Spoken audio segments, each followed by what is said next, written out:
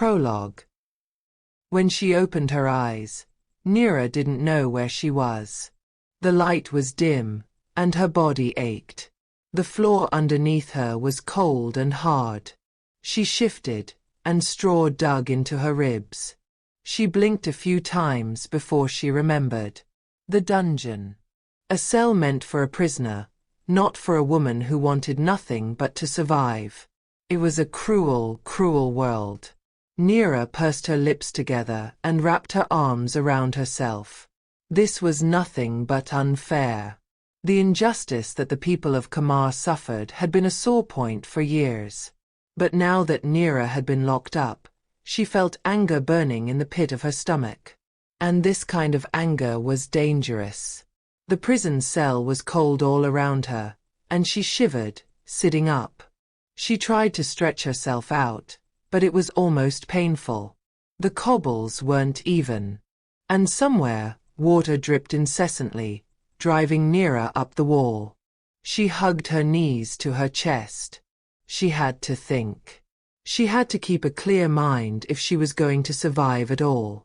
Today was it, the day she was going to have to fight for survival. It was the ultimate punishment. Prisoners were sent to fight for their lives. It was easier than having to look after them, to keep them alive. And Neera had done something punishable by death. She had stolen a gem for the sake of healing her mother. Her mother was dying and desperately needed help. But regardless, Neera had done the wrong thing for the right reasons.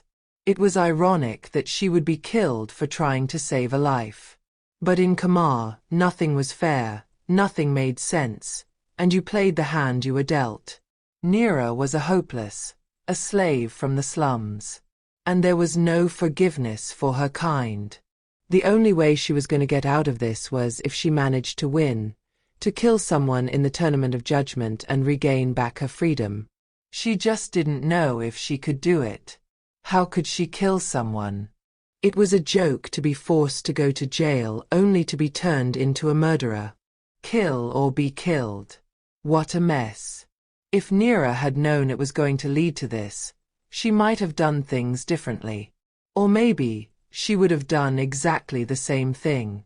Because her mother was sick and still needed healing. And her life was horrible thanks to the royals who called the shots without knowing what they were doing. Really, Neera hadn't had a choice.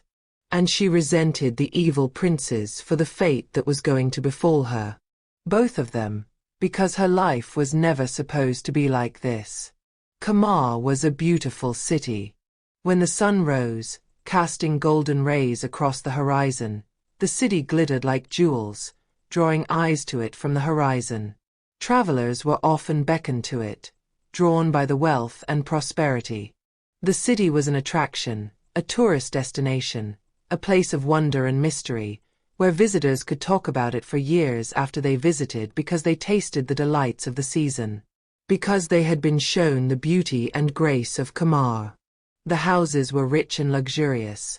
The parties thrown by the royals were extravagant and meant to stun and impress, and visitors were invited to marvel at the riches and glory of a kingdom that had never fallen.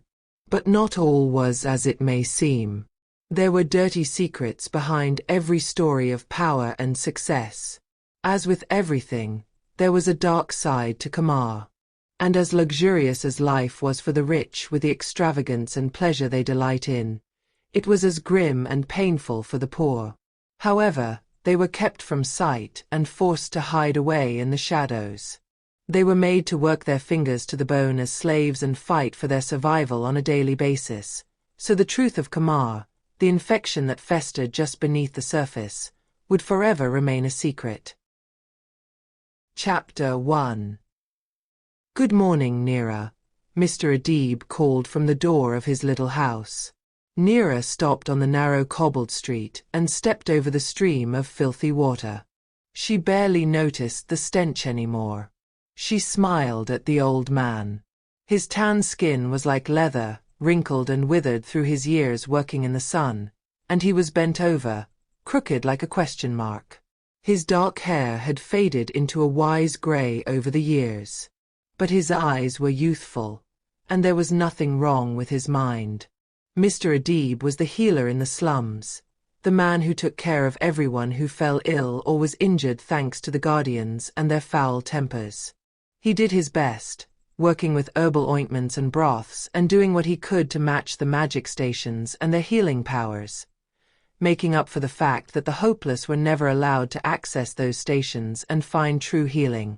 Privileges like healing or riches were only reserved for those who could afford it. "Good morning, Mr. Adib," Neera said with a smile. "How are you today?" "It never helps to complain, does it?"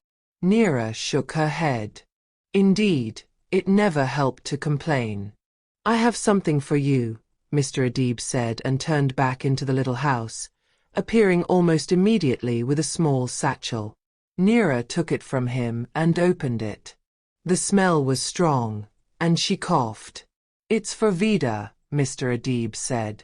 "It won't help a lot, but it will take the edge off." "Thank you so much," Neera said, carefully closed the satchel again and hung it from her wrist with the drawstring.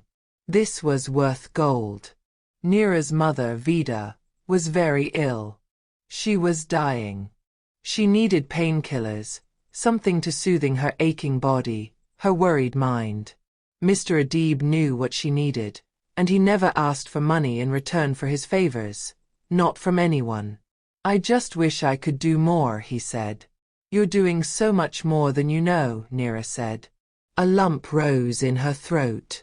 Despite how much Mr. Adib had been through in his life, such as torture by the guardians, among other things, he remained kind and caring. If only it were that easy to hold on to who you were. When things became dire, Neera wondered if she could keep a grip on the person she was. Would she lose everything and become hard like Arsalan? He was a boy her age, and he was cruel and bitter because of what the slums had done to them all. "Take care now," Mr. Adib said before turning back to his house. Neera nodded and headed to her little house. The houses in the slums all looked the same. The concrete walls were raw and cold, cracked in some places, and crooked. There were times, when the wind ripped through the narrow streets of the slums, that Neera hoped the house wouldn't fall apart, that the worst of the winter would be fighting the cold that burrowed its way into the cracks, and not worrying about finding a new home. When she walked in, her mother was still asleep. She was curled up on a pile of blankets in the corner where Neera and her mother both slept together. Her face was worried, her hands curled tightly into fists. Neera sighed and pulled a blanket over her mother. The house was spotless. Neera sighed. They had very little, but Vida insisted on keeping it perfect, and Neera hated that her mother still worked as hard as she did despite being so ill. She made a broth with the herbs Mr. Adib had given her and set the bowl next to the makeshift bed for her mother to drink when she woke up. It would help take the edge off, as Mr. Adib had said. It would be something, at least. Neera snuck out of the house again, quietly closing the door behind her. Hopefully, she would be in and out and back home again by the time her mother awoke. And her mother would be none the wiser, never knowing what Neera had done. This time, when she left the house, she was nervous. She walked the narrow roads as before, avoided the sewage, and greeted the people she crossed on her way. But now she was going to do something she had never done before. She was risking so much by even thinking about it, let alone following through. Neera wasn't allowed past the gate that separated the slums and the hopeless from the nobleman, not without her master's permission. And her master was out of town for the foreseeable future. Not that it made her a free agent. On the contrary, it meant Neera was limited to the slums if she wanted to move around, and her master only paid her half her wages while she wasn't moving around and running errands for him. Neera and her mother always suffered when her master left on a business trip of any kind. The problem was Neera had been cornered. There was nothing else that could be done. Her mother desperately needed help. The magic stations were too expensive and off-limits to the hopeless. And Mr. Adib could do nothing more than he already had. Neera had to take matters into her own hands, or she was going to lose her mother. And she couldn't afford to lose the one person she had left in this unforgiving world. She crept through the streets toward the palace. She used the back roads and kept her head down so that she looked like a slave on an errand. She prayed none of the guardians would ask her where she was headed, or for her scroll.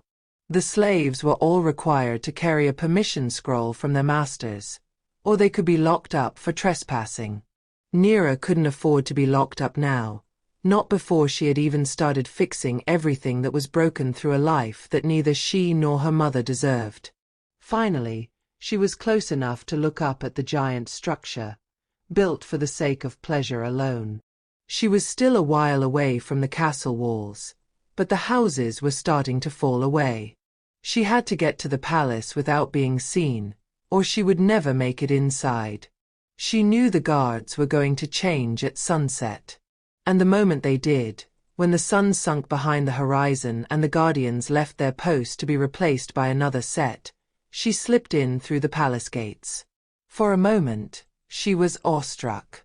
The palace was magnificent, a building that was clearly built for luxury and grandeur. Movement caught her eye, and she slipped in through a side door. She didn't have to go far to find what she was looking for. The throne room was off to the side. When she popped her head through the door, she found the room empty. And before the set of thrones that stood majestically in the middle of the room was a table with gems and jewels on display. She looked them over, her breath catching in her throat. This was worth more money than Neera would ever see in her lifetime. She lifted an emerald and carefully slipped it into the satchel she brought with her. This would be enough. Neera did not want all the riches in the world.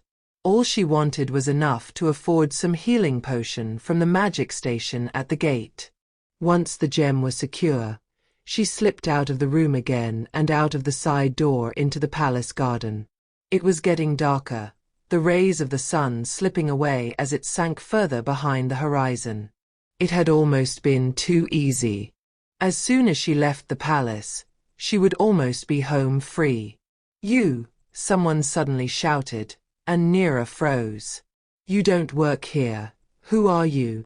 Neera tried to decide if she was going to try and talk her way out of this, or if she would run. She looked over her shoulder. A guardian was staring at her from opposite the giant front doors that she hadn't used. The choice was simple. Run. Neera didn't hesitate. She ran. Suddenly, there was a huge commotion behind her, guardians shouting and the sound of feet following her. She heard swords being drawn, and she knew if she was caught now, she could die. She didn't try to stay hidden this time. She just ran through the main palace gate and onto the road. Everyone had stopped to stare at her, noblemen and their slaves alike. And the guardians were right behind her. Neera headed into the back roads, the alleys that ran behind the houses and joined everything up in a web of walkways that would conceal the slaves. She knew these roads better than the main roads, and she hoped the same was not true for the guardians. As soon as she headed into the alleyway, she knew the guardians knew them as well as she did.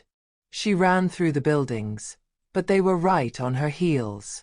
But the alleys had crates in them, washing lines and awnings, everything the inhabitants wanted to hide from the road. Neera ran past a stack of empty crates and yanked one of them so that the whole pile started tumbling across the alley as she ran, creating a block. The guardians had to climb over them or crash through them, and it bought her a bit of time. Her heart pounded loudly in her throat, and her legs were on fire. She wasn't unfit, but she hadn't had a lot to eat lately. She rather feed her mother so Vida could regain her strength, and Neera felt out of breath. But there was no time to stop and breathe.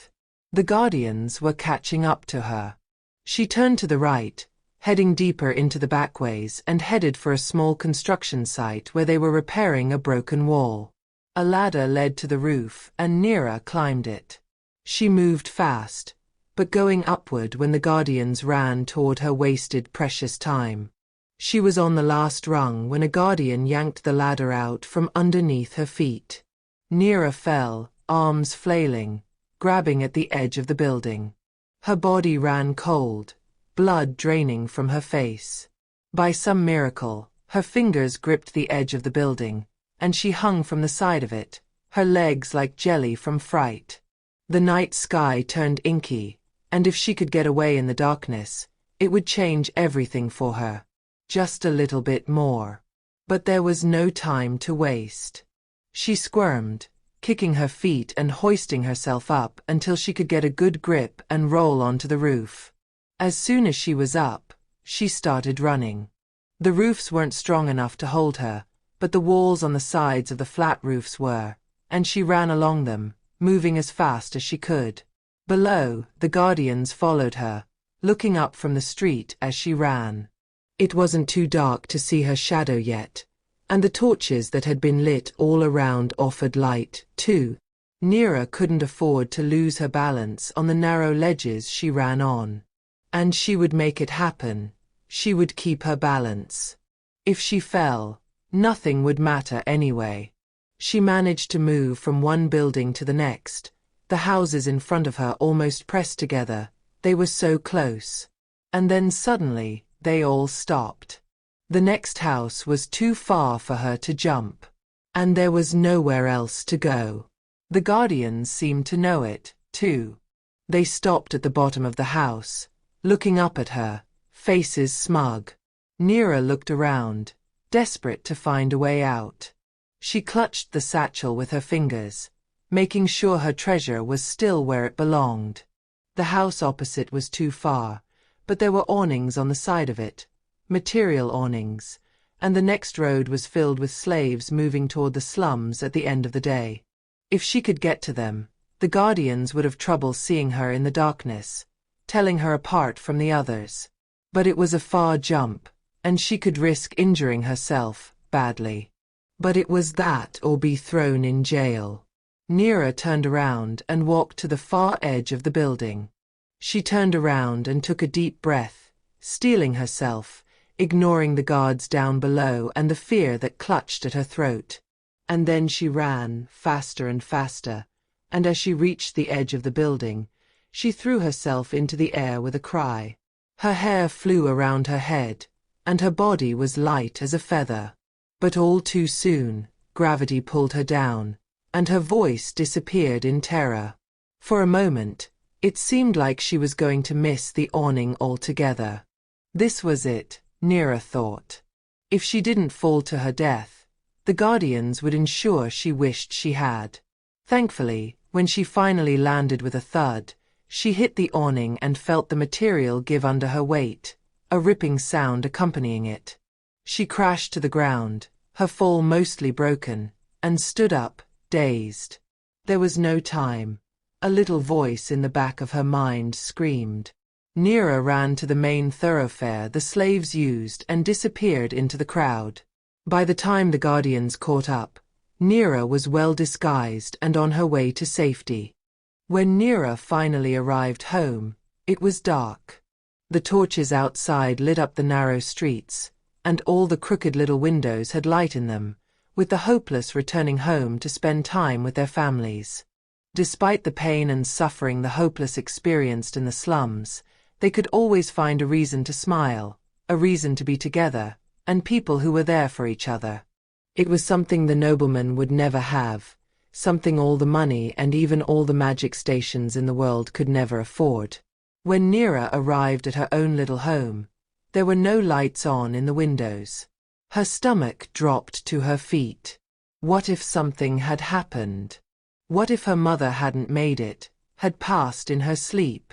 The fact that this was a possibility at all terrified Neera. She didn't want to come home one day and know she was too late. Not now when she was so close. She ran her fingers over the satchel with the gem and took a deep breath before pushing open the door. "Mom," she called out. Neera, she heard her mom's voice from the corner, and she sighed a breath of relief. "I'm coming," she said and hurried through the dark room, finding matches and lighting the oil lamp next to their bed. The room flickered with the dim light from the dancing candle, and Neera studied her mom carefully to see if she looked worse than usual. But her mother had color in her cheeks, and her eyes were bright. Neera was also glad to see that the bowl of broth was empty. "Thank you, sweetheart," Vida said. "We need to make supper.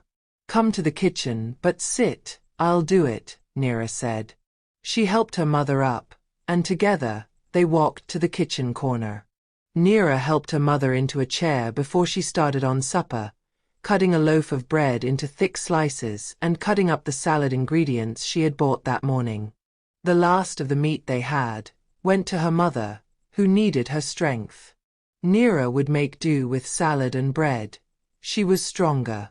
"What did you do today?" Vida asked when they sat together at the table to eat. Neera thought about the palace, about the gem that was still in the satchel hanging from the hook where she had put the shawl she often wore. She wasn't going to tell her mom what she had done. Vida had raised Neera with a strong moral compass. No matter how bad things got, no matter how difficult life could be, you never stole from others. You didn't take what didn't belong to you. You played by the rules, and eventually, the universe would notice, and it would give back. But that had been when Vida had been healthy, when she hadn't been dying. If it were the other way around, Neera was sure her mother would have broken the rules for her, too. After all, her mother was the only person she had left. They had to stick together, the two of them. They had to look out for each other. "I didn't do much. I wandered around the slums, helping here and there. Until Mr. Nasirian returns, there isn't much else I can do." "He'll return soon," Vida said, referring to Neera's master. Neera nodded, but she wasn't so sure.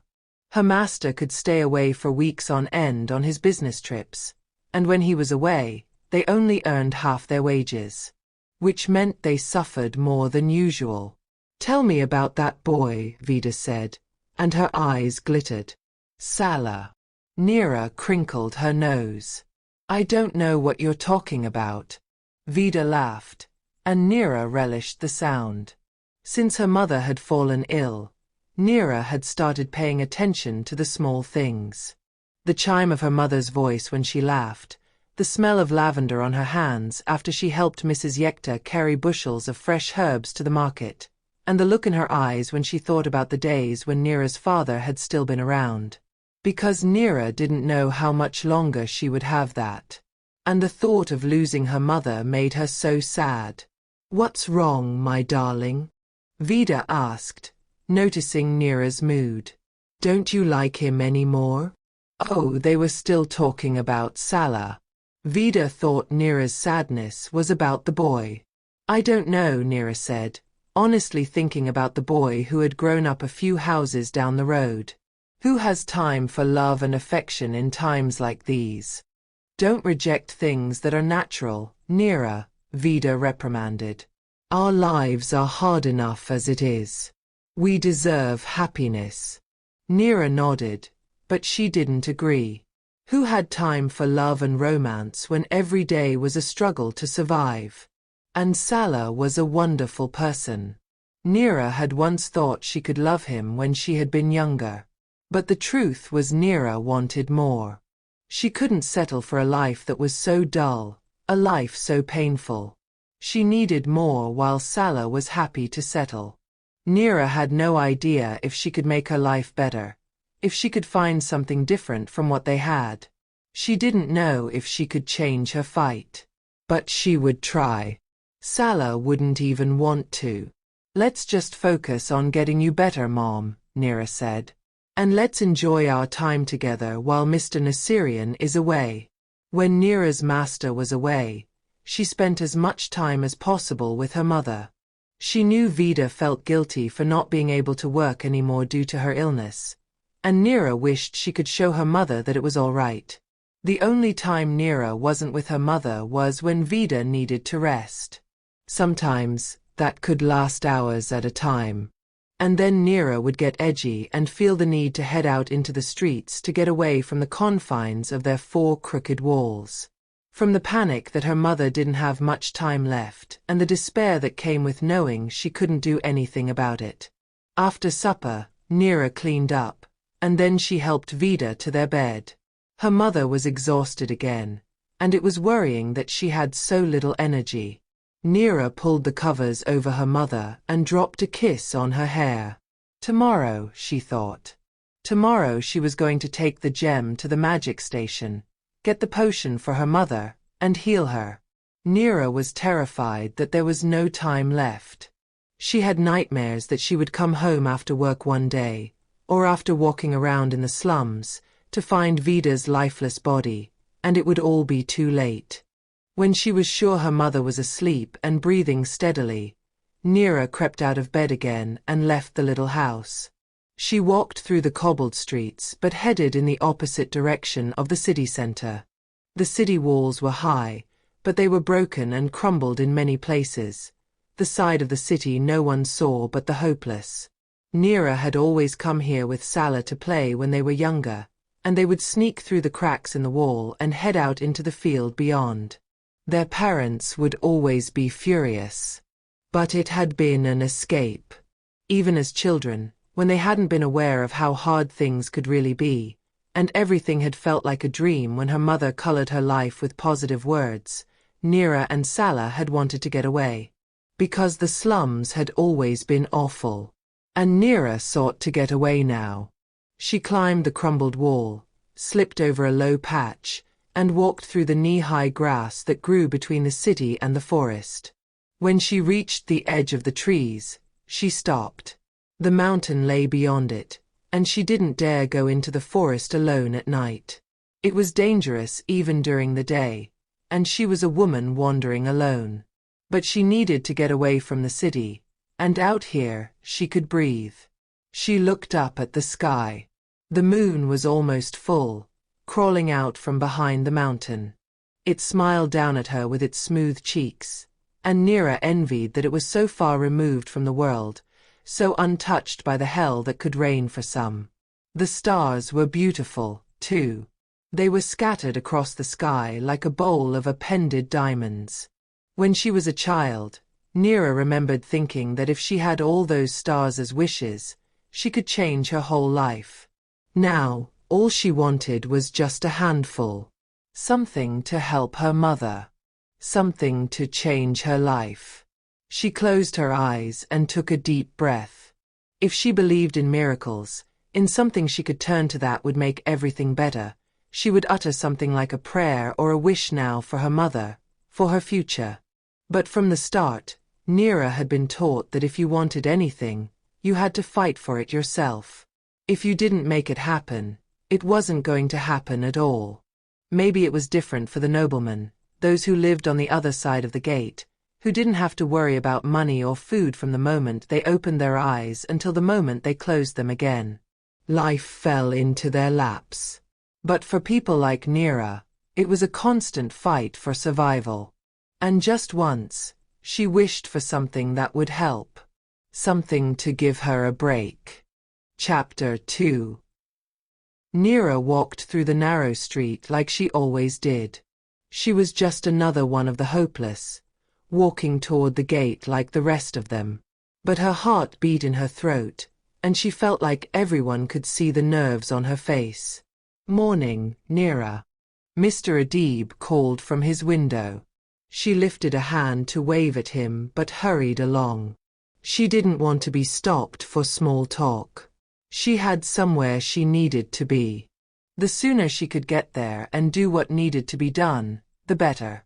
"Neera," Mrs. Yekta called out. She stood in the road with a bushel of lavender in her arms. "How are you? How is your dear mother?"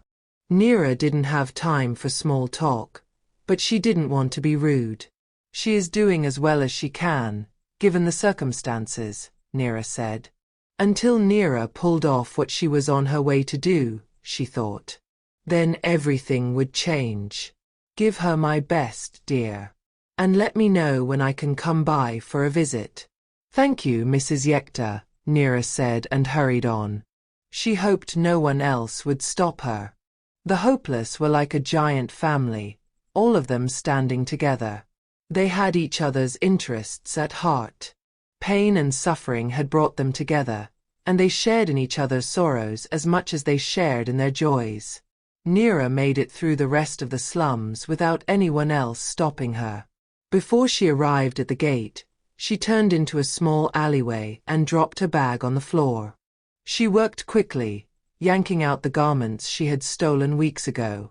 She had been planning to do this for a long time, and finally, it had all fallen together.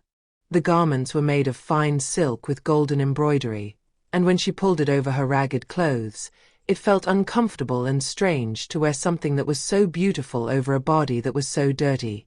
Neera didn't have any way to know if she looked right, but she pulled the thin veil over her hair and clasped it in front of her chin as the ladies wore it. It hid most of her face, and that was what she'd been after. She hoped the garment was long enough that it wouldn't show her worn leather shoes. She hadn't been able to steal shoes as well. She stuffed the bag under a crate. If she was going to pretend to be noble, she couldn't have a bag with her. But she hung the satchel with the gem under the garments, squeezing it, feeling the weight of the gem in her palm through the thick material of the satchel. Nerves bunched in her stomach, and she felt like she was going to throw up. If she were caught, she would be thrown in jail without question. Not only was she a thief, but she had also stolen from the throne room. And she was about to pose as a noblewoman when she was nothing more than a slave. Her punishment would be severe. But the alternative, her mother dying, was worse than anything Neera could bear. So, she allowed herself 3 counts to pull herself together. She took a deep breath and stepped out of the alley. She had to hurry now to get to the gate before she was spotted by anyone. A noblewoman would never be in the slums, and the guardians at the gate wouldn't let her through no matter what she said. The hopeless wouldn't understand when they saw her. They would try to stop her from making a mistake, such as posing as someone in a position of power, and she wouldn't be able to tell them half of what she had done. The best would be to get to the gate and through it as soon as possible. Neera skipped through the last of the streets, hurrying, terrified she was going to be caught somehow.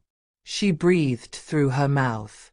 The stench in the streets was enough to make her gag, filthy water running into the streets from the houses because they had not been properly built and also because the inhabitants had nowhere else to go with their sewage. Finally, she arrived at the gate. The wall that surrounded the heart of Kamar stretched above the dilapidated buildings that surrounded her, and it seemed bigger than usual, terrifying with the weight of what she needed to do. But this was about her mother's health, her health. She had tried so many things. She had to try at least one more time. Always, one more time. The gate wasn't only the entrance into the part of the city where living was easier. It was the outskirts of the city, the playground of the privileged. And their one true luxury was magic stations. It was expensive to buy the magic, and the sources took long to replenish. Only the privileged were allowed to access such power. It was off limits for the hopeless. It kept them right where they were, and it maintained the balance. But Neera was desperate. Her mother was getting sicker. She didn't have long left, and no one was going to do anything for her. The healers had done what they could. Mr. Adib barely kept her going, although the poor man was trying everything he could. Neera's only hope now was the magic station. When she arrived at the gate, 2 guardians stood on either side of it, looking out at the slums. She recognized one of them. His name was Duran Nazer, and they all knew him. He was the cruelest of them all. His face was twisted in a scowl, his dark hair slicked back, and his jaw jutted out. Maybe he could have been a handsome man if it wasn't for the cruelty that shone from his eyes. The guardians wore the traditional yellow harem pants, leather shoes with the toes curled up, and leather waistcoats that showed off their muscles, their raw power, and their brute strength. Not only were they armed with the curved dagger that they almost wore as a badge of honor. They had anger on their faces, promises of pain in their eyes, and they also wore delusions of grandeur like a second skin. The guardians had been called so because they were the guardians of the city. At least, that was how it had been explained. But really, they were tyrants. They did the dirty work of the royals. They were armed with daggers and whips, and they used them whenever they thought someone deserved to be locked up. And to run from them was a death sentence. To be a guardian, you had to be heartless. And all of them were. Neera had to get past them without a note from her master, allowing her into the city. Otherwise, it would be assumed that she was on her way to a magic station, as the hopeless had no other interest in the city. And the hopeless were forbidden to use magic, lest they somehow rise above their station. But Neera didn't want to be better, get more out of life. She just didn't want to lose her mother. She pressed her hand against the satchel that hung from her shoulder again, using it as an anchor, hoping it would ground her.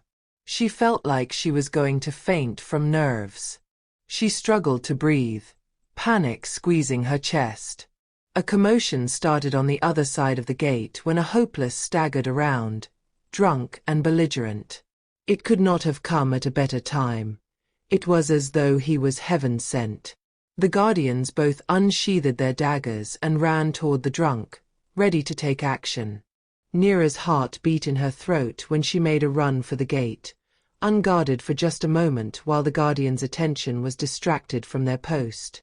As soon as she was through, Neera pressed herself against the wall, making herself small and hoping to God that no one had seen her. As long as no human spotted her, she would be safe. When the coast was clear, and it didn't seem like anyone was after her, Neera took a deep breath, steeled herself, and moved away from the wall. She felt untethered, like a little boat lost at sea. She had to put on a face. She had to pretend to be something she wasn't. She had to carry confidence and arrogance on her shoulders, as if she was accustomed to being worshipped in one way or another. Now that she was through the gate and walking through the area where the privileged spent their time, Neera couldn't afford to look like she didn't belong. Ducking and hiding would draw attention to herself. The clothes she had stolen was to make her look like she belonged. At least, she hoped. She wasn't sure if she had taken exactly what she needed. But there was no turning back now, no changing her plan. It was all or nothing. And she walked with her head held high, with the confidence and arrogance of a privilege. Her hand rested lightly on the satchel. Nothing to see here. She was just another privilege going to a magic station to get her daily fill. But her fingers trembled, and Neera was barely breathing. When she arrived at the station, Neera stopped and stared in awe. She had seen the magic stations before when she passed on her errands for Mr. Nasirian, but they never ceased to catch her off guard. The station was nothing more than a booth with bottles and potions, but the magic in the bottles, and the processor that produced it in liquid form, all vibrated at a frequency that made it seem like everything shimmered, catching the light as it moved. And it produced a sound like something dancing in the wind. It wasn't only that, though. Neera could feel the magic in the air, feel it caress her skin and whisper promises in her ear as the breeze lifted her hair. She shivered. A queue of privileged led up to the station, all of them dressed in jewel-toned vestments and jewelry that shimmered in the sun. Neera wore no jewelry, nothing that would proclaim her riches. She hoped no one would notice. The privileged stood together in groups while they waited, talking, barely paying attention to the others. But a woman nearby looked at her with a frown, sizing Neera up. Despite wearing the right clothing, she felt exposed. Neera pushed her hands between the folds of the vestments she had stolen. She wore no expensive rings and bracelets. If anyone looked at her too closely, they would know she was an imposter. She hoped this woman would not take an interest of any kind or try to talk to her. A guardian stood close by, watching with a scowl on his face, his arms folded over his chest. She was worried about that. At least Duran was not on duty here, or she would have turned around and walked away to try another day. Duran was a guardian to contend with. She fought the urge to run her hands through her hair, making sure it was down and covering her neck.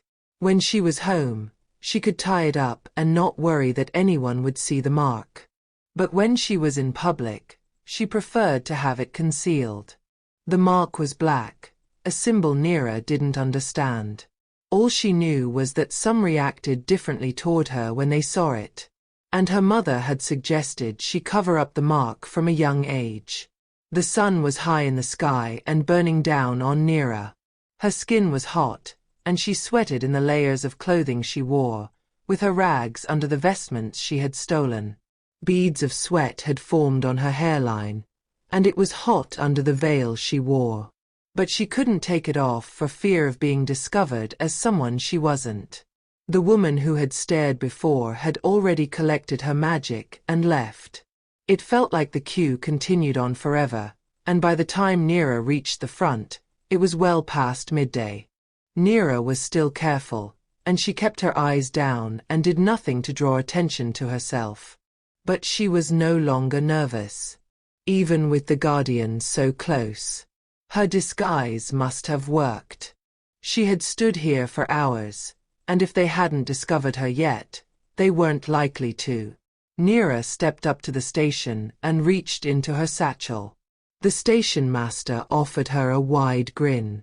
He wore a turquoise tunic with pink trim and a purple cape that made him look comical and out of place, but somehow it worked with everything else the magic station had to offer, and how surreal it was that Neera had managed to get this far. His black hair was combed to the same, and he wore a purple fez on his head with a golden tassel that moved from side to side as he waved his hands and shook his head. "What wonders can I offer you today?" the station master asked with flair, his arms wide. He waggled his eyebrows, and Neera swallowed a giggle. She had watched the other privileged as they had ordered their potions, and they had merely asked for what they wanted without flinching or responding to the station master's antic. She wanted to do the same, to fit in.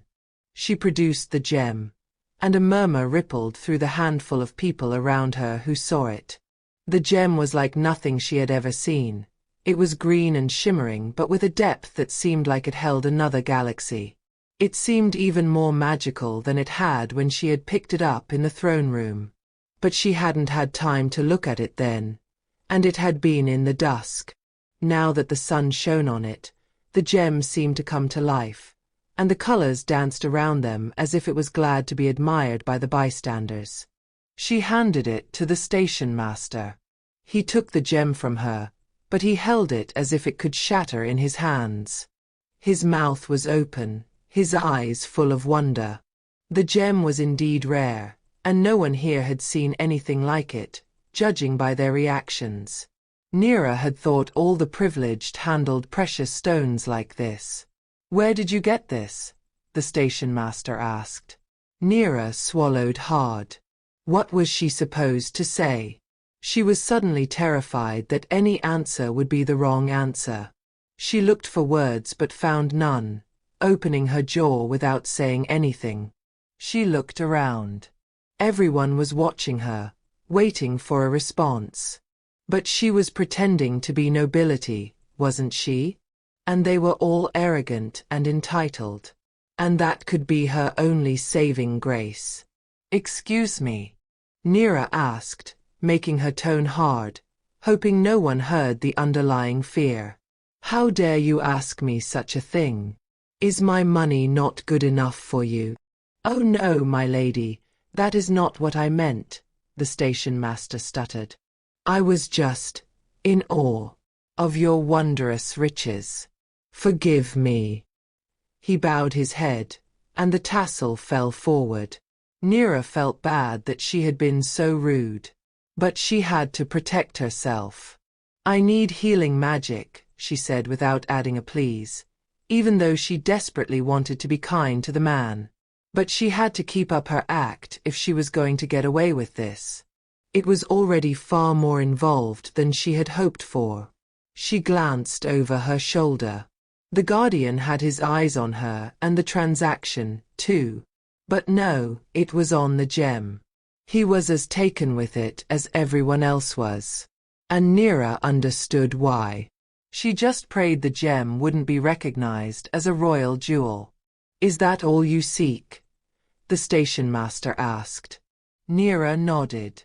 Many were here for the other two kinds of magic that were available: power and fortune. But Neera only cared about her mother's well-being. Fortune and power would do nothing for her. She didn't care what her life would be like, even if the rest of it was spent in poverty and misery, as long as her mother was safe and well again. The station master nodded and turned to the shelves behind him.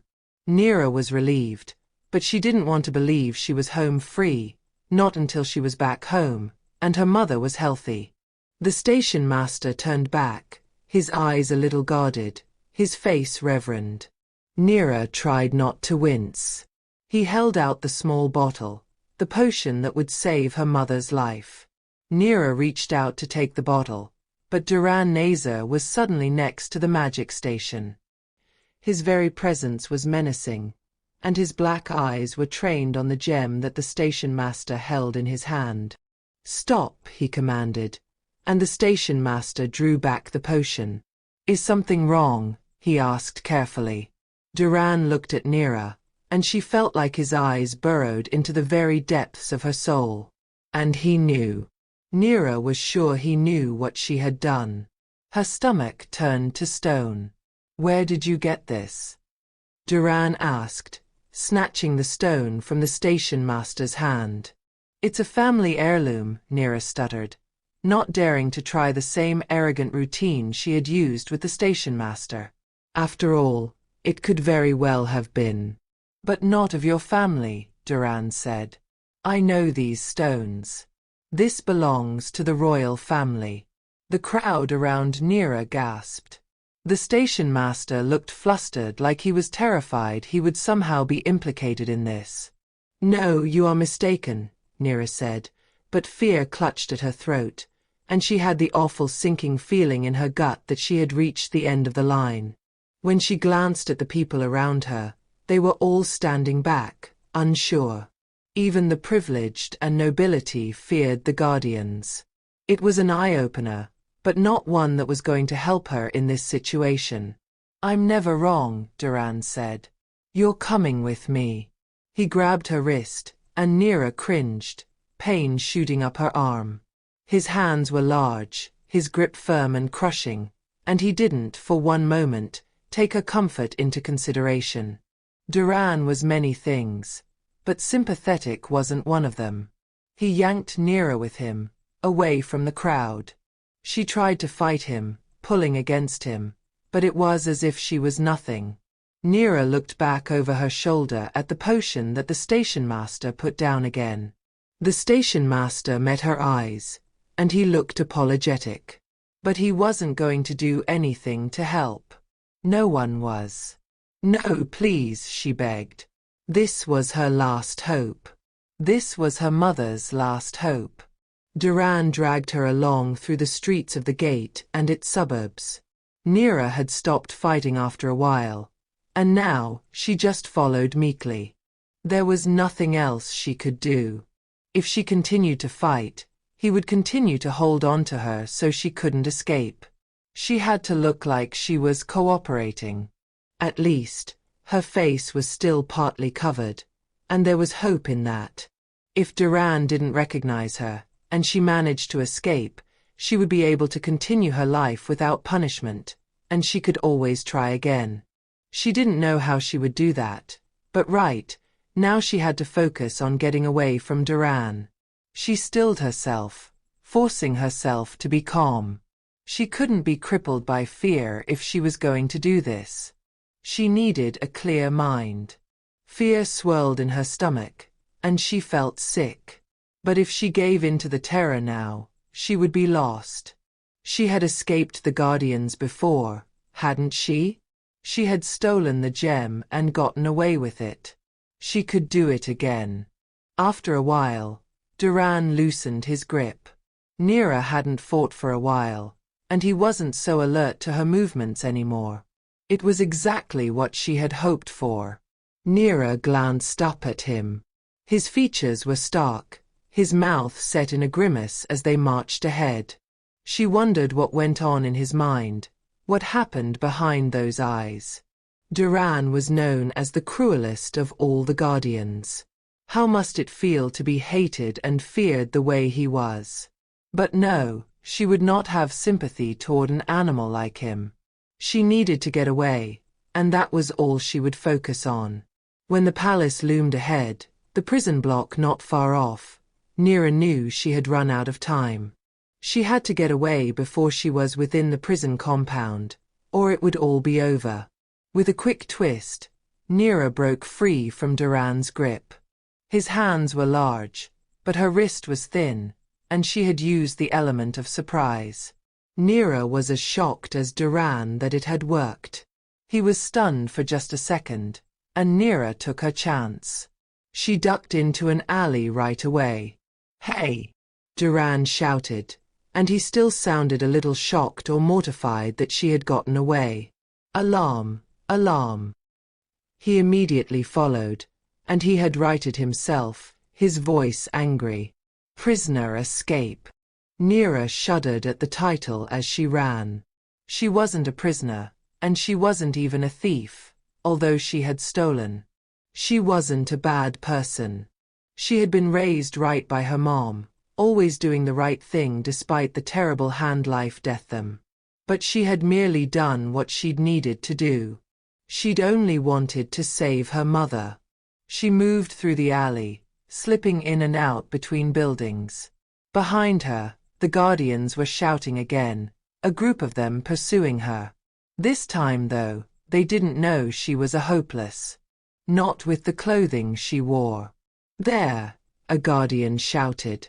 He had appeared out of nowhere. How had they gotten ahead of her so fast? Neera looked around, saw the Guardian, and started running. She didn't care if her veil fell off now or if the clothing ripped. She just needed to get away. The Guardians were right behind her. She ducked through openings, slipping between buildings where she knew she could. This was too soon after she had escaped from them the last time. Her lungs were burning, and she recognized the feeling of agony. She climbed over crates, splinters digging into her palms. She would work them out later with a needle. She slipped through an alley that only the hopeless used, making it harder for the Guardians to follow. Or at least, that was what she hoped. But judging by the sounds, they were close. They were on her heels, and terror chased her like a predator. If they caught her, her life would be over. She ran and ran until she spotted a group of hopeless walking to the gate. But if she joined them now, she would stand out in her clothing, and they wouldn't even allow her to walk with them. She couldn't join the privileged either, as the Guardians would find her in no time. Neera ducked around a corner and hoped to God that she was fast enough, that the Guardians wouldn't find her this very minute. She started yanking off the clothing, dropping it on the ground in piles until she was dressed like the ragged hopeless she really was. The Guardians had somehow not found her yet, and she came out of the alleyway again. The group of hopeless had continued on, and Neera had to jog to catch up to them. "Neera," Salah said. She hadn't realized he was a part of the group. "Are you okay? You're out of breath." The Guardians skidded into the alley, and the hopeless stopped. But the Guardians were looking for someone in jewel-tone garments, and Neera was again nothing more than a slave girl. The Guardians moved around them, looking for someone else. "Can we move faster?" Neera asked. If the Guardians found the clothes in the alley before she was gone, they would know who to look for, and she could still be caught. Salah looked back at the Guardians. Neera could see him putting two and two together. "What have you done?" he asked. "Nothing you wouldn't do in my shoes," Neera said. Salah hesitated for a moment, and Neera looked into the eyes of the boy she had grown up with. She hated the disappointment she saw in them. But he nodded and didn't ask her any questions. She was relieved. Salah would always have her back, no matter what. Even if he had no answers to his questions. Even if he thought she had done something terrible. Finally, she was sure she'd lost the Guardians. They were far enough away, almost at the gate, and the Guardians were covering a different part of the city. It had been a close call, but Neera was sure she was safe. Until she was home, she wouldn't let out the breath she felt like she was still holding. But it was better now. There was hope again. There was always hope, after all. Only when she was halfway into the slums and on her way back home did Neera finally feel safe. Salah still walked with her even though they had already passed his house.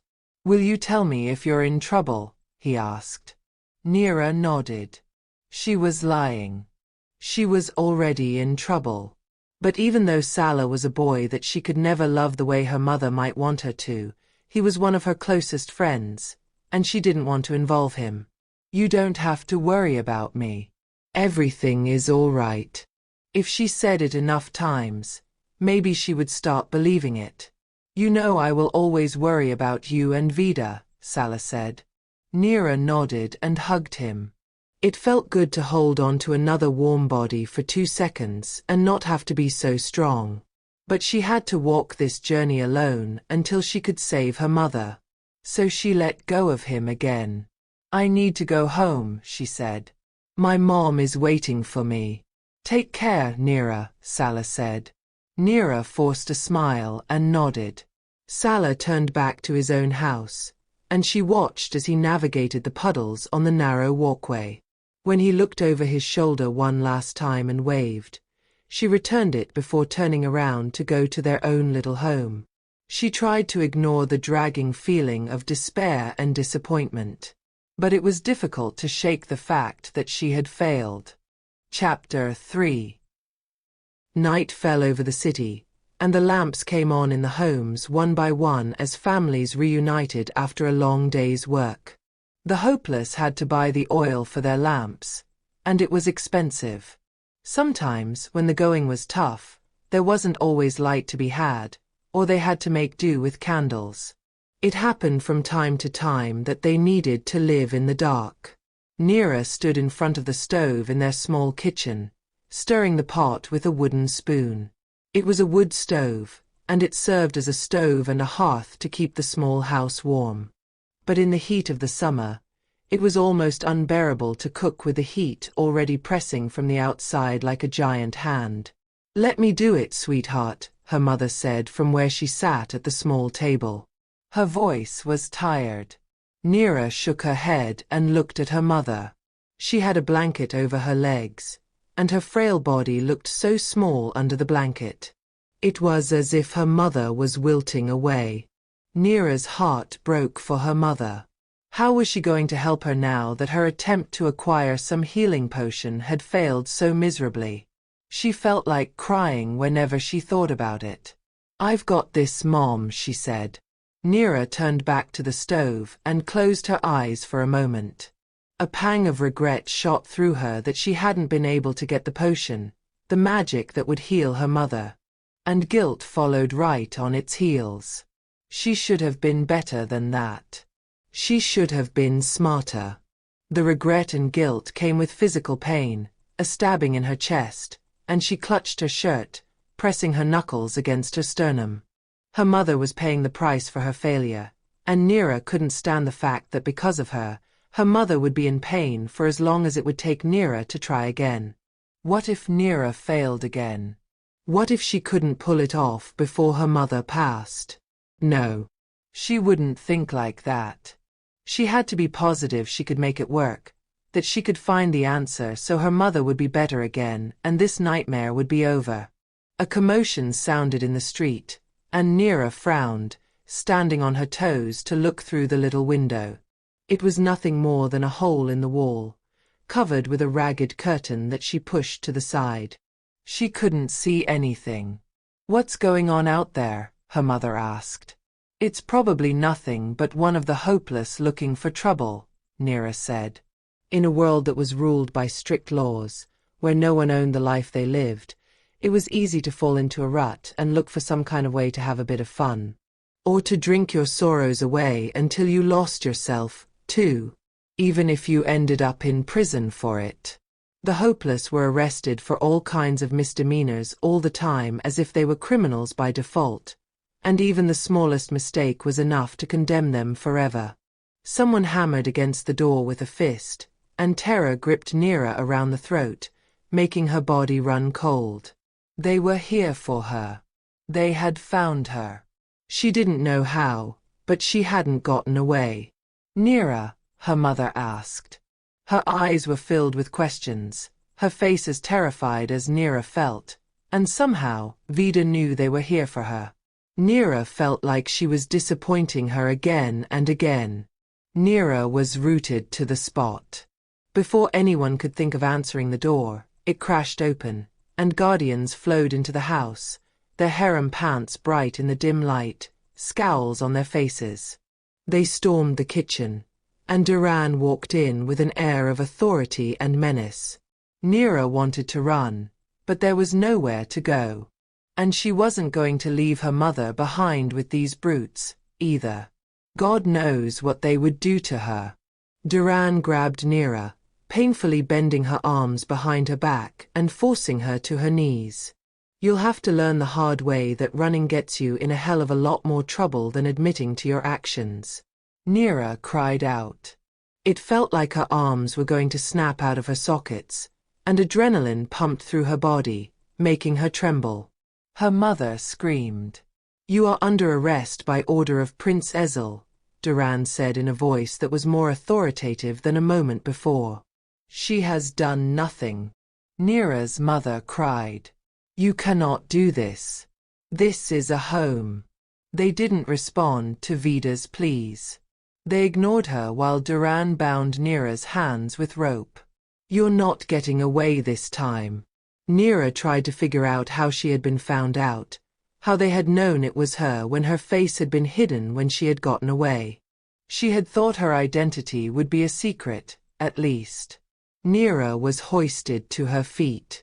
Her wrists were bound uncomfortably tight, and she winced when Duran shoved her toward the door. "I'm so sorry," she said, looking at her mother, who had sunken into the chair and looked smaller than ever. Vida's face was twisted in a mask of worry and fear. It was so unfair that she had to see this, that she had to suffer this way after everything she had already been through. Neera regretted that this was how she had gotten caught. If only she hadn't gotten away in town. If only they had grabbed her there instead to save her mother from witnessing this. But Neera truly believed she had gotten away. When she walked into her home, she had believed she was finally safe. Did the neighbors hear the commotion? Would Salah know what was going on? No. Vida cried out as if she had decided she would not stand for this, after all. "Mom, don't," Neera started. Her mother would get hurt if she tried to stop the guardians from taking her away.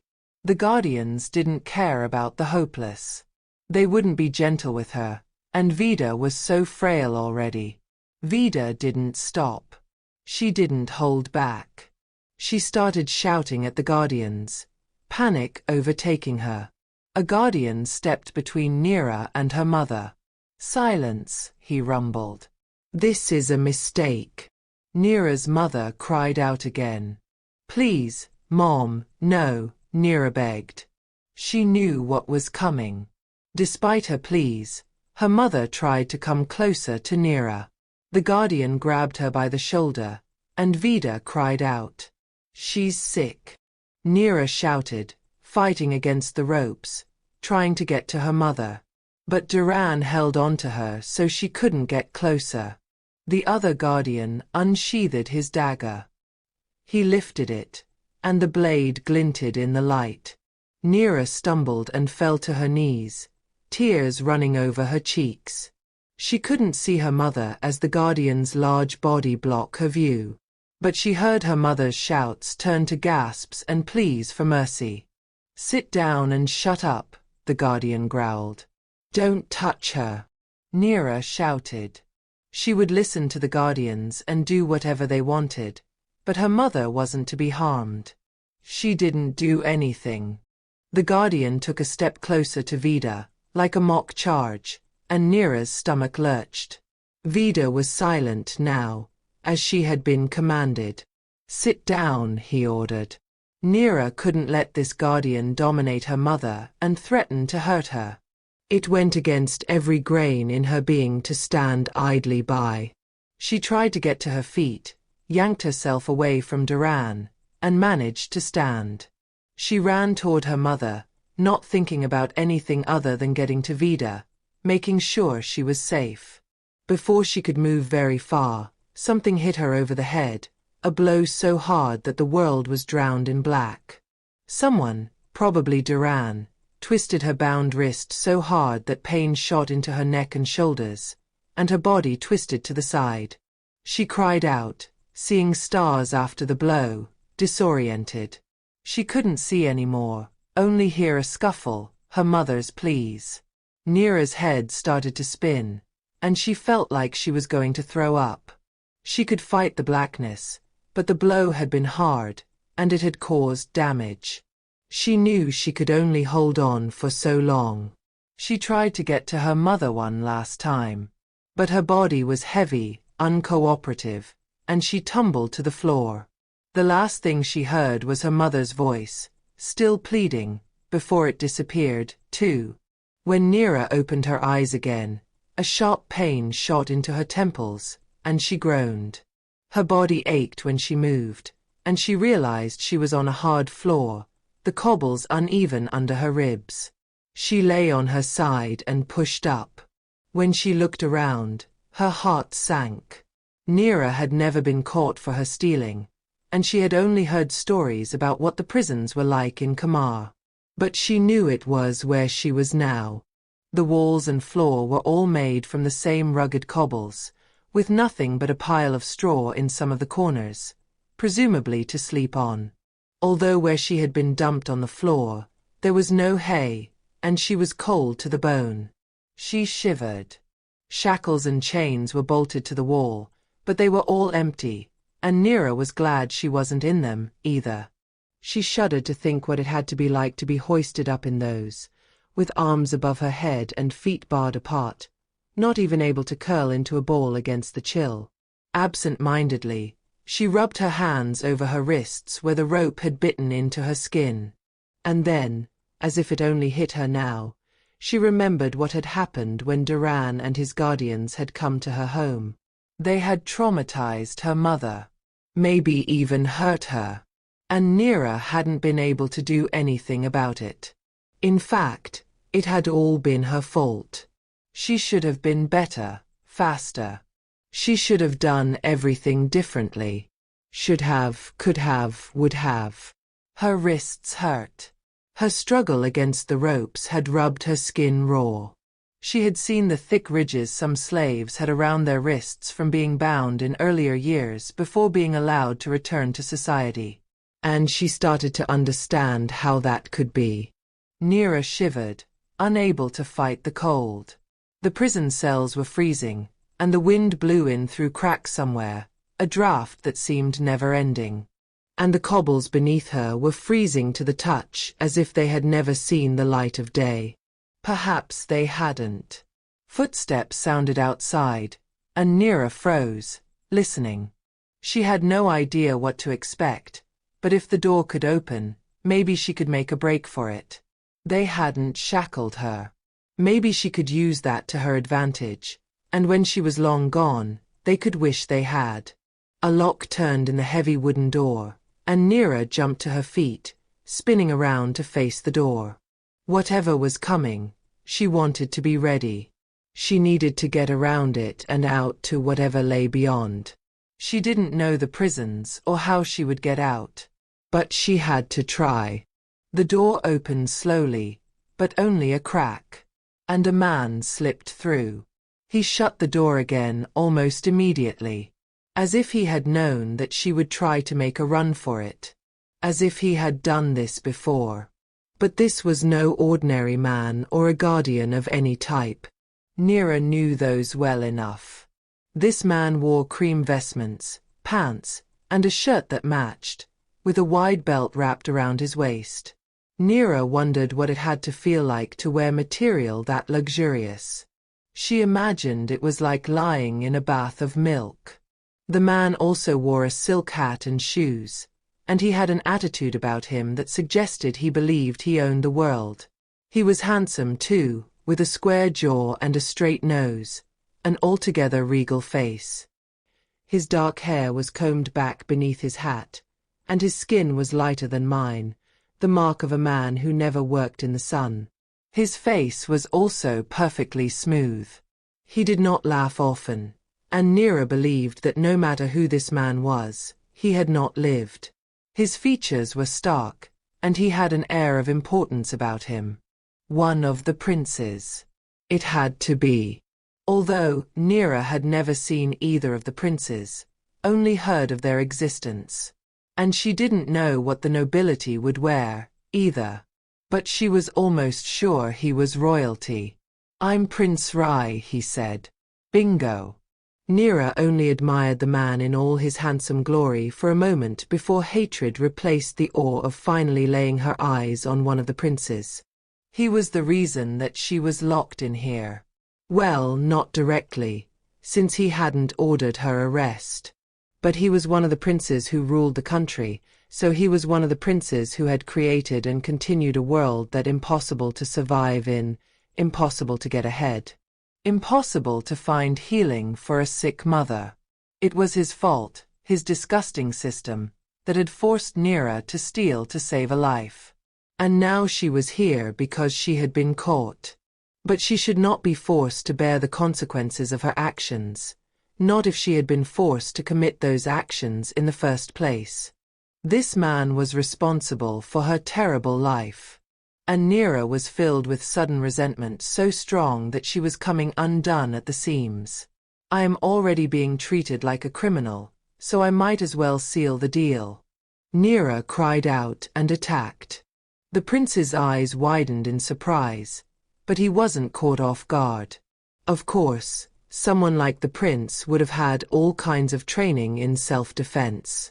By the time Neera reached him, he had a sword drawn, although it wasn't the sword that drew Neera's attention. It was the hum of magic in the air. The royal family had been born with magic. Of course, the prince would have it too. But Neera was surprised by how easy it had been for the prince to access it. And, unexpectedly, she was immensely jealous. Because with power like that, she could heal her mother. It wasn't fair that a man with so much and want for nothing had the magic he didn't need, too. Despite the prince's magic and his sword, Neera continued her attack. She had only hesitated a moment. Neera could fight. It wasn't the first time she'd had to fend for herself, and she had so much anger and hatred geared toward the royal family that this was the perfect place to set it all free. The prince had taken her away from her family, had created a life for her that she hated, and because of the hell the hopeless went through, Neera's mother couldn't get better again. And the royals were all the same. If it hadn't been this prince who had come to see her, probably about the gem she had taken from the throne room, it would have been the other, Prince Ezel. Either way, it didn't matter who stood in front of her, who she was attacking. To her, they were one and the same. There was only a fraction of a second to breathe before the first contact was made, a blow struck by Neera. But the prince parried it with his left arm as if he had seen it coming from a mile away. When their bodies collided, Neera relied on what she had learned on the street to defend herself. But Prince Rai was adept at fighting. He had no doubt trained his whole life, and Neera knew there was no way she was going to win. The fighting she could handle, but she couldn't stand against the magic. She had never had access to magic as a hopeless, and the prince had been schooled in the art of his power. He had to have been. He was far too comfortable with the magic all around him for it to have been an accident. Despite the magic, Neera wasn't planning on giving up. They fought hard. Neera ducked the blade that Rai used to defend himself. He didn't seem to want to injure her. But she didn't care. It wasn't going to make him better in her eyes. Not when she knew what he really was. The magic didn't impress her either. Why was he using it at all if he was so careful with her? His careful manner was causing his downfall, Neera realized. She managed to get a blow to his stomach, and she kicked him on his shin so that he doubled over. The magic flared, and Neera gasped, feeling it wash over her like water as if she was suddenly submerged and couldn't breathe. It was just to throw her off, though. It wasn't to do her any harm. And she could fight it, she realized. If she didn't think about the air in her lungs, didn't panic about not breathing, she could continue fighting. He would not try to suffocate her forever. She could still win this fight if she acted fast. When she lifted her knee to knock him in the face, he was faster, and he quickly spun out. He grabbed her and twisted her so she couldn't move. She cried out. She had hoped the element of surprise would have been enough after winding him. But the prince had been trained for years and years, and his magic was still so thick in the air, it felt like she was submerged in fog. She tried to fight his grip, the power around her, but it was in vain. "I'll have your head for this," Prince Rai said, breathing hard. Despite how tired he was, he didn't let up on his grip, and Neera couldn't move. She was breathing hard, too. "Fine," Neera gasped, equally out of breath. She was being arrogant. But if he wanted to kill her, being humble wouldn't change his mind. And if he wasn't, well, she wanted him to know she didn't care about what he decided to do. The way he was holding her stopped her from taking in enough oxygen, and she felt lightheaded. Or maybe it was the magic that made it so hard to breathe. It was hard to say. "You'll just replace me with someone else," she added in a breathy voice. It was hard to sound arrogant when you couldn't breathe, but she was going to try her damnedest. "What do you care?" He held her with one hand, his grip such that she could not move, and she knew he lifted his sword with the other. She could imagine the blade, thin and shimmering in the dim lighting, ready to find its home in her neck. Her mother flashed before her. How would she be told the news? Would she survive it if she survived at all? Who would take care of her once Neera was gone? Neera hung her head in defeat. This was it, wasn't it? Her hair fell away from her neck and hung around her face like a curtain. How apt, she thought. Her face was hidden, so the prince wouldn't care who she was. And her neck was bare. She was ready for a beheading. But the prince sucked in his breath through his teeth and let her go. He stepped away from her as if she was infected. The sudden change made her lose her balance, and Neera fell on her hands and knees. She looked up at the prince, unsure and bewildered. The prince's eyes were so wide that she could see the whites in the dim light, and he was pointing at her. "The mark," Rai said, looking at her as if she had sprouted another head. "What of it?" Neera snapped. She lifted her hand to her neck, feeling self-conscious even though she had borne this mark since she was a child. She had no idea what was going on, why the mark was what had caused the prince to change his mind about killing her. Her mother had always told her to cover the mark. Neera still didn't understand the reason. But Prince Rai looked shocked, which confused her. After a moment, Prince Rai pulled himself together and shook his head, his face troubled. "I can't kill you," he said, still out of breath from their fighting. Or from fear or awe or whatever else Neera saw on his face. "Gee, thanks for that," Neera sneered. Now might not have been the time to be sarcastic, but it was better than standing there under scrutiny, looking like she had no idea what was going on. The prince turned around and walked back to the door, shaking his head. That was it. The fight was over. He was just leaving Neera behind as if nothing had happened at all. It angered her that he was acting this way. He had come to sell, looked her up, and now he was turning her down again? Rather leave me to rot in prison, it's much better, she added sarcastically. Perhaps it would have been better to keep her mouth shut, but she had always been quick with her tongue, and it had gotten her in trouble as many times as it had gotten her out of it. The prince turned to look at her and shook his head. She could not understand the look on his face. It was almost regretful, but it was out of place on the face of a prince. I can't stop them from hosting the games, and I can't save you from it. But you can fight, I'll give you that. I just hope it's enough. What games? Neera asked. The prince sighed. The Tournament of Judgment. I wish you the best of luck. He closed the door before Neera could respond. She stared at it long after Prince Rai had disappeared. She was shocked, with all the fight sucked out of her. What the hell had just happened? The prince had appeared out of nowhere, and he had fought her. And now she was alone again, spared thanks to a mark on her neck that meant nothing to her. She had heard of the Tournament of Judgment. It was a tournament where the prisoners were granted a chance to fight for their freedom, or die trying. It was a fight to the death, sometimes against other prisoners, sometimes against guards who had wronged the royals in one way or another. But the hopeless were poorly fed and not trained to fight. And the guards knew what they were doing. It was never fair, and it was basically a glorified public execution that the rest of Kamar were allowed to attend. Neera had never been to the games. Now that the prince mentioned she would fight in them, she wished she had gone at least once. Neera had never been able to stomach the idea of people being forced to fight to the death, like cockfighting, where the poor chickens were defenseless.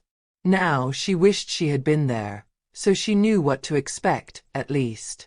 So she could see what the prisoners did when they lost the fight. It had to be forced. They never won their freedom. Neera would rather have been killed in the cell, then. It seemed like a more honorable way to go. But Prince Rai had not killed her here, even though she had attacked him. That alone warranted a death sentence. Why had he spared her? Neera rubbed the back of her neck. She could feel the mark, slightly raised.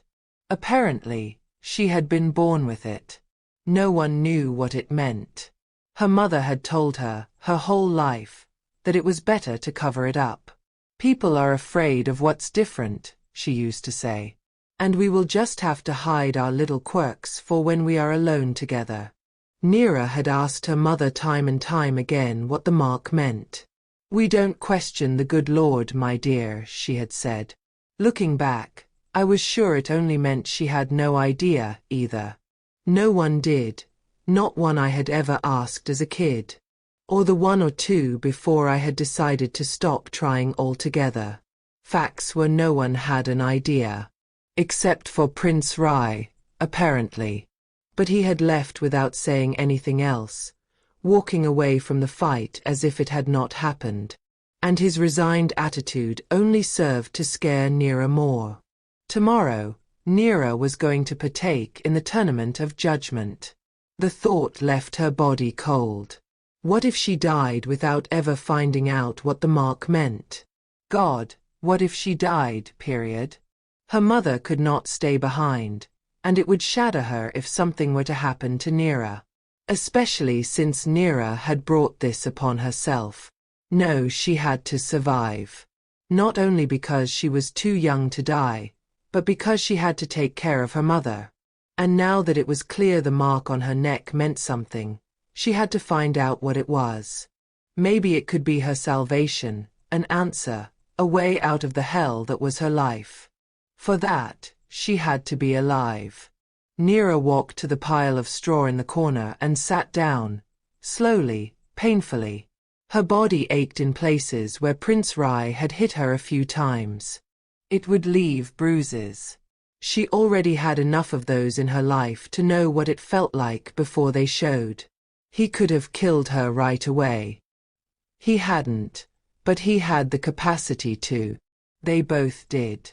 The princes had been raised in privilege and with the ability to take lives as they saw fit.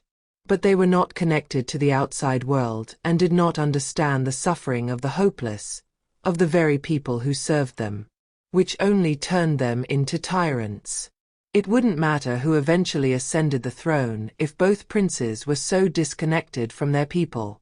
Nothing was going to change for the hopeless, even if Kamar was under a new rule. Neera just had to stay alive to make sure her mother was safe. Despite her bitterness, Neera thought of Prince Rai. He was a tyrant, as was his brother, she was sure. But something about him had seemed different from what she had expected. She didn't know what it was, not that it made a difference. Her life was still difficult. It would always be. They were still poor, and her mother was still sick. If Rai was a good man, it made no difference to her. She was still going to the tournament of judgment, so sparing her hadn't done much. And even though she was determined to stay alive, who knew if it was even possible? Fear and uncertainty took hold of her again, and she felt cold. Shivering, she wrapped her arms around herself. She didn't know of any prisoners who had fought and won their freedom. So it didn't matter what was going on out there, who the prince really was, or the fact that he had spared her life. She had to make her own way out of here. She had to win her own life back. And only then would she be able to find out what the mark meant. She ran her fingers over her neck. She could feel the mark, only slightly thicker under her fingers than the rest of her skin. But it was there. Maybe, just maybe, she would be able to use the mark and whatever it meant to get a potion for her mother. Whatever it took to save the one woman she had left in her life. It was a different angle than before, but it was worth a try. Everything was worth a try if it meant she would end up saving her mother. It was as good a reason to stay alive as any. Chapter 4. When Neera opened her eyes, she could already hear the crowds outside. The privileged were gathered in the arena that lay before the palace, ready to watch the prisoners fight for the right to win their freedom. And fail every single time. Neera's stomach was twisted in a fist of nerves. How had it come to this? She had always been so careful, making sure she wasn't caught, making sure she would always go home to her mother. But this time, she had taken desperate measures to help her mama. And it had blown up in her face. She would be forced to fight another prisoner in the tournament of judgment, and the chances she would go home were slim to none. No, she told herself. She wasn't going to think that way. She had to stay positive and believe she had what it took to save herself, even if it had never happened before. The big wooden door swung open, and a guardian stood in front of her. "Come," he commanded, holding out the cuffs. Neera hated that she had to be cuffed again. She wouldn't think of running. Not now. But would she, though? Maybe she would have. But there was no chance to escape. She would have to walk through the streets of the city, let everyone look at her, and see her shame. And there was nothing she could do about it. The only thing she could thank the stars for was that her mother would be too sick to come out and see this. It wasn't something she was proud of, but for the first time, Neera was glad for these small little things. Before leaving for the arena in a large bus, Neera joined all the other prisoners. She looked at them, terrified of what might come. They were all so much bigger than her, stronger than her. And when they looked at her, there was hatred in their eyes. They were all out to survive. None of them wanted to die. And it meant they were all willing to kill. With a pang, Neera realized that if she were going to win, if she were to stay alive, she would have to kill someone else. Would she be able to do that? There wasn't much time to think. They were all packed into the bus so tightly that it was uncomfortable, pressed up against each other. Neera was surrounded by the stench of sweaty bodies that hadn't been washed in months, and hatred that had a smell of its own. The bus rumbled to the arena, and they were offloaded into a waiting area where they would be taken from, 2 by 2. Each survivor would go through to the next round until only one was left standing. That was how it had been explained to them. Neera was shocked. She had thought that somehow there would be more of chance. There had to be more than 40 prisoners here, and only one would end up winning their freedom. The rest would die. It made no sense. Where was the justice in that? But then again, it was called the Tournament of Judgment, not justice. And there was nothing fair about life in Kamar, not if you weren't born into the right kind of life. Soon enough, the fighting started. The first 2 prisoners were called out. Neera was terrified. She had been so confident until now, but she was sure it wasn't going to happen. She wasn't going to survive this. She stayed toward the back of the group, trying to go into the arena as late as possible. She eyed the other prisoners and hoped she didn't get someone who was stronger than her or so much bigger that she didn't stand a chance. When it was finally her turn, Neera felt like she was going to faint. How was she going to be able to kill someone? How would she ever be able to justify her freedom that way if she knew what she had done? They were all just trying to survive. She didn't think the others deserved to be there any more than she did. And just because they were fighting for survival didn't make it right. How could they justify locking up the hopeless for the smallest things by turning them into murderers to win back their freedom? Neera was paired up with the last of the prisoners, and she felt sick to her stomach. She looked around but saw no other prisoners. Was she the only one left? And what would that mean for her? "You're with me, Duran," the leader of the Guardians said. He stepped toward her. "What? No prisoners left means we get to draw straws for who fights. It's your lucky day. It will be over quickly." Neera shivered and looked up at Duran. He was the biggest man she had ever seen, even bigger now that she knew she would have to face him. His eyes were lifeless, and Neera knew he wouldn't think twice about killing her. But maybe that was okay. Maybe if she had had to fight a prisoner, she would have tried to win, to get it over with. But this was a no-brainer. Neera wasn't going to walk away from this. They walked into the arena, and the sun was blinding. It was already noon as it had taken so long to work through the others.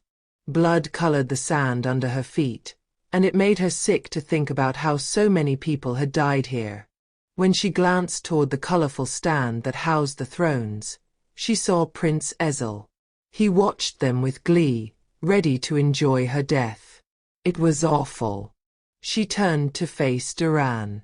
He sunk into a battle stance as if she was going to be able to do this at all. As if she would be able to fight him. He had a smug smile on his face. "For what it's worth," Neera said, squaring her shoulders. "I didn't do what I did for myself. And if I have to die, I'll know it was essentially a selfless act." Duran snorted. "I don't care. I have a job to do, and you're it." Neera wanted to say something, to reason her way out of it. But Duran was just short of an animal, and bloodlust drove him. He lifted his hand and brought it down on her, and the fight began. Neera knows how to fight. She had been taught at a young age. The hopeless could all fend for themselves, which probably was why they had created the Tournament of Judgment in the first place. But Duran was so much bigger, so much stronger, and he was heartless. He didn't care about her. And no matter how hard Neera fought, she wasn't going to make it. It was easy to tell right off the bat. The blows rained down on her neck and face, and Neera covered her head, sinking to the ground to escape them. When they stopped, and she tried to get a blow or a kick in, something hit her in the kidneys. Pain exploded throughout her body, and she cried out, seeing stars. She blindly punched upward and hit Duran in the groin. It was a lucky shot, but even the biggest man had a weakness, and he doubled over. Neera took the chance and brought her knee up into his face. She winced when she heard the crack. But Duran was bigger and stronger than anyone she had ever fought before, and despite her advances, he straightened up and came at her again. And this time, death was written all over his face. His bloody nose and chin only offset the rage in his eyes. The crowds changed from cheering to gasping at the same time that Neera felt the ground tremble beneath her feet. She was too busy trying not to get killed by the Guardian in front of her to pay much attention to her surroundings, but she was sure it meant impending death. Suddenly, a white horse charged between them, and Neera fell backward. The horse rearer blocked Duran from getting to her. The rider was cloaked in black, and she couldn't see his face. But he leaned down to her when the horse was on all fours and held out his hand. She noticed strong bare arms, and his hands were large. "Come," he said. Neera took his hand and let him pull her up onto the horse behind him. Because even though he was a hooded stranger and none of this made any sense anymore, anything had to be better than death at the hands of the worst guardian in the world, or having to kill him if she even managed that at all. As soon as Neera was on the back of the horse, she wrapped her arms around the man's body and felt his muscles and strength. The horse reared up again, and she held on for dear life. In mere seconds, it leaped forward, and they charged out of the arena. When Neera looked back, she saw Duran on the floor, looking stunned, and Prince Ezel, who was on his feet, furiously screaming after them. But they were galloping away, and she was still alive. She also hadn't killed anyone. As soon as they were clear of the arena, the cloaked savior turned the horse, and they clattered through the streets. Cars and bikes scattered around them. Riding a horse in the city was outdated, but it seemed so much easier to get around. Not long after, they were finally clear of Kamar, and the horse galloped toward the forest beyond. Once they were well into the trees, the rider pulled the horse to a stop for the first time, and Neera slid off first. "Who are you?" she demanded. The adrenaline of their escape had worn off, and she was starting to fear what, or rather who, was in front of her. "That's no way to talk to your savior. And your prince." The man pulled off his cloak and revealed that it was Prince Rai. "Oh no," Neera groaned. "I would think you'd be more grateful after I saved you," Rai said. Neera shook her head. "I didn't need your help. That's not what it looked like to me." He was right, of course. She'd needed his help desperately. But she didn't want to admit that to him or to herself. He was a prince, a royal, and they were the ones responsible for the hell her life had become, for her mother's illness that would never be cured, and for the death that she had nearly suffered. "What do you want with me?" Neera asked. Why wouldn't he just leave her alone? "Do you know the purpose of the tournament?" Rai asked. Neera rolled her eyes. "To kill off all the prisoners so that your cells remain empty for more." Rai took a deep breath and blew it out slowly as if her statement was hurtful. "It's to find the chosen one. The one with the mark." Neera started lifting her hand to her neck, but stopped herself. "Yeah, you have the mark," Rai said, seeing her gesture. "Which makes you the chosen one. What does that mean?" Neera asked. "It's just a birthmark." Rai shook his head. "You know that's not all it is. You may not know what it means, but you know it's more than that." He was right, but Neera didn't want to admit to it. She wanted to be in control of the situation. Rai might have saved her, but he was still a royal, and they were responsible for the difficult life Neera and her mother had to lead, which had driven her to steal and ultimately get locked up. "I don't think I care," Neera finally said. "It's nothing." Neera started walking into the trees. She didn't know where she was going. She doubted she could go back to Kamar after escaping certain death which was intended for her. But she didn't want to stay with the prince a moment longer either. And if it meant she had to wander around in the woods forever, then damn it, so be it. She would find her way back home to her mother and help her somehow. She just didn't know exactly how she would do that yet. Wait, Rai called after her. Let me explain. But Neera kept walking. Please, he said. It's about magic, the type of magic no one can wield because it's so strong.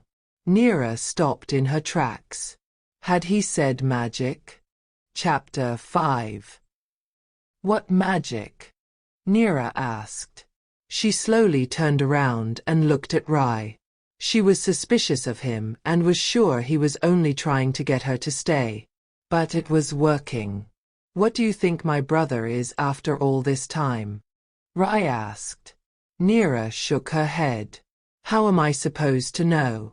The hopeless only do as they are told. They are not allowed to know about anything else in life anyway. When Neera said it, a look crossed Rai's face that looked almost like regret. But Neera wasn't going to accept it. She wasn't going to believe Rai cared at all. The royals never did. There is a most formidable magic out there, a magic more powerful than anything we have ever seen before. Neera narrowed her eyes and stepped closer to Rai. She should leave, she knew that. It was her chance to get away. But she was curious about the story. She had only ever known about the magic stations, and she couldn't imagine more powerful magic existing somewhere else.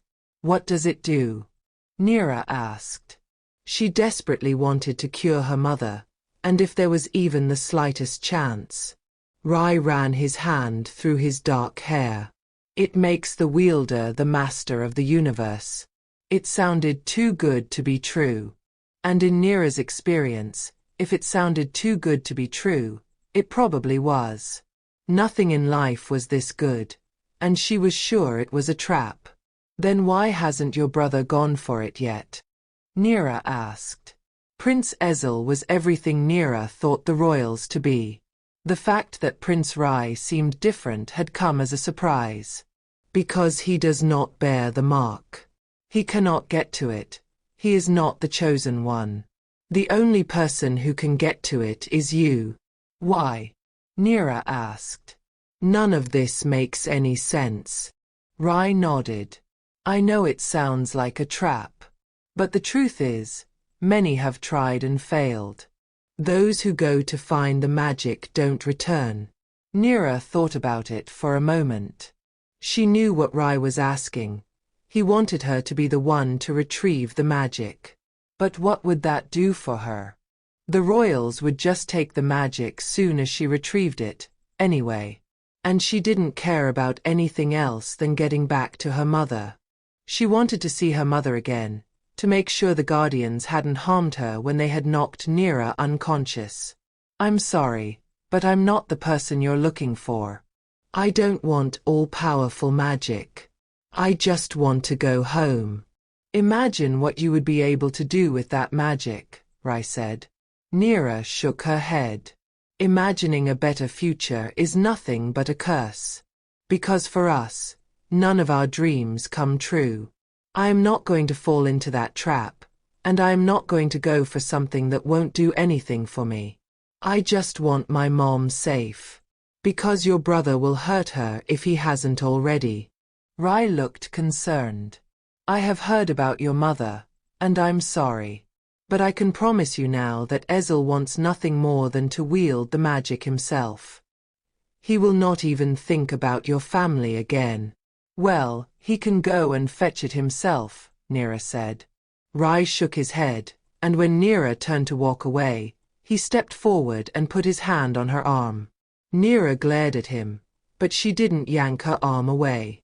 Rai's hand was warm through the material on her arm, and the look on his face was pleading. It's not just about the magic and what my brother might do with it, Rai said. The demon protects the magic. And my brother has tried a couple of times, sending people to do his work for him. This time, if someone tries again, a lot of people are going to die. Including your family. How would it be any different if I go and retrieve the magic? Neera asked. Because you are the chosen one. The demon won't attack you. You will be able to retrieve the magic without the demon escaping, and you'll save a lot of people, Neera. Neera felt like she was being pulled into a trap. How was she supposed to help this prince when the royals were the very people who had messed up her life in the first place? The prince seemed so sincere, worrying about the people, and she couldn't help but think he really did care. Still, Neera was torn. "Tell me about the demon," she eventually said. Maybe if she knew a little more about what was going on, she would be able to make up her mind without feeling torn. Neera hated that despite everything the royals had done to her, she still wanted to do the right thing. Curse her conscience. It happened for the first time a couple of years ago when my brother learned about the magic. He searched day and night until he found the location. I followed him that night and found him at the foot of the mountain. My brother had tried to take the magic without being the chosen one, and I saw how the demon came out of the mountain and started killing the guardians left and right. Ezel was the only one who escaped, and he had narrowly gotten away with his life. The demon would have killed Ezel. Then why didn't it? Neera asked. Rai shook his head. I don't know. It vanished suddenly, sparing my brother. I believe the demon showed up because the magic was being taken by someone who didn't bear the mark. I want to stop it from happening again, and I want to make sure the demon doesn't kill anymore. I can't bear to see innocent lives lost. Neera didn't know what to make of the story. She knew Prince Rai had to be evil, just like his brother. All the royals were. But as she listened to his story, it sounded like he cared about the people in his kingdom. But if he cared that much, why was everything so bad for the hopeless? Why was nothing being done? Neera opened her mouth to speak, but before she could say anything, thunder rumbled above them. Or rather, around them. It only took Neera a moment to realize it wasn't the thunder she was hearing, but the rumbling of horses' hooves. And it sounded like a lot of them. Ezel found us. Rai shouted just as the thought dawned on Neera. Come, he won't hesitate to kill you, even if I show him the mark. Neera asked. You don't want to do that, Rai said, shaking his head. He pulled himself up onto his horse. My brother is just going to use you to get the magic, and then he is going to kill you anyway. Come. Just like before, Rai held out his hand, and Neera didn't hesitate this time. Rai hoisted her onto the back of the horse with a power that left Neera flustered, and she hastily wrapped her arms around his waist. Rai kicked the force into motion, and they sprinted through the trees. Ezel's guardians were right behind them. When Neera looked over her shoulder, she could see them between the trees, weaving around the trunks with ease, getting closer and closer. Duran was leading the group. Of course he was. Can't you go any faster? Neera asked. I'm giving it everything I have, but it's just a horse. Neera knew full well that it was just an animal. It was why everything was automated now. It made everything so much easier to have technology involved. But horses still had their merits. If they didn't, the princes wouldn't be using them, and the guardians wouldn't still be on horseback, too. Suddenly, guardians appeared in the trees ahead of them, cutting them off.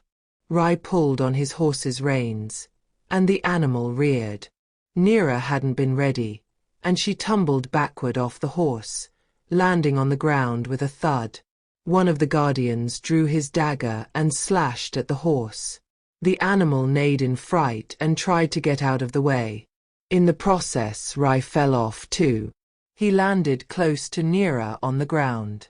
The guardians surrounded them. I order you to stand down, Rai said, standing up. In the name of the prince. The guardians looked unsure, but Duran laughed. He was ugly, the scars on his face shifting when his face split into a grin, and Neera realized how much bigger he was compared to the others. I'm sorry, my liege, he said, although he sounded like he was mocking when he did. Our orders come from Prince Ezel. And we are not to bring you back alive. Rai looked surprised. Neera, on the other hand, was shocked. She hadn't ever thought the two princes would do something like this to each other. And apparently, judging by the look on Rai's face, neither did he. And suddenly, everything was thrown into chaos. Rai launched forward, hitting the closest guardian in his face. The guardian staggered and tumbled to the ground. Rai grabbed the dagger and a sword that hung on the guardian's other hip, drawing them. He passed the dagger to Neera so she could defend herself, and he dropped into battle stance with the sword held straight in front of him. The guardians all attacked at once, and Rai launched forward. He was not afraid of a fight, it seemed. And he was doing very well, too. Neera watched as he defeated the guardians one by one, winding them so they could not continue fighting unless they insisted on pushing through. In which case, it was clear that Rai was willing to take every step necessary. Neera was surprised. Twice, one of the guardians came toward her, but Rai jumped in front of her and protected her, fighting for her. She had never been protected like this, and Neera was starting to wonder if Rai was someone she could trust, after all.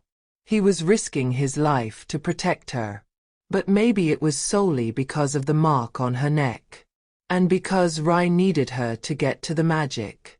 Even though it was possible, Neera didn't really think this was what was happening.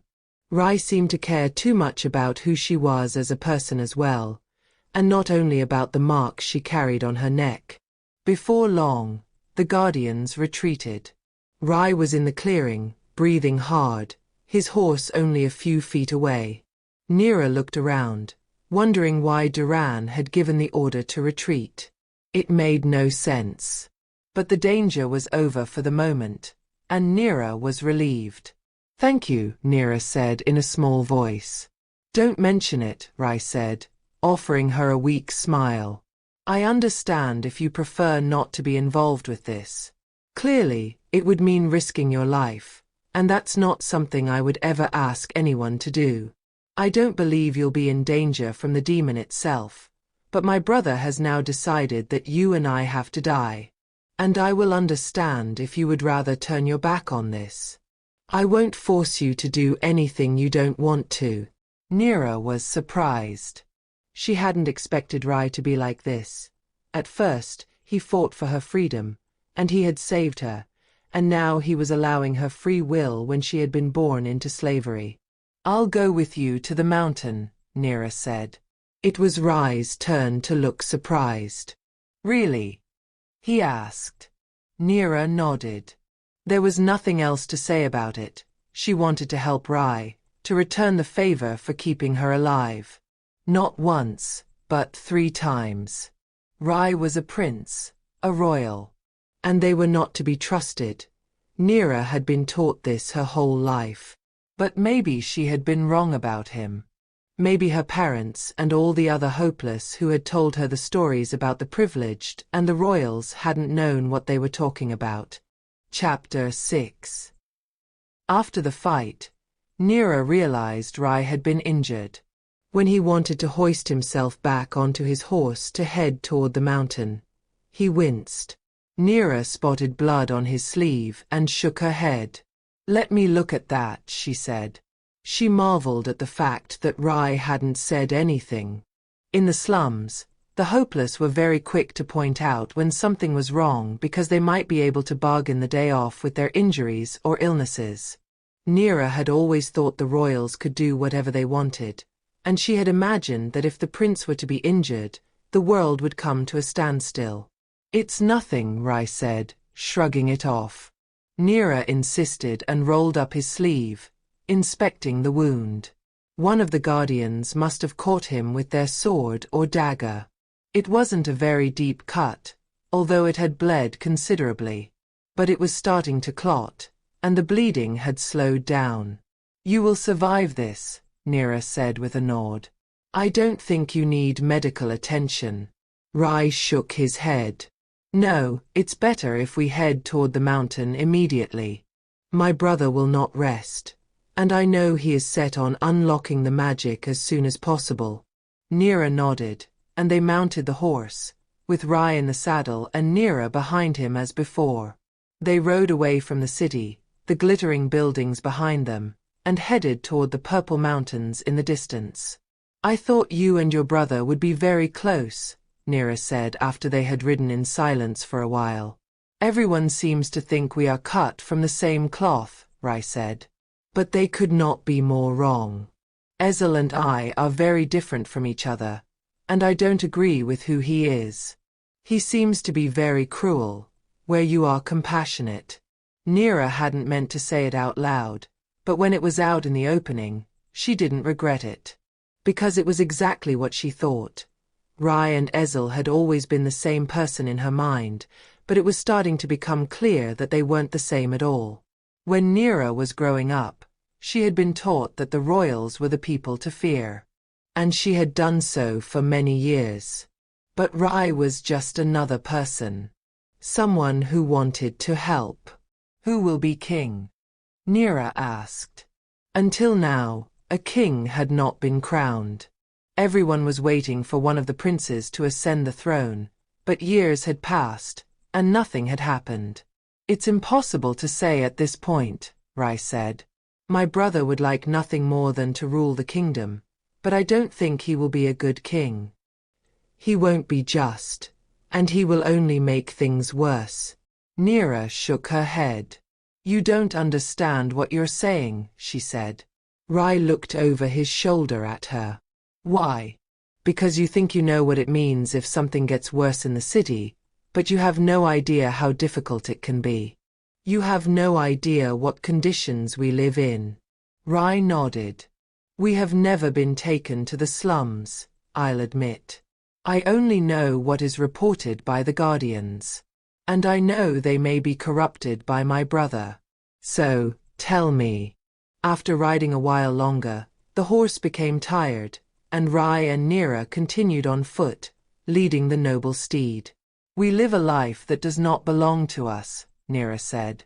We are slaves, and our fate is sealed from the day we are born. My mother is very ill, and she will never be able to get better again because we have no access to the magic stations. And any medicine is too expensive. We are forced to steal just to survive. Rai frowned. That can't be right. Can't it? How else are we to survive? The prisoners that fill your cells are put there by your guardians, but they are also created by the rules in your city. Rai was visibly upset. You cannot accuse me of what other people do. We all have choices. Do we? Neera asked. She thought back to every time she had stolen from the merchants at the gate. She thought about the gem she had taken from Prince Ezel. She thought about all the time she had been turned into a thief because she didn't have any other choice. Rai didn't answer her. They walked in silence for a while with the prince deep in thought. Neera wondered what was going on in his mind. Could he ever really understand what was going on beneath his nose? Will things ever change if he were to be crowned king instead of his brother? It seemed like a wonderful thing to hope for, but as a hopeless, Neera knew it was a dangerous thing to hold on to. The problem is, your life is always so glamorous. You can never imagine what it's like to live in conditions such as ours. The moment Neera said it, Rai snapped his head up to her and scowled. I understand your life is so different from mine, and that I have no idea what's really happening. Ezel and I grew up very sheltered by our father, who only wanted to show us the good side of the city and to continue to enforce his rules. But don't for one moment pretend to know what my life was like. You have as little insight about who I am as I do about who you are. Neera looked down at the pass in front of her feet. He was right. Neera knew just as little about the royals as they knew about the slums. In fact, the story was much the same, wasn't it? Neera had been raised with a view of the royals without ever being privy to what their life was really like. Just as it had been with Rai. So tell me, what was it like? Neera asked. What was it like growing up? Rai turned toward her. You would think that because we have so many riches, our lives were very easy. But it was difficult from the very first day. Neera struggled to believe it, but she was willing to be open about Rai's version of his life as he had been about hers. It was the only way to find out about each other, to know what their lives were really like. Neera couldn't keep falling back on her image of the royals, instilled by generations of slaves. My father, the former king, Rai continued, was a very hard man. Neera nodded. She had only been a child when the king died, but she knew the hopeless had never known such poverty as during the reign of the former king. After his death, when the councillors had taken over in lieu of the king until the princes were old enough to rule, things had become easier for the hopeless. It hadn't become anything worth calling a proper life, but there had been darker times. There was never room for error in my life, Rai said, still speaking. My father would punish us for the smallest mistakes, teaching us that only perfection was acceptable. We were taught to fear him, and my father was never a man we could turn to for guidance or companionship. And I don't know any other way, but I believe it's not supposed to be like that. Neera shook her head. Her own father died when she was very young, so she never had him in her life as someone she remembered. But she saw what her friends' fathers were like, and she knew what Rai had as an example growing up was not what it should have been. It made a lot more sense why he looked at the wall the way he did. Perhaps that would be an excuse for Ezel, too. Although, Neera wasn't willing to give the cruel prince the benefit of the doubt. I am sorry, Neera said when Rai had finished. For what? Assuming I know who you are. And for attacking you in the prison cell. Rai laughed. You gave me a run for my money. But I understand it, and there are no hard feelings. Thank you for listening. Neera nodded and glanced at Rai. She looked at him and saw a man, not a prince who would dictate her fate. And he was a handsome man. He had a square jawline, a nose straight as an arrow, and eyes that were drowning deep. His olive skin was smooth, and his dark hair was swept to the side, making him look dashing and handsome. When Rai glanced up, Neera felt silly for staring. But Rai offered her a smile, and something passed between them. Neera had never felt like this around someone before. And it was a wonderful feeling, warmth flowing through her body and the thrill of acceptance. It intrigued her. We have to tread lightly, Rai said, pointing at the road ahead. It was scattered with boulders and rocks, making the road a lot more difficult to travel. They were at the foot of the mountain, and the giant rock piles stretched above them, reaching above the clouds. How far do we need to climb? Neera asked. Rai pointed. A dark opening in the mountainside, a few yards up, gaped like a screaming mouth. That's the entrance, Rai said. We'll have to leave the horse here. Shivers traveled down Neera's spine. The wind picked up, and a chilly breeze brushed over her skin, giving her goosebumps. She didn't know what it was, but it was as if the sun had hidden behind the clouds, and everything about the atmosphere around them was changing. It was suddenly ominous, and the feeling of foreboding pushed against Neera's throat, threatening to choke her. We can't go up there, she said. She didn't know what she was feeling, but it felt like a warning they had to heed. We don't have a choice, Rai said. I promise it's not dangerous. Not if we follow the steps. Rai pointed to the rocks ahead of them, and Neera realized ragged steps had been roughly carved out of the stone leading up the mountain. It looked treacherous, but it was better than having to climb the rocks blindly. It's not the climb I'm worried about, Neera breathed. Because even though the path to the entrance seemed like the most dangerous thing Neera had ever seen, it was the feeling hanging in the air, thick and palpable, that scared her off. No one was allowed to go into that entrance. She didn't know how she knew, but she felt it in her gut. We have to turn around, Neera tried again. Something is very wrong. It's the demon, Rai said, and as soon as he said it, Neera shivered again. But as soon as he sees that you are here, that the chosen one has arrived, everything will change.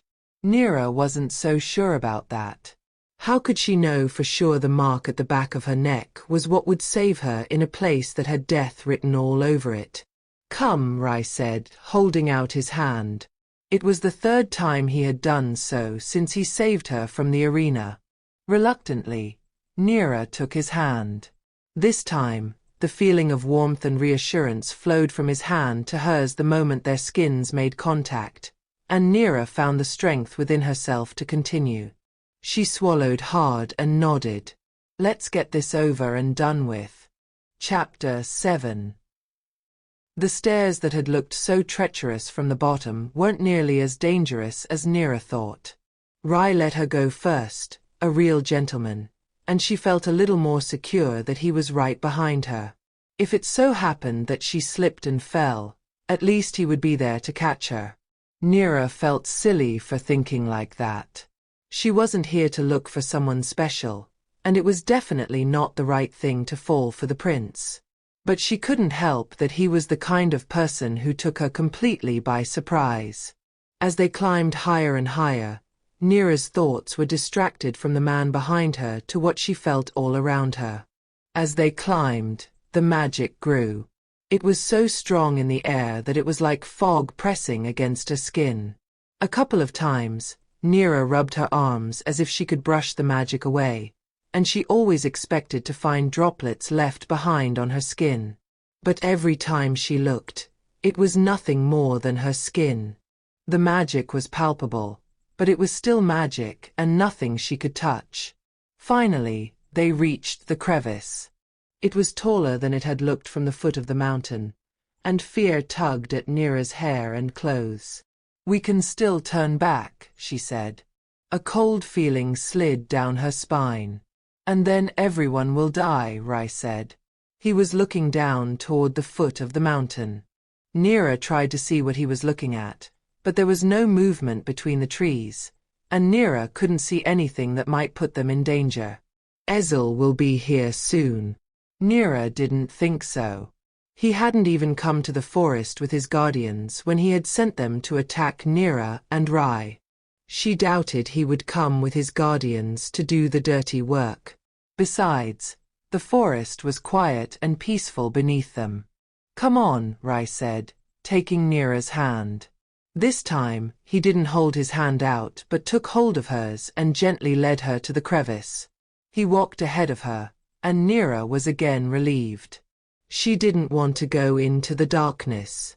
When they passed through the entrance, it felt almost like they pushed through a barrier of some kind, the magic like water for a moment, such that Neera couldn't breathe.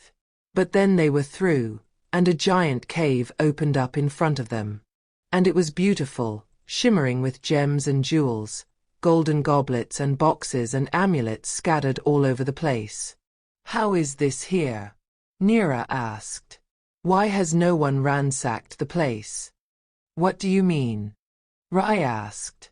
All these riches would be enough for any hopeless to make a new life somewhere else. Rai blinked at Neera. There is nothing here. Neera frowned and shook her head. How can you say that? Rai looked confused for a moment before his face changed, and he nodded. It's the mark, Neera. You're the chosen one. You can see things no one else can. Neera looked around at the riches and struggled to believe that Rai couldn't see any of it, that no one else was able to. There, Rai said, pointing. What's that? Neera looked in the direction he was pointing and noticed a glowing lamp on a rock pedestal. Apparently, Rai could see it too. Neera carefully climbed over the riches Rai could not see and walked toward the lamp. If she really were the chosen one, she would have to be the one to pick it up. Just before she did, the magic grew so powerful around her that she felt as though it was pressing against her skin like a giant hand. She reached for the lamp, nervous that something was going to go wrong. Nervous that the demon was going to appear and kill her, after all. Because what if Rai was wrong about the mark on her neck? What if it wasn't enough? As soon as Neera picked up the lamp, the magic disappeared. It was as if it was sucked out of the cave, and Neera could breathe easy again. Did you feel that? Neera asked Rai. Rai shook his head. I don't feel anything. For a moment, Neera wondered if Rai had ever felt the magic, or if it all had been in her head, and if she had been the only one because of the mark on her neck. What is this? Neera asked. I don't know, but I think it has something to do with the magic. And now it's mine, someone said close by, and Neera and Rai both spun around. Duran was right next to them, a smug expression on his scarred face. Where had he come from? It was as if he had just appeared. I'll take that, Duran said, snatching the lamp out of Neera's hands. She had been so shocked to see him that she hadn't thought about tucking the lamp away, hiding it from Duran. And now he had it. Laughter filled the cave and echoed around them, and when Rai and Neera turned back to the entrance, Ezel stepped in with a slew of guardians with him. I should have known you were planning this, Ezel said to Rai. Did you think if you got this magic, you would become king? Going behind my back is never a good thing, little brother. You know that's not what I'm doing here, Rai said. You can't do this to the people. I can do whatever I want, Ezel said. Rai jumped off the rock pedestal where they were standing and came face to face with his brother. He pulled his sword, and so did Ezel. Soon, they were facing off against each other. I am not going to let you hurt our people like this, Rai said. Ezel laughed. Father always said you were the more pathetic one of the two of us. And now I can see why. You're soft, Rai. You will never have what it takes to rule the nation. You are nothing but cruel, Rai said. And if you continue like this, there won't be a nation left to rule. It's natural selection, Ezel said with a shrug. So, some of them will die. Let's hope they start with the slums. The moment the prince said it, Neera's vision flashed white. She was furious that he cared nothing about her people, about what they had done for the kingdom for centuries. If it hadn't been for the slaves, the city would have fallen. They did everything the privileged and the royals were not willing to do. Your time is up, Missy, Duran said from behind Neera before grabbing her hair. She cried out, her hands flying to where his fingers knotted in her hair. Sharp pains shot into her skull as Duran yanked her around and pushed her down the few stairs that led to the rock pedestal. Duran joined her on one knee and landed right in front of her. I've been waiting for a long time to do this, slave. This is your last. Keep your hands off her. Rai shouted and stormed Duran with his sword lifted over his head. Duran turned and parried the blow, and a sword fight erupted between the two of them. Neera pushed up onto her knees and stood up, watching the fight between Duran and Rai. Duran was an excellent fighter, not only because he had been taught for years, but because he had a ruthlessness and restlessness that caused him to stop at nothing. During their fight, however, the lamp fell, and Neera saw an opportunity to grab it. Ezel's eyes locked onto Neera, and he grinned. The grin was filled with malice, and she knew she was in trouble. She scrambled toward the lamp, ready to grab it. But a guardian stepped in front of her, his face full of hatred. Neera backed away. If it was between getting the lamp and saving herself, Neera was going to choose herself. But before she could run, before she could get away, the prince's guardians circled her and stopped her from escaping. She tried to get through them, but they were like a giant wall of muscle and strength. You can run, little mouse, but you can't hide, Ezel said with a sing-song voice that only made it seem worse since she was trapped. She hated his guts. Prince Ezel was everything that was awful about Kamar.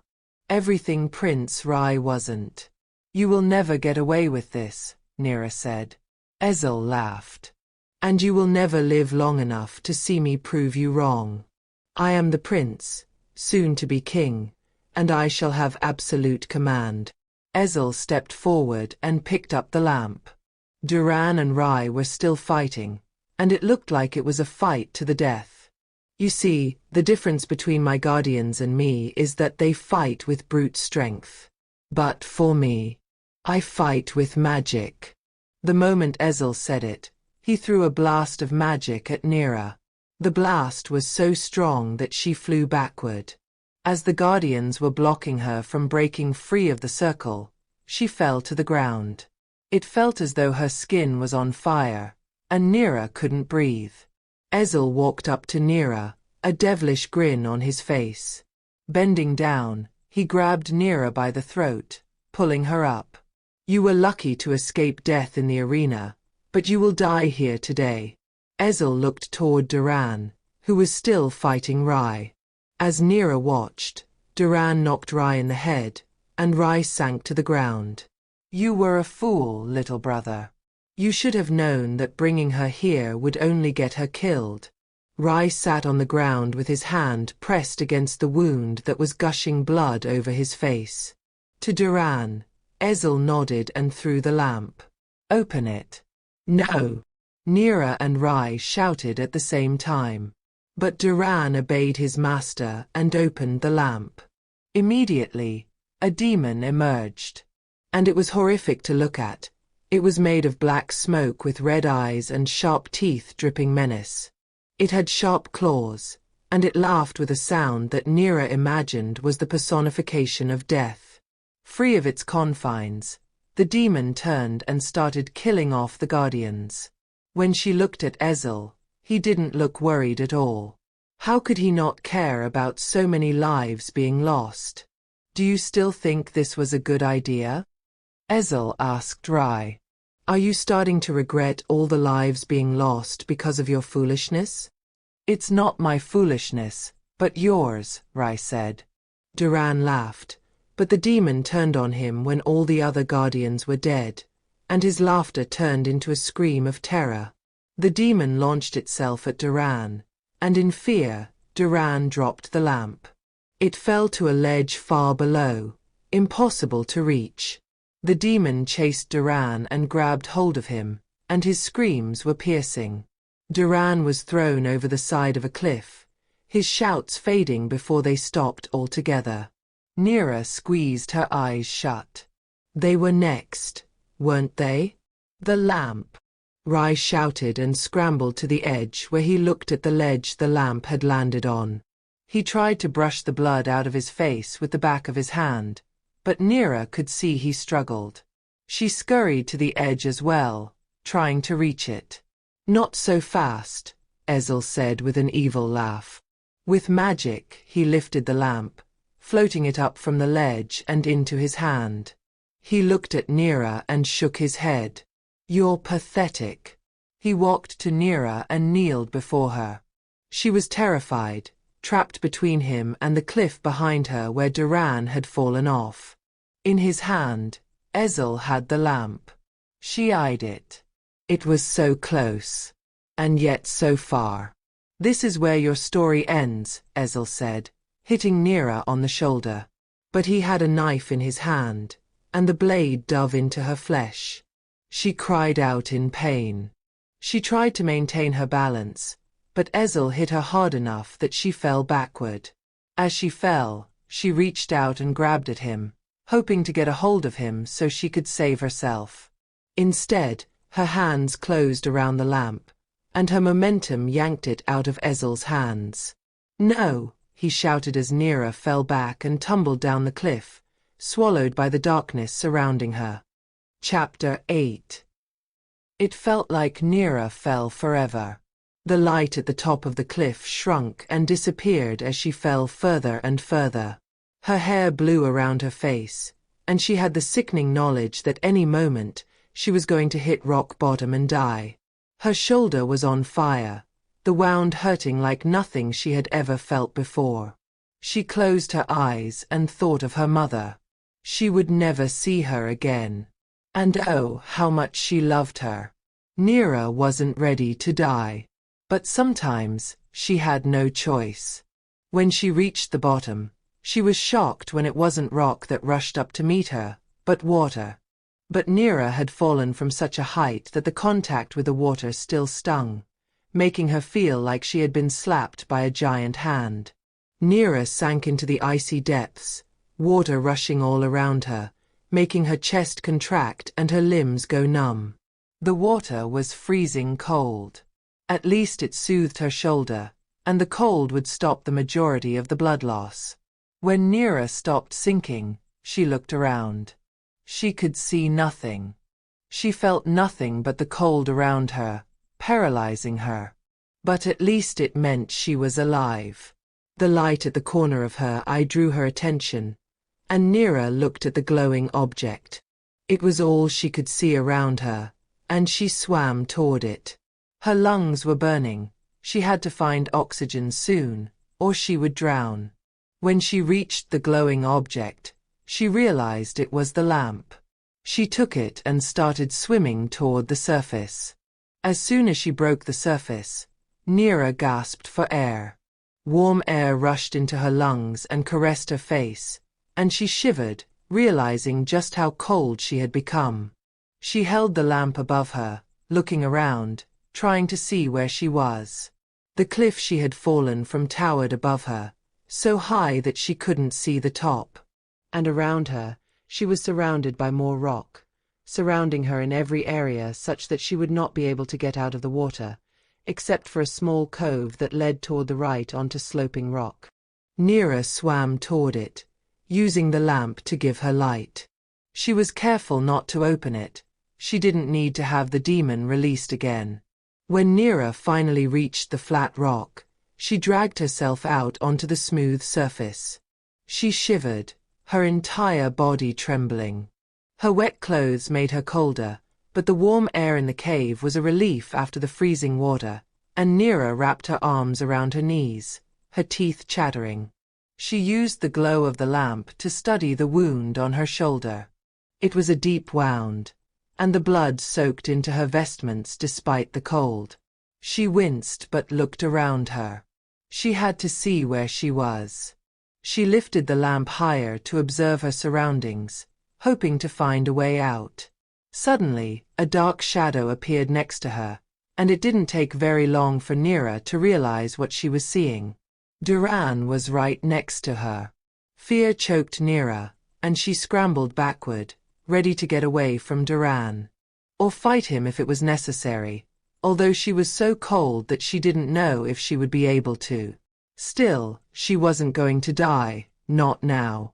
She had defied the odds so many times and beaten death that she wasn't going to give in now. She sank into a battle stance, ready to attack. But Duran didn't look like he wanted to fight her. Instead, his face was riddled with fear. Neera was surprised. Duran was one of the most terrible guardians she had ever met. He was cruel and heartless. He didn't care about human life, and he only did everything for the glory and reputation it gave him. She hadn't thought he was capable of feeling any emotion other than hatred and malice. But now, Duran looked terrified. "Get rid of that thing," he shouted. "It's evil, and it's going to take all our souls." Neera realized Duran was terrified of the lamp she held. He looked at it with wide eyes, his hands clenched in fists at his sides, and it looked like it took everything he had not to run away. "It's safe," Neera said. "The demon won't attack you. It has been sucked back into the lamp, and I won't open it. We will be fine as long as we don't open it." Duran looked suspicious. "What's stopping you from opening it and unleashing the monster on me?" And he was right. Nothing stopped Neera from giving Duran the same treatment he had given all her people for years and years. But Neera shook her head. "Because I am not like you," she said. She had expected a different reaction than what she got.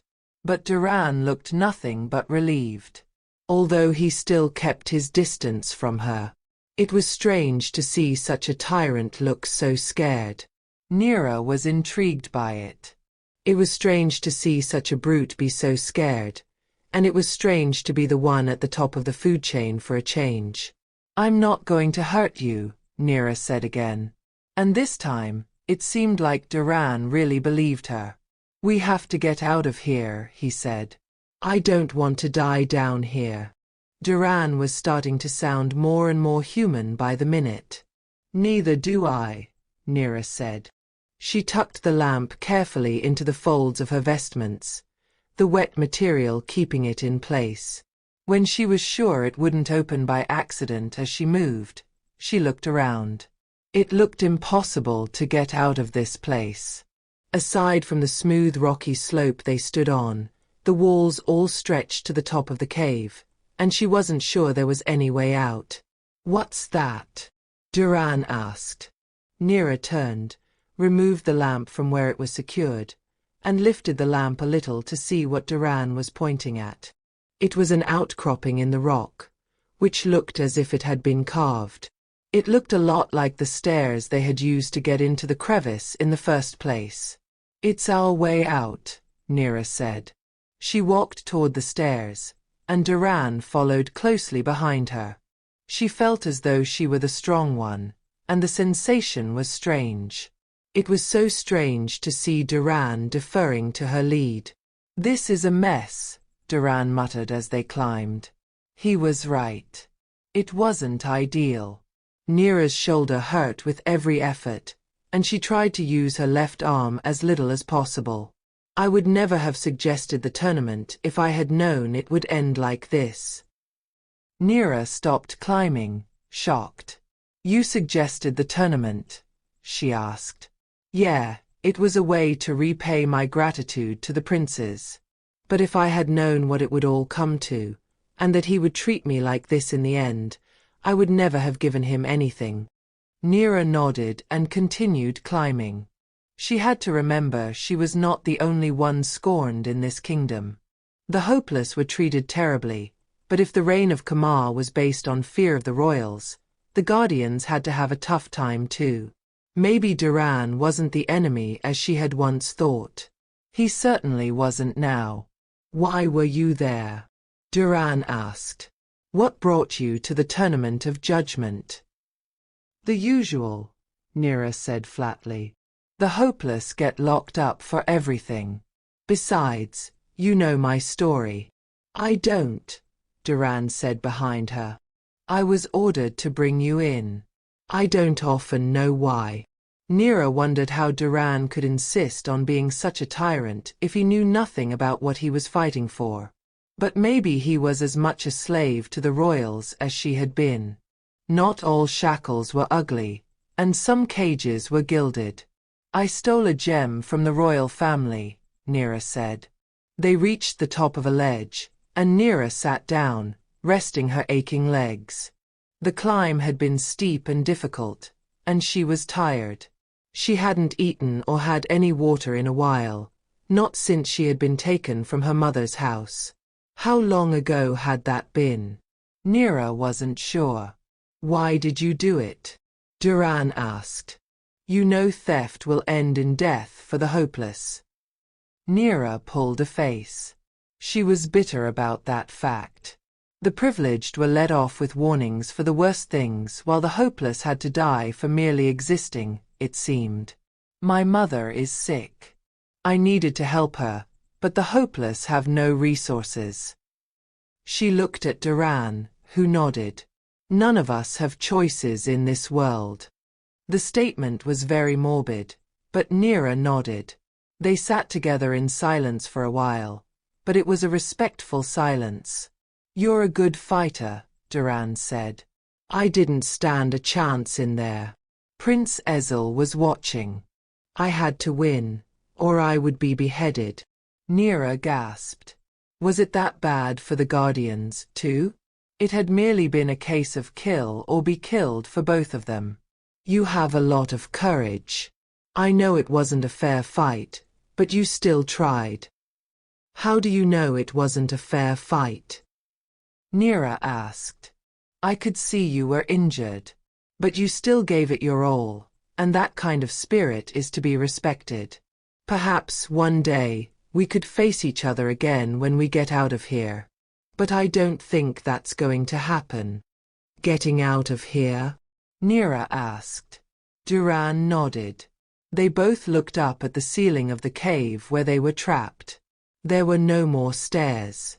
As if whoever carved them had rested right here and given up. And there was no way out. We can't be stuck here, Neera said. This can't be how we die. It would have happened one way or another, Duran said. It was sad that life was so fragile, but Neera understood what he meant. She should have died 3 times over already, at least. Maybe more. She shook her head. We can't just give up, she said. This is not where my story ends. Duran looked at her with a sad expression. Sometimes, it's just a chapter in someone else's book. But Neera shook her head again. I refuse, she said. Holding the lamp out in front of her, she studied the glowing object. Chapter 9. What are you doing? Duran asked, an expression of horror on his face. He watched Neera as she inspected the glowing lamp. Prince Rai told me I was the only one who could obtain the most powerful magic, she said. Duran shook his head back and forth, back and forth. He was obviously terrified, and he tried to back away, although the ledge they were sitting on was very narrow, and he had to be careful not to fall again. This is a really bad idea, he said. Didn't you see what the demon did to the rest of the people? How can you unleash it here now? Because I think this is the key, Neera said. She pushed her hand underneath her hair and pulled it to the side so Duran could see the mark. When he saw it, he gasped. You're the chosen one, he said. So, you know what it means? Neera asked. Until now, she hadn't heard of it at all. But it seemed as if everyone was suddenly talking about it. It is what Prince Ezel was looking for all this time. Neera nodded. She hadn't known that, but she was starting to understand what was going on. But she also knew he could not have known who she was. He would not have pushed her off the cliff if he had. What are you going to do? Duran asked when Neera didn't say anything else. Try and figure out how to unlock this magic. But I don't know how this lamp is going to help. It's not going to help, Duran said. And I don't think you should do this. Neera looked up at Duran, irritated. You know that the moment Prince Ezel gets what he wants, he is going to get rid of everyone who is strong enough to oppose him. Duran shook his head. If you mean me, he would never do that. Really? Because he already threw you off a cliff. If he finds out you're not already dead, he'll just do it again. He will want to finish the act. Duran shook his head again, but Neera could see he was considering her words. Because it was true. Prince Ezel had treated Duran as if he meant nothing, and there was no point in assuming it would change. I swear if we get out of here alive, I am going to get my revenge.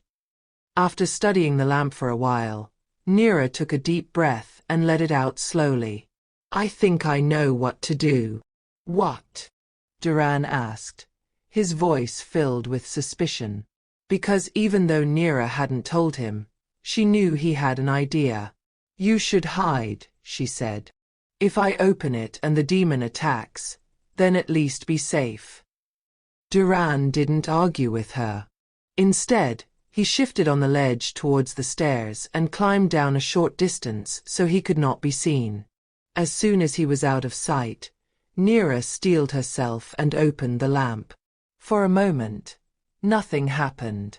But then the lamp started to tremble in her hands, and the demon appeared.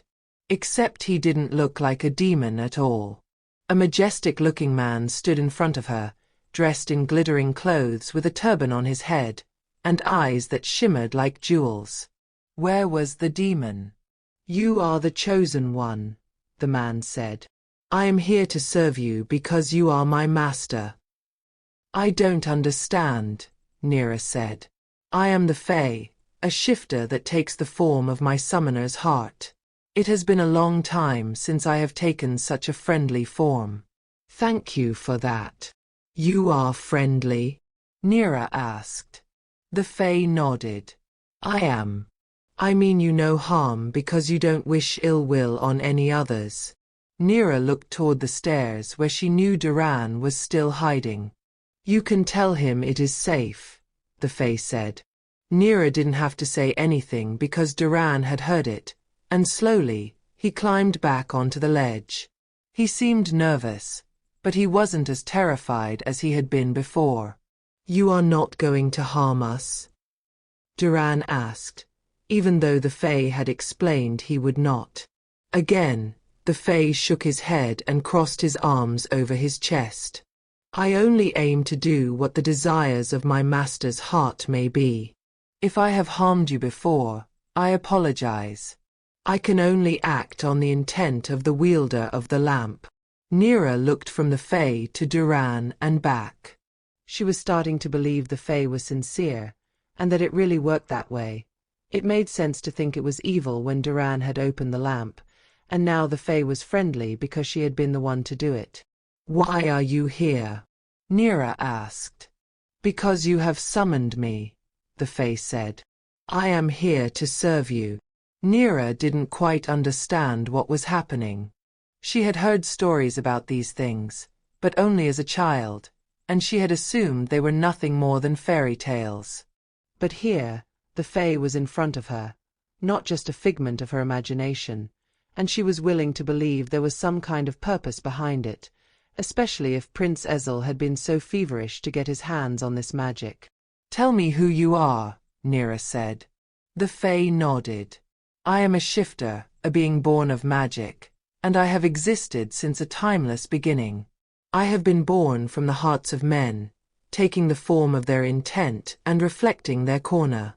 Once someone worthy accesses my lamp, I grant them their 3 most desperate wishes. So, this was what it was about. Neera was starting to understand the appeal. Prince Ezel wanted the lamp because having a Fae on his side that could grant any wish was indeed the most powerful magic. But in the hands of an evil prince, nothing good would come of it. What are we still doing in the mountain? The Fae asked after explaining who he was. It has been centuries since I had gotten out and had a breath of fresh air. What are we waiting for? Neera and Duran glanced at each other. We are trapped, Duran said, addressing the Fae for the first time. There is no way out, I'm afraid. We will not be able to taste the fresh air again. The Fae shook his head. If there is one thing I refuse to be again, it's trapped. I have spent centuries in the confines of that little lamp, and I will accept it no more. As they watched, the Fae shifted into a dragon before their very eyes. His body changed, scales breaking out of his skin like a rash, and he grew in size until there was no more space on the ledge for anyone. But then the dragon fell backward, stretched out its giant wings, and flapped them before shooting up toward the ceiling of the cave. When it swooped back down, it shook its head and let out a violent roar that made the very walls of the cave tremble.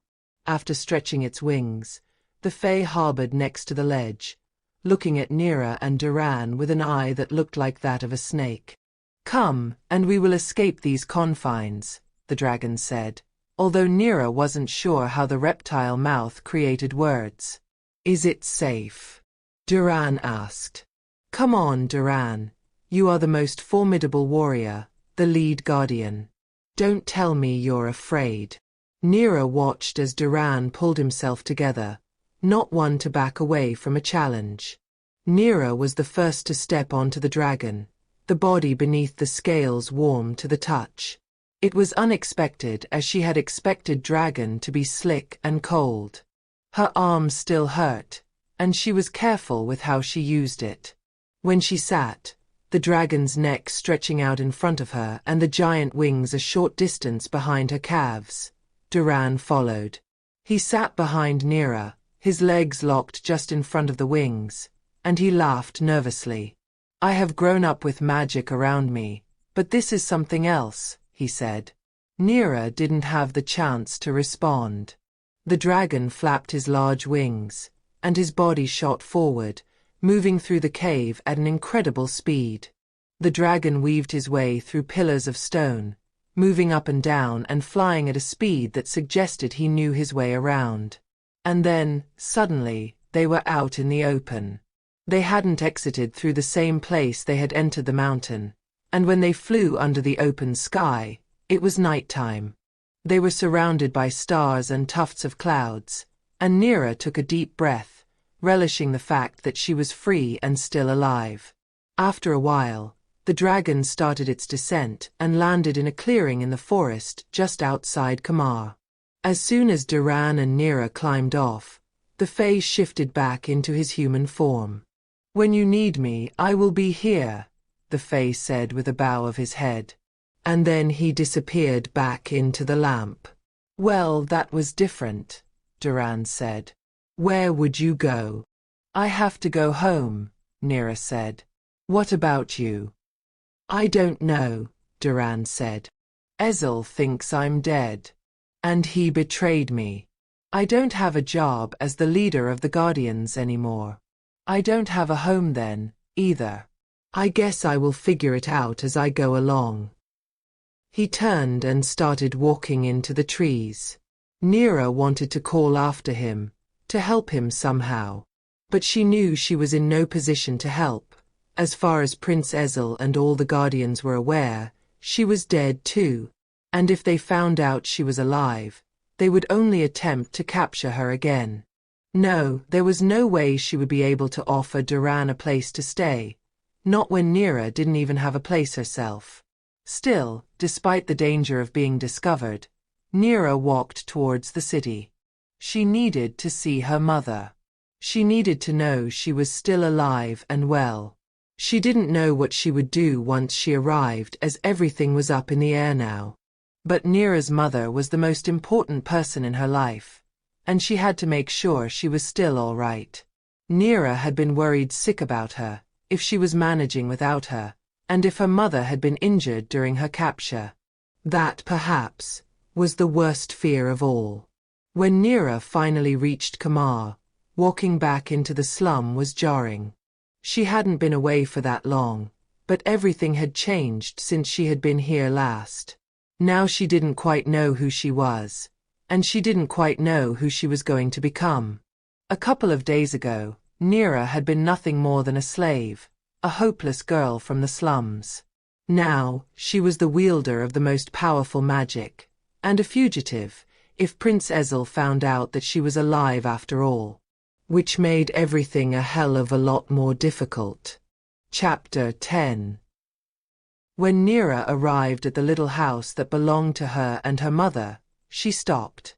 She wanted nothing more than to walk through the door, give her mother a hug, and never let go. But she was worried it would only make things worse. The slums were watched by royal spies and guards, and she was worried that if anyone recognized her and realized she was still alive, being at home with her mother again would only make her mother a target. She knew Prince Ezel would stop at nothing to get what he wanted. And he had somehow developed a grudge against Neera, wanting her dead. It'd be especially worse if he realized she was still alive. So, instead of going in to see her mother, Neera moved to one of the windows that were low enough for her to look into the small house. She saw her mother sitting in the living room with a blanket over her knees. She sat with her eyes closed as if she was praying. But Neera knew the expression on her mother's face. Her mother was in extreme pain. Her heart went out to her mom. She was terrified that her mom was at the end of her line. At least it didn't look like she had been injured when Neera had been taken. Suddenly, Neera knew exactly what she was going to do. She didn't have the most formidable magic in the land for nothing, and she wasn't the chosen one for nothing if not to use her newfound power. And the Fae had said he granted his master's 3 most desperate wishes. Well, this was what Neera wanted to wish for. She wanted her mother to be healed. Neera retrieved the lamp and opened it. Immediately, the Fae stood before her in his human form. "What is your command?" he asked. "I would like to make my first wish," Neera said. The Fae nodded. "I wish for my mother to be healed." Neera turned her head toward the window, looking at the woman who meant more to her than anything in this world. "As you wish," the Fae said and turned toward the house. He held out his hands, and colorful light flowed from his hands. Neera watched in awe as the light flowed into the room, lighting everything up until it looked like the sun was inside the living room. Neera's mother gasped. As Neera watched, the colorful light wrapped itself around her mother, and she could see her mother being revived before her eyes. In no time at all, Neera's mother was healed. She stood up, her complexion bright and healthy again, her skin smooth and her hair long and luscious where it had been dull before. She looked surprised, shocked, looking at her own hands that looked like the hands of her youth again. Her eyes now shimmered with life. Neera pressed her hand against her mouth, overwhelmed by gratitude and awe. She hadn't doubted that the Fae would grant her wish, but to see it happening was a different story entirely. Suddenly, Neera's mother looked up, and Neera jumped to the side. She did not want her mom to see her in case she wanted to come outside and speak to her. And now that she was healthy, Neera couldn't risk her mother getting involved in this. She had her life back, and Neera wanted her to be able to live it. "Hello?" Neera's mother asked, walking to the window. Neera pressed herself flat against the wall, hiding in the shadows as her mother looked out. Her mother was so close, and Neera wanted nothing more than to step out of the darkness and be with her again. It had been so long since her mother had been healthy. But she had no choice except to hide. Her eyes welled up with tears, and she bit back her sobs, anguished about not being able to go to her mom. At least her mother was healthy and alive. When her mother disappeared from the window again after seeing nothing, Neera let out a breath she hadn't realized she'd been holding. "Wait for me, Mama. I will be back once I have completed my quest." Neera whispered the words. The Fae stood next to her, nodding slowly. She knew he had heard her, and she knew, without him telling her, that the Fae understood what her quest was. Neera wanted to bring down Prince Ezel and everything he stood for. He was not the rightful king, and he would not lead their kingdom in the right way, and life would only get worse. Once he was defeated, Neera would be able to return home. She took a deep breath and let it out slowly. As happy as Neera was that her mother was safe and well again, she was sad that she wasn't able to be home again the way she wanted to. She wanted nothing more than to have her mother run her fingers through Neera's hair, to be tucked in at night, and to hear her mother's voice in the darkness of the house once the lights were shut off. But Neera had other things to take care of first. Her quest was more important. "You are very strong," the Fae said. Neera shook her head. "Not tonight." As she said it, Neera cried out. A sharp pain shot into her shoulder, and she sank to her knees, suddenly light-headed. "You have been injured," the Fae said. "Prince Ezel has harmed you during your fight." Neera nodded. She had forgotten about her shoulder. The pain had numbed out, the blood had clotted, and there had been more pressing things on her mind. But now, her body was reacting to the injury. She felt light-headed. She had lost so much blood. "I will heal you if you ask for it," the Fae asked. But Neera shook her head. She wasn't going to waste one of the wishes on herself. There were so many more important things to get around to. Neera suddenly felt like she was going to faint. The edges of her vision went black. And when she looked up, the Fae had disappeared. She was completely alone in the street, and she had no one to help her. She sank further and further down to the cobbles, and she knew the next person to find her would be the Guardians. "I've got you," someone said, a voice close to her ear. Neera's eyes fluttered open, and she realized Duran was next to her. "Where did you come from?" Neera asked with a hoarse voice. "I had nowhere else to go but to the city, and I thought the slums might house me. That was when I saw you. We have to get you healed. I am not using one of my wishes." "Then we are going to a magic station," Duran said, and he lifted Neera from the ground as if she weighed nothing. He walked through the slums with his head held high as if he wasn't someone who had to hide his identity. But the roads were dark, and Neera didn't think the cameras would notice that this guardian was one who should have been dead.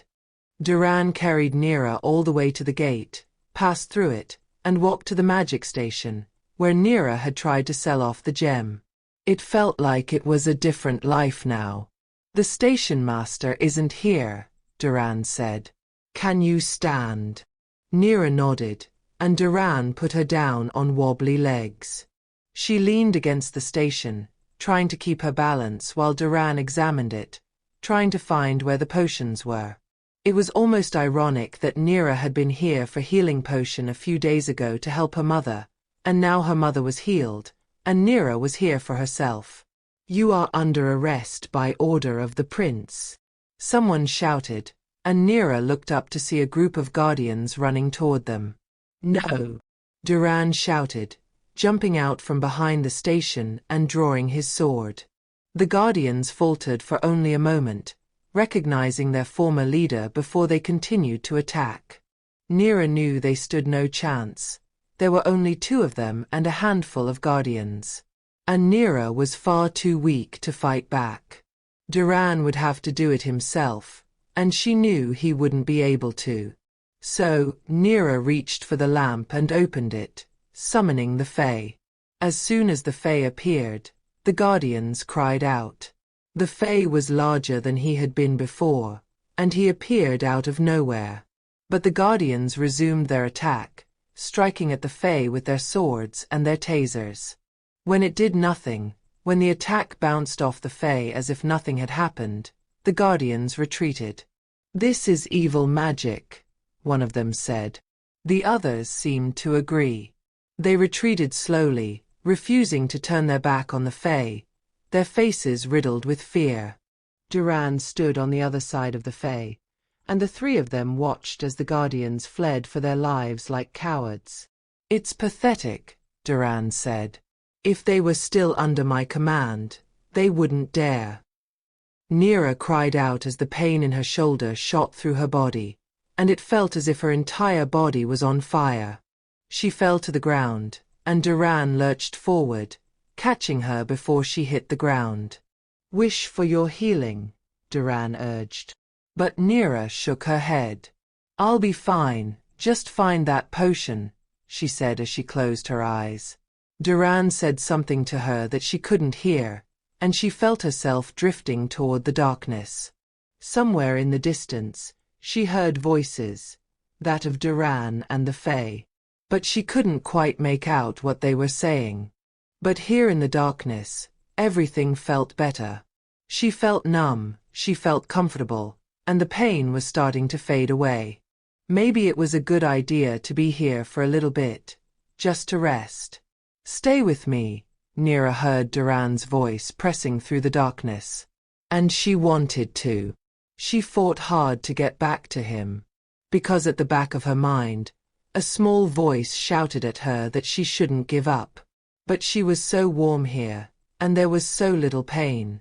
"Just a while longer," Neera said, but she wasn't sure Duran could hear her. Her voice had become nothing more than a whisper, a faint breath. She was vaguely aware of Duran shaking her and the Fae muttering something in the background. She knew she had a wish that could pull her out of this, but Neera was determined not to use it. If she was going to go up against Prince Ezel, she was going to need all the magic she could find. No, Neera decided she would be fine. She just needed to rest.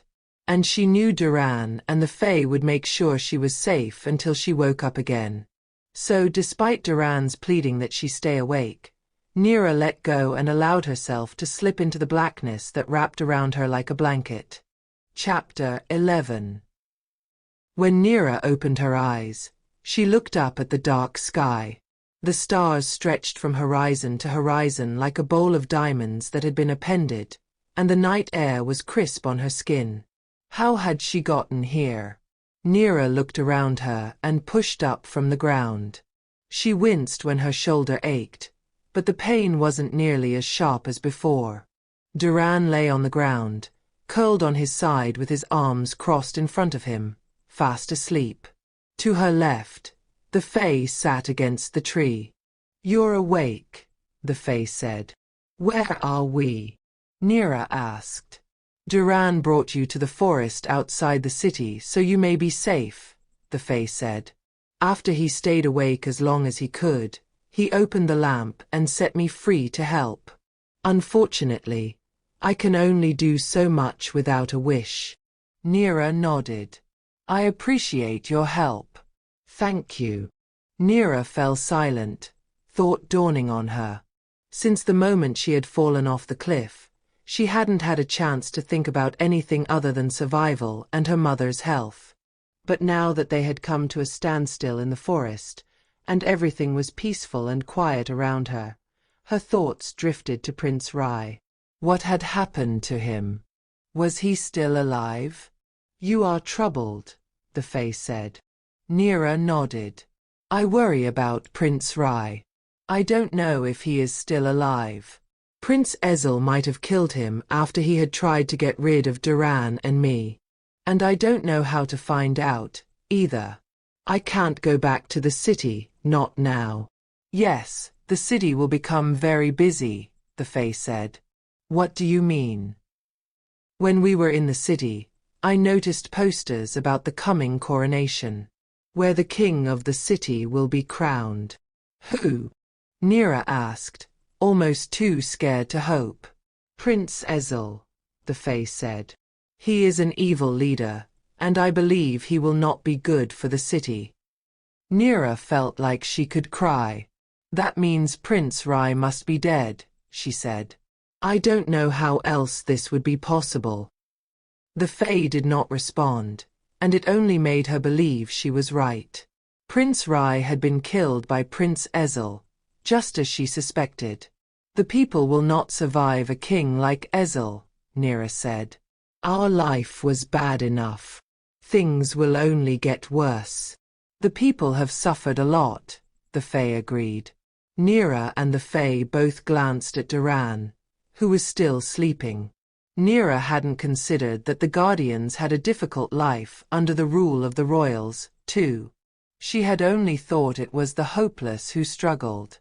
But everyone in the city was a prisoner in some way or another, and with Prince Ezel on the throne, it would only be worse. "I have to stop him," Neera said. "We can't let him get away with this." "How do you propose to do that?" the Fae asked. That was a good question. Overthrowing the royal wasn't going to be easy. They had magic at their disposal even without using the magic stations. The royals were born with magic, and it was what kept them on the throne. And after Neera had seen Prince Ezel in action, she knew his magic was strong. "The only way it will be possible to overthrow the kingdom is if my magic is more powerful than his," Neera realized. "Are you going to turn it into a wish?" the Fae asked. Neera looked at the Fae, and she knew he knew what she was thinking. It seemed as though he only asked what her plan was to hear her say it out loud. "You must understand that I have certain limitations," the Fae continued. "I will grant you your wishes, anything your heart desires, but there are 3 things I cannot do." 3 wishes, 3 limitations? I am starting to see a trend. The Fae did not crack a smile even though Neera had meant it as a joke. She needed the comic relief, but the Fae was all business. "I don't know how you plan to overthrow the king, but I cannot help you by killing him for you. It is one thing I won't do." Neera nodded. I understand you take the form of your master's heart, which is why you were able to kill before, but you cannot grant a wish of death." The Fae nodded, and he looks impressed by her understanding. "What else? I also won't revive the dead. It is not something the universe needs. Everyone dies for a reason." It seemed like a realistic limitation, and Neera nodded in acceptance. "And lastly," the Fae concluded, "I will not manipulate time in people's minds. I believe what is in the past should stay there, and everyone should be allowed to access their free will. If you are willing to accept these limitations, I will grant whatever you wish." Neera thought about it only for a moment before she nodded. "It's more than understandable. I can live with that." She thought for a moment. How was she going to be able to overthrow a king who was already powerful? What kind of magic would she have to wield? But it wasn't just about the magic. It was about who she was. If Prince Ezel realized she was still alive, he would know what her intentions were, and he would never give her a chance to take him out. She was at a disadvantage, purely because of who she was. However, if she disguised herself as a queen from a foreign land, someone coming here to find a settlement for her people, perhaps the king would not see it coming. But Neera wasn't going to wish for a disguise. It would be shallow, and it wouldn't help her. Rather, she would wish for magic, and then she would take care of the rest herself. After having made her decision, Neera turned to the Fae. "I have decided," she said. "I wish for you to make me the most powerful mage, more powerful than Prince Ezel will ever be." The Fae raised his eyebrows. "Are you sure this is what you want?" Neera nodded. "Wishes cannot be reversed or refunded," the Fae said. "And you need to take responsibility for what you do with the power you will gain." "Of course," Neera said. Why was the Fae challenging her wish when he had told her that he would grant anything she wanted as long as she accepted his limitations? "Then your wish is my command," the Fae said. He held up his hands and closed his eyes. Neera expected colorful lights to flow from him again as had happened to her mother, but what she saw was nothing like that. Instead, she started lifting off the ground. She felt like she was made of light, and it filled her up like a cup being filled with hot water. At first, the sensation was wonderful, making her feel light and airy, better than she had felt in a long time. The pain in her shoulder disappeared, and she felt healthy. But then the feeling inside her became too much. Her body couldn't handle the amount of power and light that filled her, and she felt like she was ripping apart at the seams.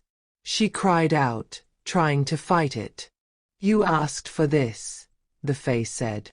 "If you fight it, you will only hurt yourself."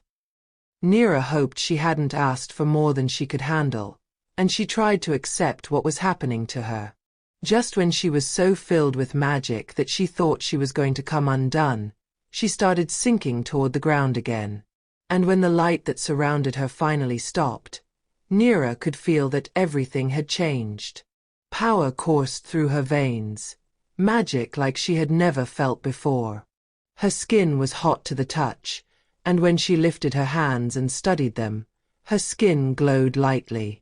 She looked up at the Fae, who nodded, satisfied. "It will take a moment for the glow to fade, but in no time, you will look like the person you have always been." Neera was pleased. This was even better than she could have imagined. "All I have to do now is to transform myself," she said. The Fae started to protest, but Neera ignored him and reached deep down inside, grabbing hold of the magic that swirled at her core. She closed her eyes and tried to wield it, but a sudden force rippled out of her skin and threw her backward, knocking her against the tree. She cried out. "It's going to take a bit of practicing to manage that," the Fae said, suddenly standing in front of her. "Teach me," Neera said. The Fae nodded. "Magic comes from focus and will," he said. You need to understand who you are before you can wield it correctly. You also need to know who you are not. Neera nodded and tried to think along the lines the Fae was suggesting. Who was she? And who wasn't she? Neera was the daughter of a woman who had raised her well, a citizen in a city where choices did not exist. She had a sense of justice and fairness that she wanted to bring about, and she wanted to save others just as she had wanted to save herself. As Neera thought about these things, the magic inside her hand vibrated. That's it, the Fae said. That's how you access it. Neera lifted her hands, and she felt as though she could carry her magic like an orb in the palm of her hand. And with this magic, more powerful than anything she had ever felt, she could do anything her heart desired. I think it's time, the Fae said. What's going on? Duran asked, standing up from where he had been sleeping. He looked at Neera, and his eyes widened. Why are you glowing? Because I am going to overthrow Prince Ezel before he is crowned king. Duran nodded. He glanced at the Fae, and it looked like he understood what was happening. What will your first act be as a mage? The Fae asked. To disguise myself as a queen from a foreign land so I may infiltrate the palace. Neera closed her eyes and focused on her power. She clothed herself with magic, and when she opened her eyes, both Duran and the Fae gasped. In all my years, I have never seen someone grasp magic as quickly as you did, the Fae said. And I know for a fact that Prince Ezel will never recognize you, Duran said. Neera looked down at herself. She wore beautiful harem pants made of the finest silk and a blouse that showed her stomach, elegant and alluring. The material was a deep wine red, fit for a royal. When she lifted her hand, her hair was curled on her head in an elegant style, and a small tiara finished off the look. It is time, Neera said, agreeing with the Fae. She was going to finish what Prince Ezel had started. And she was going to set her people free. Neera started walking into the trees. Where are you going? Duran asked. Neera turned to him. To overthrow the would-be king. But I will need someone at my side to do it. Will you be my bodyguard? Duran nodded but frowned. They will recognize me. Neera shook her head. Not when I am done with you. When I have completed this transformation, we will be unrecognizable, and we will enter the city with an entourage that will turn every head in Kamar. And once we are in, Prince Ezel will never know what hit him. Neera lifted her hands, summoned her newfound magic, and got to work. Chapter 12. It was coronation day, and Prince Rai was running out of time. Prince Ezel was vying for the throne, and he was serious about making it happen. The only way Rai would be able to secure the throne so that he became king of Kamar was if he showered the land with magic. Magic he possessed. He stood on the balcony outside his suite and looked out over the city. Before him, the houses of the privileged stretched out, a show of luxury and riches that made the city look beautiful to those who visited it. But beyond, where the tourists never went, the slums lay filthy and dark. It was the best-kept secret of the city, the truth about what was happening, the bad that festered beneath the surface. And this was where Neera had been from. Whenever Rai thought about her, a pang of guilt shot into his chest. He hadn't been able to save her, and he hated his brother for killing her when he had found someone he related to, someone he thought he could learn to love. But that didn't matter right now. What mattered was Rai securing the city, becoming king, and leading his people to a better future. As he stood before his city, he stretched out his hand and closed his eyes, digging deep for the power that lay dormant within him. Since he was a baby, this magic had been a part of him, and both he and his brother had been taught how to use it. Well, today that would come in good stead. Rai reached for his magic, but he struggled to find it. In fact, It felt like it was missing altogether. He frowned, turning all his focus inward. Maybe he was distracted, or maybe he was still upset about Neera's death. His head ached, and he touched his fingers to his temple, where he had been hurt when he had fought Duran. It had been a couple of days, but he still struggled with his headaches, and now and then, he felt dizzy and lost his balance. But that should not have stopped him from using his magic. What was going on? If Rai didn't shower the land with his magic, if he couldn't show his brother up with more magic, he wasn't going to be able to be king. And if he wasn't king, there was no hope for the city. Rai knew Ezel would only lead the city down the same dark road his father had taken them. And the people would live in fear for the rest of their lives. After he had spoken to Neera about what it was like to live in the slums, Rai had been convinced more than ever that it needed to change. But with Ezel on the throne, change was never going to happen. "What are you doing, brother?" Ezel asked, coming up behind Rai. "What are you doing in my quarters?" Rai responded, "Am I not allowed to see my little brother before the coronation?" Rai knew Ezel hadn't come just to see him. They didn't have a good relationship, they never had. And now that Neera had been killed, by the hands of his own brother no less, Rai knew he would never be able to forgive his brother for what had happened. "You can't do it, can you?" Ezel asked when Rai didn't respond. And Rai knew exactly what he was referring to. "You will never be king. You should have known this from the start, brother. You just don't have what it takes.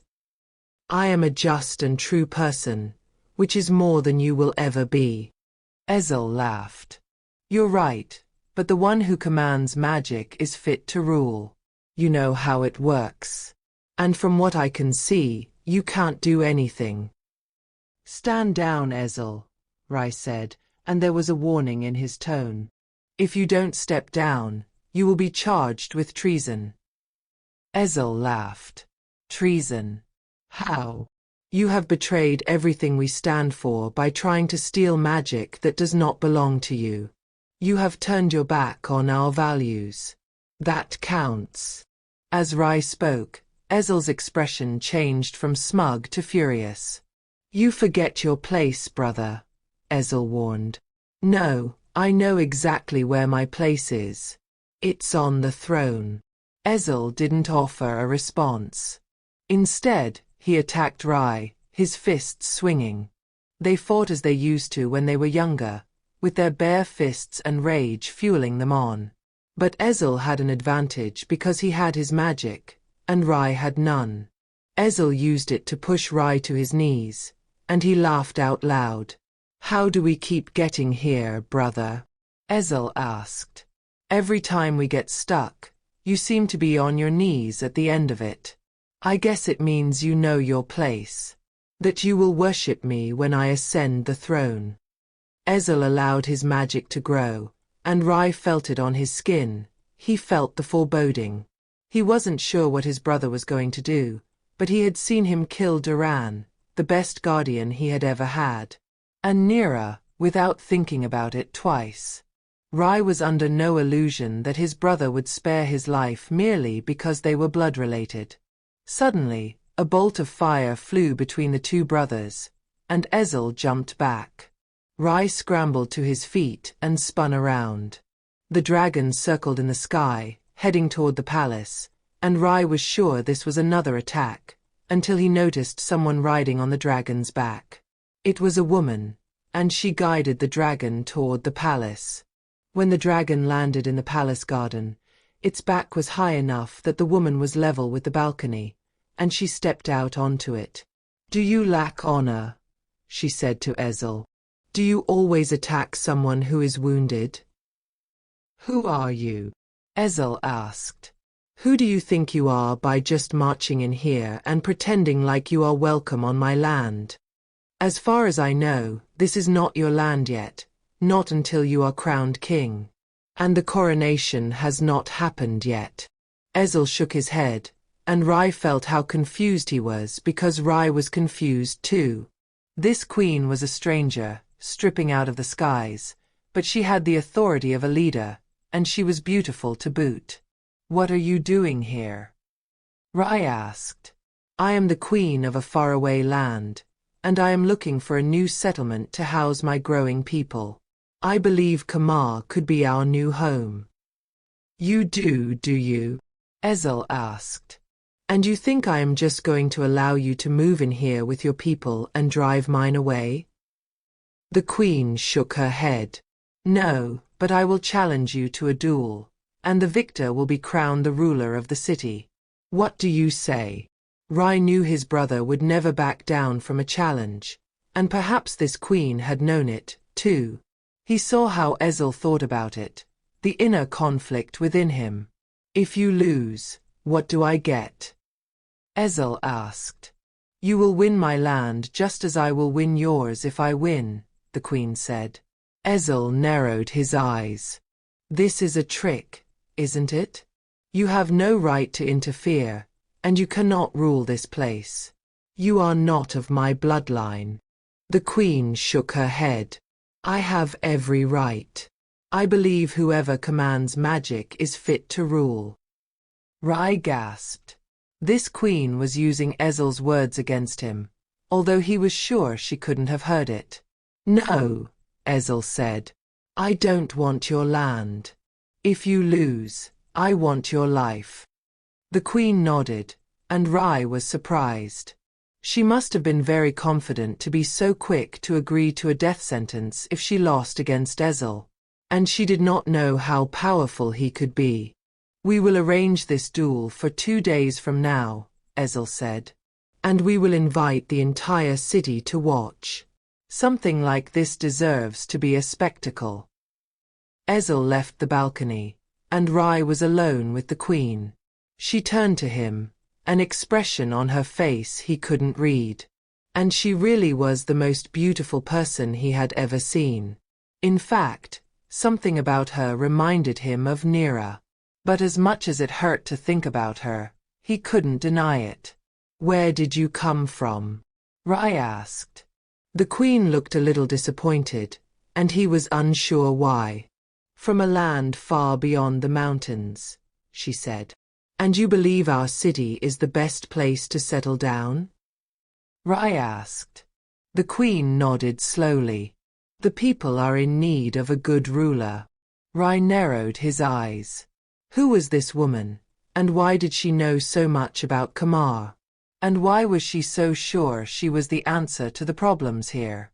Something about her tugged at Rai's memory, but he ignored it.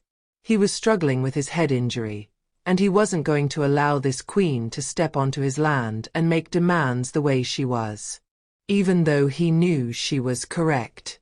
"You're bleeding," Queen said. Rai frowned and pressed his fingers to his temple. When he pulled them away, they were slick with blood. "It must be the exertion," he said.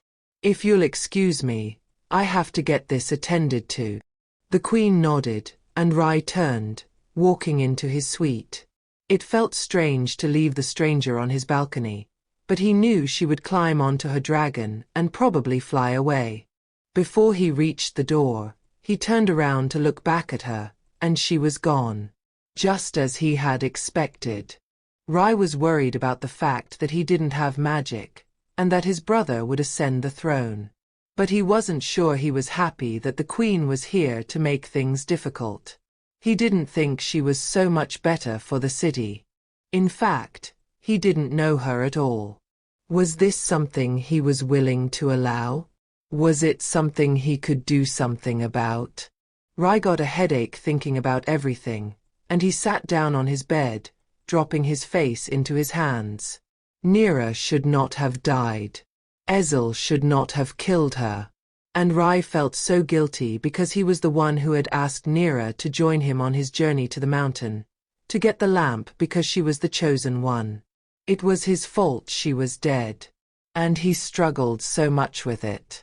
But now the deal was going to take place between his brother and the queen, and the winner would reign over the city. What made Rai feel even worse about everything was that either way, he wouldn't be the one to sit on the throne. He had been pushed out of the equation altogether. But without his magic, Rai knew he wouldn't be a good king, anyway. How would he lead his people without magic? The royals always had magic. It was why they ruled. Without it, Rai would never be king. And that was worse than anything else. Rai's head started throbbing, and he knew he had to go to a physician to have it looked at. He could not afford to fall ill on top of everything else. Because who knows what would happen to the city when either of the two people in the duel won? How had everything gone so bad?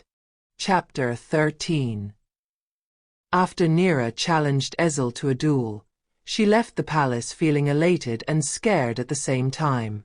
She knew she had taken on a very big task, but she knew she was ready with the magic she possessed. It was still unnerving to think she would end up being the Queen of Kamar, though. When she had decided to become the most powerful mage to overthrow Ezel, she had not thought about winning the city for herself. But it had been the next natural step. And now she could possibly be in line to the throne. But that was not all that was on her mind. Neera also thought about Rai and how defeated he had seemed when she had seen him. At least he had been alive. Until Neera had seen him, she had been terrified he had died. But Ezel had spared Rai, and it was something to be grateful for. It had been very disappointing that Rai had not recognized her. But her disguise was a good one, and she should have been relieved about that. Because if even Rai could not recognize her, then Ezel definitely wouldn't. And it meant their plan would work. So, what's the next step? Duran asked when Neera returned to him on the dragon's back. As soon as they landed just outside the city, the Fae shifted back into his human form, and the three of them stood together. Duran was wearing the new bodyguard clothes that Neera had conjured for him, looking smart and serious. "I am going to go back to the palace," Neera said. "Alone. Do you think that's a good idea?" Duran asked. "Why wouldn't it be? I need to speak to Rai. And what if he recognizes you? What do you possibly need from him?" Neera became angry. She didn't want to have to justify herself. But Duran was right. She was putting herself in unnecessary danger. Neera just couldn't stay away. She wanted to see Rai, to speak to him. "I'm going to be back later," Neera said before walking into the trees, leaving Duran behind by himself. The Fae was gone, probably back into the lamp in Neera's satchel, and she didn't care to release him again. Not now. When Neera arrived at the palace, she was allowed in by the servants who recognized her as the queen from earlier. She was taken to the physician where Rai was being treated. Before she walked into the room, she could hear the conversation, and she stopped to listen. "You can't use your magic because you have a broken spirit, Your Majesty," the physician said. "Nonsense," Rai said, but his voice sounded deflated. "You can reject my advice, Your Lordship, but if this condition continues, you will die." Neera's body went cold. How was it possible that Rai could die? But it made sense, especially after what had been done to him. Neera wanted to reveal herself to Rai, to show him everything would be all right again, to tell her plans to him so he could believe again. But if she did, it could ruin her plan. If Ezel found out who she was, he could do something about it and stop her from winning. And it would put her mother in danger, too. Because Neera had realized Ezel used family against the people that he wanted to harm, ripping away loved ones they cared for. And Neera wasn't willing to sacrifice her mother. Neera walked into the physician's room, and both the physician and Rai looked up. "What are you doing here?" Rai asked. His voice was cold, and it hurt Neera that he was so distant toward her. But she was a stranger, infiltrating the palace. How else did she expect him to react? "I came to see if you are all right," Neera said. "I'm perfectly fine," Rai said. And I don't appreciate you walking into private quarters like this. Neera pulled up her shoulders, a little apologetic. The servants allowed me in and told me where to go. Rai scowled. You're a fool. You know that. The topic change had been so sudden that it caught Neera off guard. What do you mean? She asked. You challenged my brother to a duel where you will die if you lose. And lose you will because my brother is very powerful, and you have never seen him fight. It was foolish to challenge him when you have no idea what you're getting into. I know what I'm getting into, Neera said. And I know what I'm capable of. I will win this duel, mark my words. Rai pulled up his shoulders. I guess it doesn't matter to me either way. If you lose, so be it. Neera wasn't only hurt, but she was annoyed, too. She was frustrated that Rai was being so distant with her, so difficult. She knew she should have understood it, that his reaction toward her was logical. Because she was an outsider coming in to take his spot on the throne. No matter who won in the duel, the kingdom wouldn't go to Rai. But Neera didn't know how else to defeat Ezel, and she wasn't going to let a tyrant like him rule the city. I believe you should go, Rai said. Fine, Neera said. She was angry that she was being dismissed like that. I just wanted to come and see if you were doing all right. But I will leave. She turned on her heel and marched out of the room, hoping Rai would call her back. But he didn't know who she was, and he didn't approve of her being there. Why would he? No, Neera would focus on what was at hand, defeating Ezel and taking the kingdom for herself so her people could finally stop suffering. Once that happened, she would reveal her identity to Rai and prove to him that she was worth his time. But until then, she had bigger things to think about. She headed back to the forest where Duran was waiting. And? He asked. I don't want to talk about it, Neera said. She retrieved the lamp, setting the Fae free. We need to train. Neera wanted to practice her magic, to understand how she could beat Ezel. She knew she was more powerful than he was, but she still needed to know how to wield the magic. You can't practice like this, the Fae said. You are too upset. It only made him Neera more upset, which was ironic. I just want to make sure I have this. The Fae nodded. Magic comes from the spirits, a determined mind that is undistracted. You are frustrated about what happened at the palace, and it will impede your magic. If you don't calm down, if you don't control yourself, you will never win. Neera groaned. She was furious about what the Fae was telling her, about Rai and how he had treated her, and that everything was turning out different from she had wanted. Maybe it wasn't the best time to train, after all. I am going deeper into the forest if anyone needs me, she said in a grumpy voice. When neither of the men argued with her, she stormed into the trees. Chapter 14. Neera didn't think it would affect her so much to come back to the city as someone else. But instead of feeling all-powerful, instead of feeling confident that she was finally doing what she believed had to be done, she felt lost. So, after practicing her magic with the Fae for a while in the forest, Neera slipped away, with an excuse that she just wanted to be alone, and headed to the slums. She missed the people she had grown up around, the people who knew the same suffering she had. And she missed her mother, although she knew she wouldn't be able to see her as Neera, only as the queen she was posing as. When Neera walked into the slums, she was struck by how bad her people had it, especially after she had spent time in the palace. And it only strengthened her resolve to make it happen. She had to save them.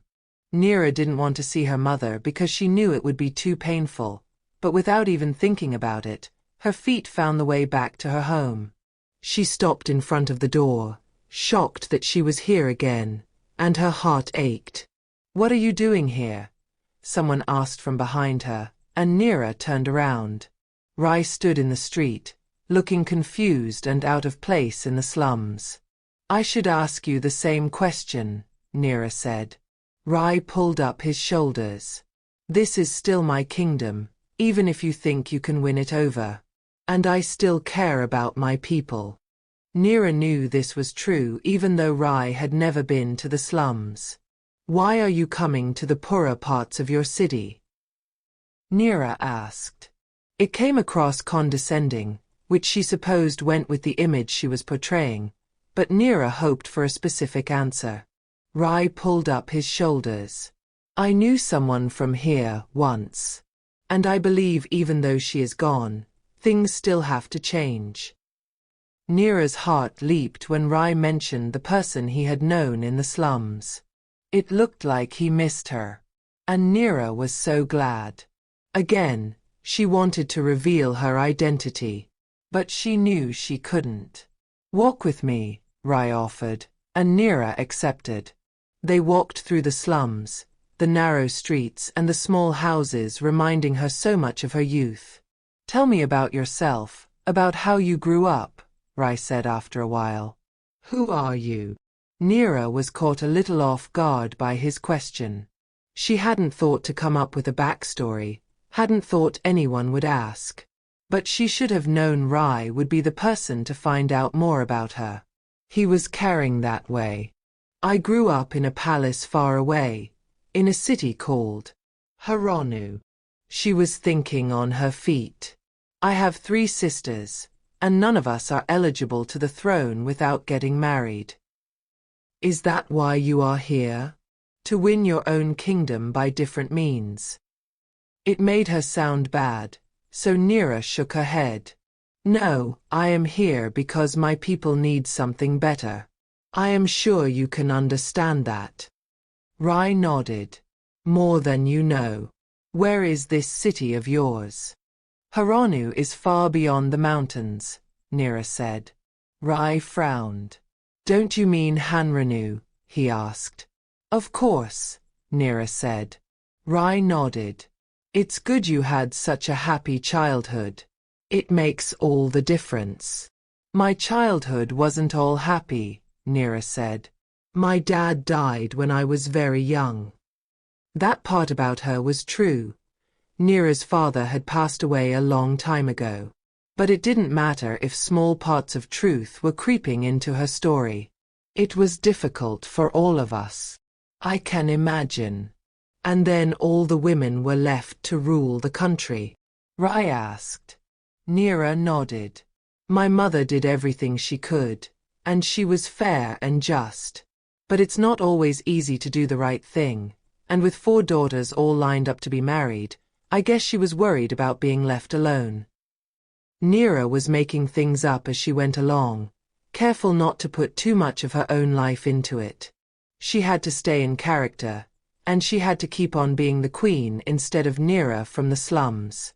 You know, you seem very different from what I had thought at first, Rai said after they had taken a couple of steps in silence.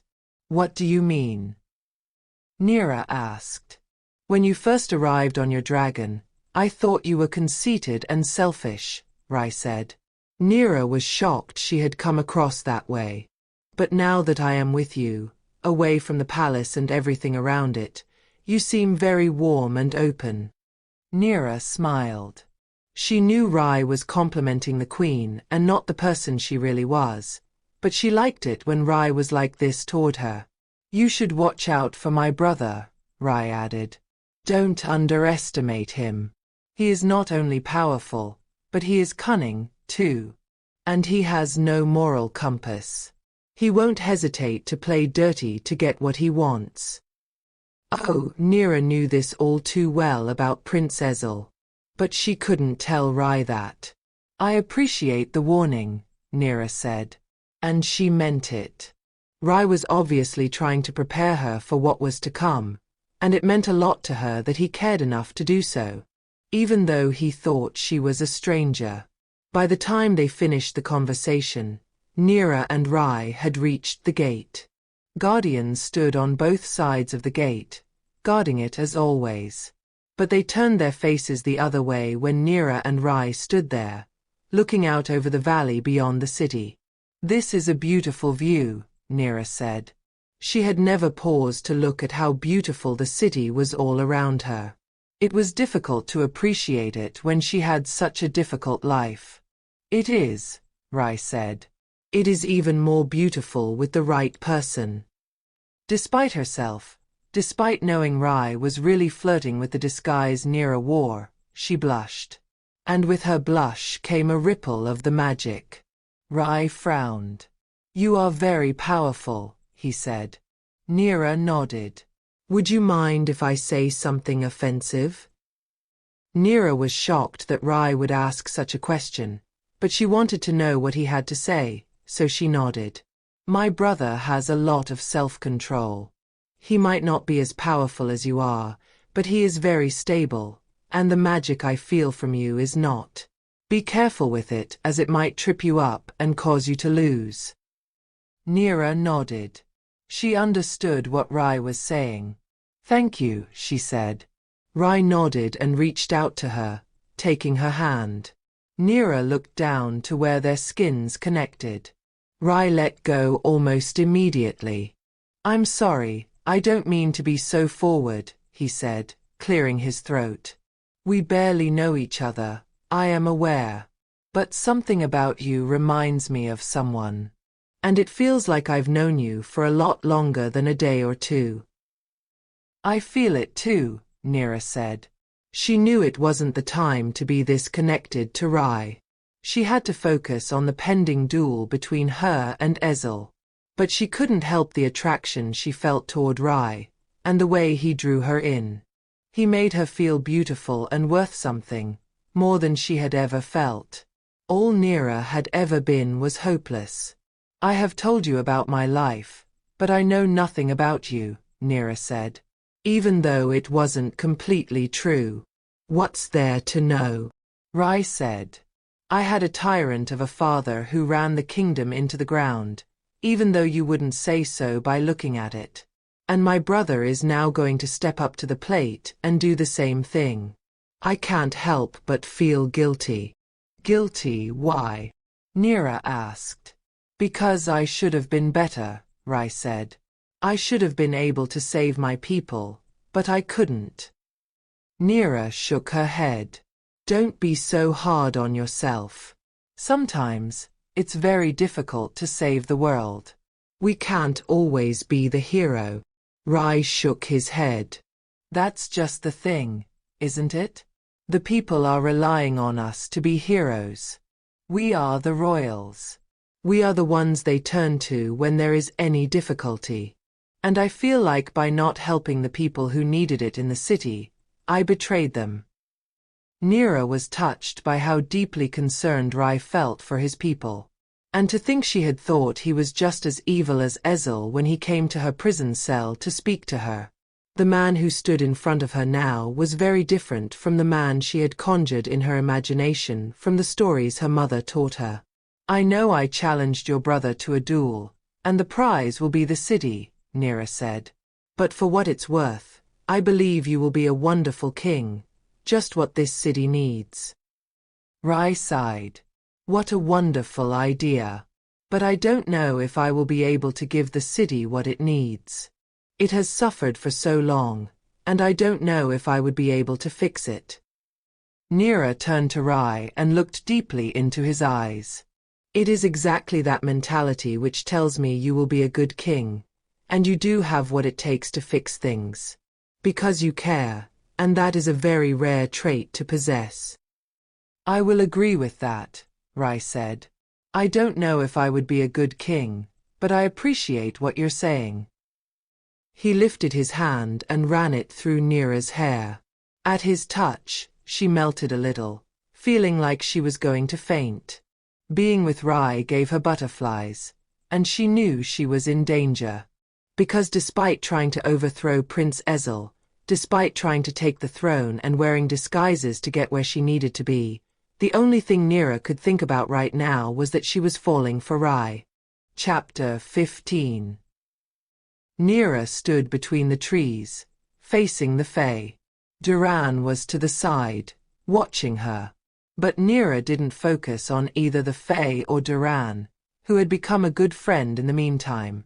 She was fully focused on herself, on calming her mind and focusing her willpower. Because it was the only way that she was going to be able to access her magic, and she needed to be able to unlock every part of her power to beat Ezel. Even though Neera was the most powerful mage now, she knew Rai had been right about her. Her magic was still unstable, and unstable power, no matter how strong, was still no match against stable power. "You are doing much better," the Fae said. "Don't distract me," Neera said. "There will be many distractions when you fight the prince," Duran commented from the side. And Neera knew he was right. She had to learn how to focus no matter what happened around her.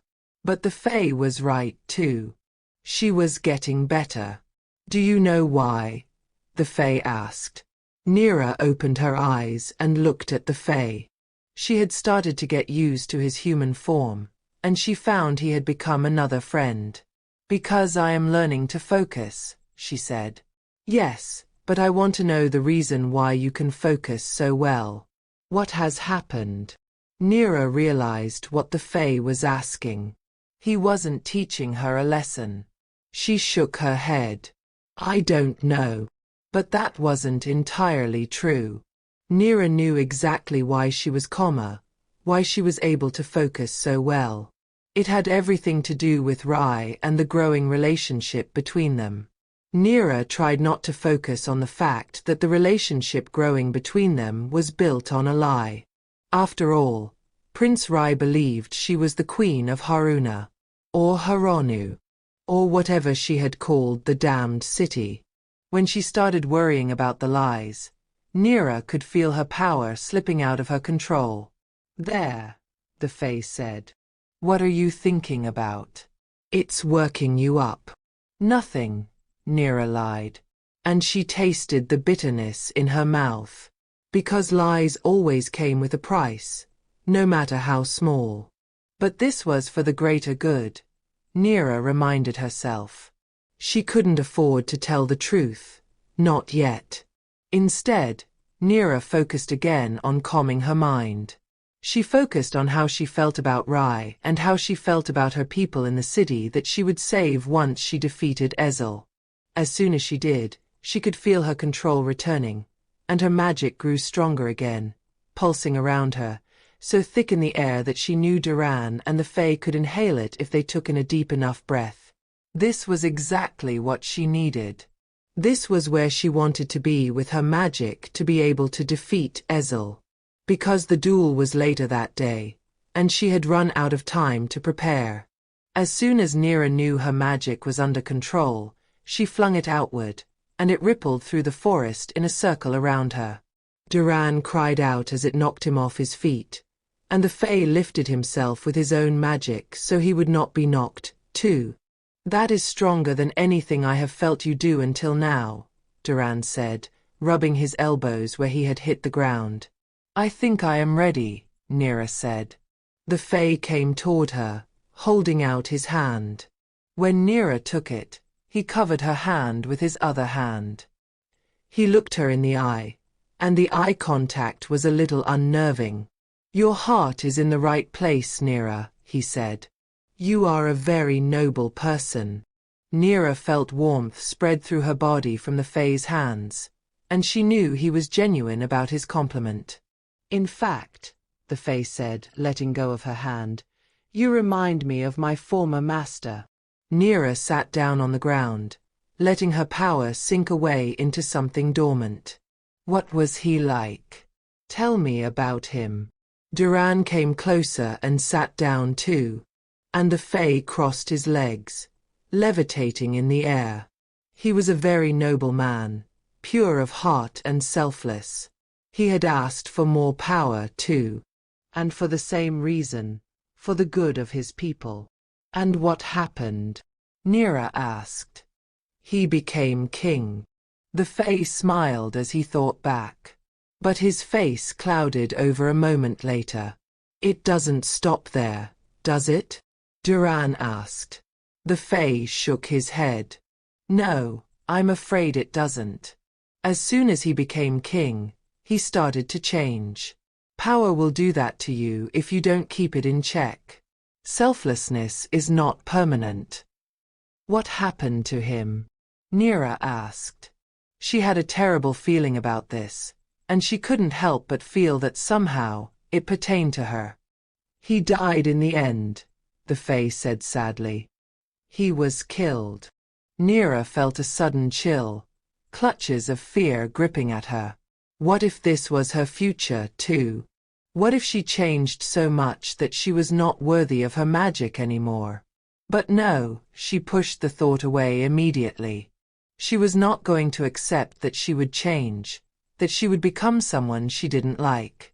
She would remain Golden, the noble person who reminded the Fae of his former master. I am going to take a walk in the forest, Duran said, visibly upset by the story. Neera nodded, and after he left, the Fae turned to her. Nothing is set in stone, Neera, he said. What does that mean? The Fae merely looked at Neera without answering. And then he changed the topic. Have you decided what your final wish will be? Neera shook her head. She didn't know what she wanted to wish for, yet. And until she knew for sure, she didn't want to use that wish. It terrified her to think she would use the wish of something she thought was important, only to realize just after that there were bigger things she could have wished for. She wanted to be sure, just as she had been about her first 2 wishes. I believe you are ready for this fight, the Fae said. And I believe you have what it takes to remain the person you are. You just need to believe it too.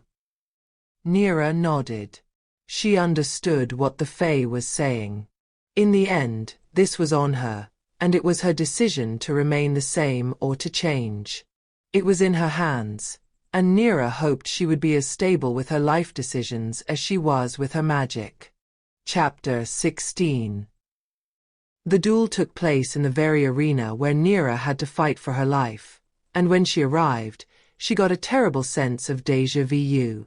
It shivered over her skin, the promise of death she had never realized when she had first been here. She hoped it would be the same situation now. She did not want to die. To remind herself of her power, of what she was capable of, Neera allowed her magic to ripple over her skin. The arena was packed with spectators. Everyone in the city had turned out to watch the fight between Prince Ezel and the Queen, who wanted to claim the kingdom. Even the standing space had been filled by the hopeless from the slums who were allowed to watch the games for a change. Neera was a little nervous. She had never been in front of so many people, and if she failed, it would be a very public execution. Her only peace of mind was that she still looked like the Queen in her disguise, and if she were to be killed, her mother would never know what she was watching. Ezel arrived, and the crowd cheered as if he was someone amazing. But it was the privileged who were going on like that. The hopeless didn't clap or cheer for the prince at all. Neera looked up toward the seats under the colorful tents and noticed that Rai sat on one of the thrones, watching her intently. She wanted to go to him and speak to him, to tell him this was going to end well. But she couldn't be sure if it would. And she didn't want to show any affection or emotion in front of Ezel. She didn't want to show anything that could be used against her. Finally, the time has come to settle this, Ezel said. So let's not waste any more time, Neera said. Ezel attacked immediately without even sinking into battle stance or waiting for Neera to prepare. And it wasn't a physical fight, either, even though Neera would have preferred it. She was better with physical fighting than she was with her magic. But she didn't have a choice. And when Ezel flung his magic at her, she was ready to block it with the magic of her own. The fight was intense immediately. Ezel's magic burned her skin as if it was fire, and it left red rashes in its wake. When Neera used her magic, it countered Ezel's magic, but it didn't seem to physically hurt him as much as his magic hurt her.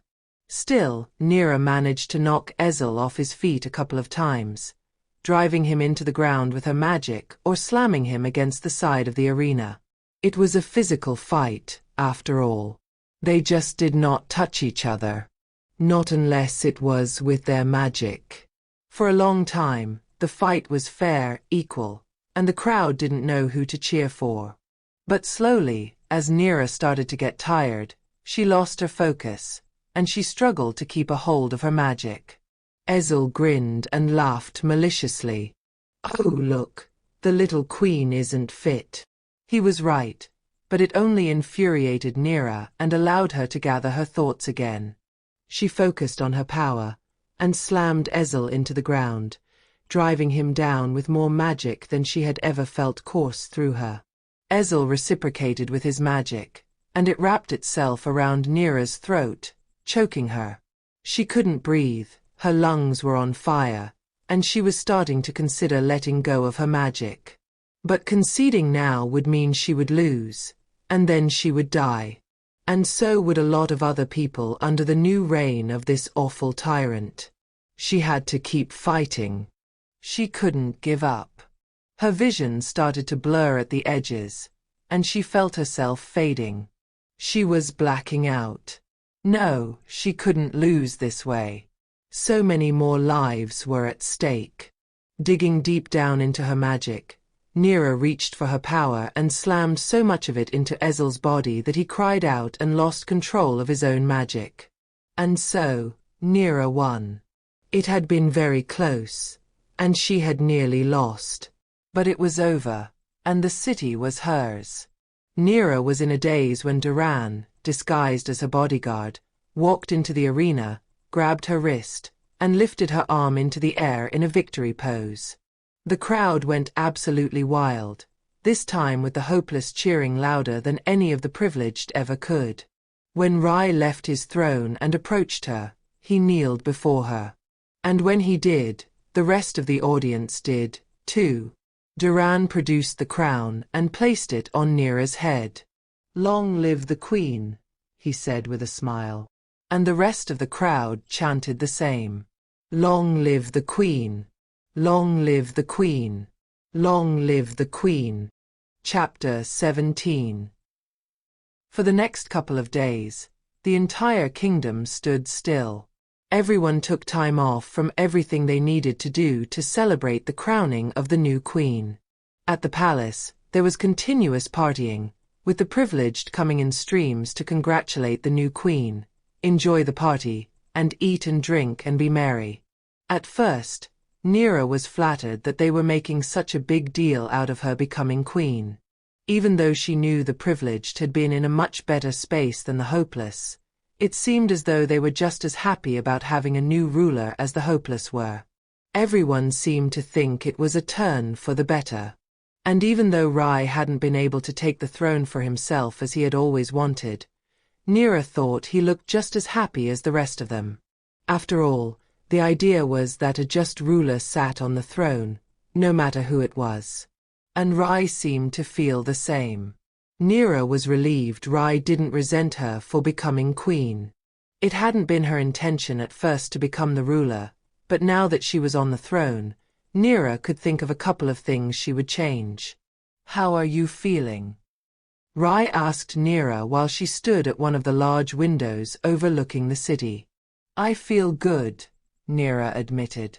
She had been queen for a few days now, and it finally seemed as though the city was starting to fall back into its regular routine. Neera was relieved.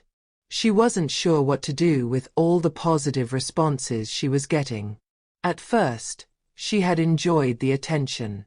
But she wasn't used to always being in the spotlight, and it was starting to make her feel strange. It reminded her that everything was a lie. "I think you need to break away from the palace a little. It's been a very long week." Neera nodded. Rai was right. It had been a long week. And in that week, she had barely had time to speak to Duran, who had spent all his time partying too, and the Fae who hadn't wanted to come out of the lamp. Neera felt a little run down if she had to be honest. She also hadn't had a lot of time to talk to Rai. "I don't know where I will go," Neera admitted. She didn't have a home in the slums anymore. And even though the palace was wonderful and this was supposed to be her home now, it didn't feel like it. In a way, Neera still felt like she didn't belong. How about we get out of the city a bit, clear your mind? Neera looked at Rai, surprised he had included himself in the equation. But she was also glad he had. Getting away from everything with Rai and spending some time with him alone sounded exactly like what the doctor ordered. I will be right back, Neera said. Rai nodded, and Neera left the room, closing herself in one of the luxurious bathrooms in the palace. She opened the lamp and released the Fae. We want to go on a dragon ride. Will you take us? Neera wasn't sure how the Fae would react. He had been reluctant to show his face during the week of celebration. I think it is a good idea if you and Rai spend some time together, talk about the things that really matter. The Fae sounded serious, but Neera refused to hear what he was trying to say to her. Still, the Fae agreed. She thanked him, and he told her he would meet them outside. Come, Neera said to Rai when she returned to the room where he stood waiting. We are going to leave right now. Rai followed her out of the palace, and the Fae had shifted into a dragon, waiting for them on the front lawn. Is it safe? Rai asked. Neera nodded and climbed onto the dragon. She held her hand out to Rai and smiled at him. Do you trust me? He nodded and took her hand, climbing onto the dragon. He sat behind her and wrapped his arms around her. Neera felt a wash of warmth traveled through her body at being this close to Rai. The dragon flapped its giant wings, lifting its strong body into the air, and soon Rai and Neera were above the city, looking down. This is such a beautiful view of the city, Rai said. They looked at the houses scattered around the palace, but when they looked further beyond the glittering city, Rai frowned. And the slums look terrible. We will change that, Neera said. We? Rai asked. It's your city too. Rai smiled, and the dragon lifted itself higher into the air, flying away from the city. Where do you want to go? Neera asked. Show me where you come from, show me your city, Rai said. Neera's stomach twisted into a knot of nerves. She had been lying about it all this time, and she didn't really have anything to show off. But she didn't want to tell Rai who she was. Not right now. So, she nodded. And the dragon flew in a direction. Over the mountains, just as Neera had said. They flew for quite a while, and while they were in the air, everything was calm and peaceful. Rai and Neera sat pressed against each other, not speaking, merely enjoying the view of the lay of the land, the rise and fall of hills and valleys, the trees and lakes and rivers. There is something so very peaceful about being so far removed from the difficulties, Rai finally said. Neera nodded. She had been thinking the same, but not about the difficulties of the city. Rather, she had been thinking about how far removed she felt from the web of lies she had created. Because up here, even though everything was still exactly the same, she felt like she had escaped the world she had created, the world she couldn't afford to let crumble. Finally, they came across a kingdom that was surrounded by a dark forest. Is this it? Rai asked. Neera nodded. She didn't know what to say, but apparently, the nod was enough because Rai took in the sights of the city they flew over. The dragon didn't circle and find a place to land in the city. Instead, he flew all the way to the mountain that overlooked the city and settled there. You don't want to go see your people? Rai asked. Neera shook her head. They have my mother, and they are happy. More lies. It made Neera feel sick to her stomach. But she was with Rai, and she pushed away everything she thought about the lies she was spinning. Together, Rai and Neera climbed off the dragon and walked toward a flat rock that jutted out above a sheer drop. They sat down and overlooked the city that lay in the valley, taking in the beautiful view. I need to tell you something, Rai said. I hope it's not too forward of me. He took Neera's hand and pressed her knuckles against his lips. I have to admit I am developing feelings for you. Neera's heart skipped a beat. I hope this is not too soon. I know we've barely known each other for 2 weeks. But I feel something for you, something I don't know how to describe. Neera shook her head. You don't have to describe it. Part of her wanted to hold on to this wonderful feeling, and part of her didn't want Rai to tell her exactly what it was he felt for her, because she was still a fraud. No, let me get this out, Rai said. You have come to mean a lot to me, and I feel like I can share this with you. You remind me of someone I knew a while ago, someone who meant a lot more to me than I realized. Isn't that always the case? You often only know what you have once it's gone. Neera's heart beat in her throat. She had an idea where this was going. You remind me of the common goal I wanted. She wasn't someone special, at least not to the rest of the world. But she had become someone special to me in a very short time. Much like you have become to me now. Neera swallowed hard. Where is she now? She asked in a small voice. Rai sighed, and he looked so sad. Neera's heart broke for him. She died, he said. His tone was so full of sorrow, and Neera reached for his hand and squeezed it. She didn't know how else to bring him the consolation he so clearly needed. She was killed, and I will never forgive the man who had done it. But I can't dwell on it forever. I will never learn to love another if I do. He looked at Neera, his eyes dark and drowning deep. So, I am holding on to the parts of her I see in you, and the rest I am allowing myself to let go. Rai placed his hand at the back of Neera's neck, and she froze. She didn't want him to push away her hair, to notice the mark. He would know then. But instead of focusing on her neck, Rai pulled Neera closer and kissed her. At first, Neera was stiff, caught by surprise. But in no time, she melted against Rai. His lips pressed against her, the best thing she had ever felt. And it felt so right. But with the wonderful feeling of being in love, of being appreciated and adored, came the guilt Neera had known would ride on its heels. Everything Rai felt for her was a lie. It was based on someone she wasn't, based on stories that were not true. And she had a feeling she knew exactly why Rai hadn't been able to access his magic, too. Why he was dying. It was because he missed Neera, the girl he thought he'd lost.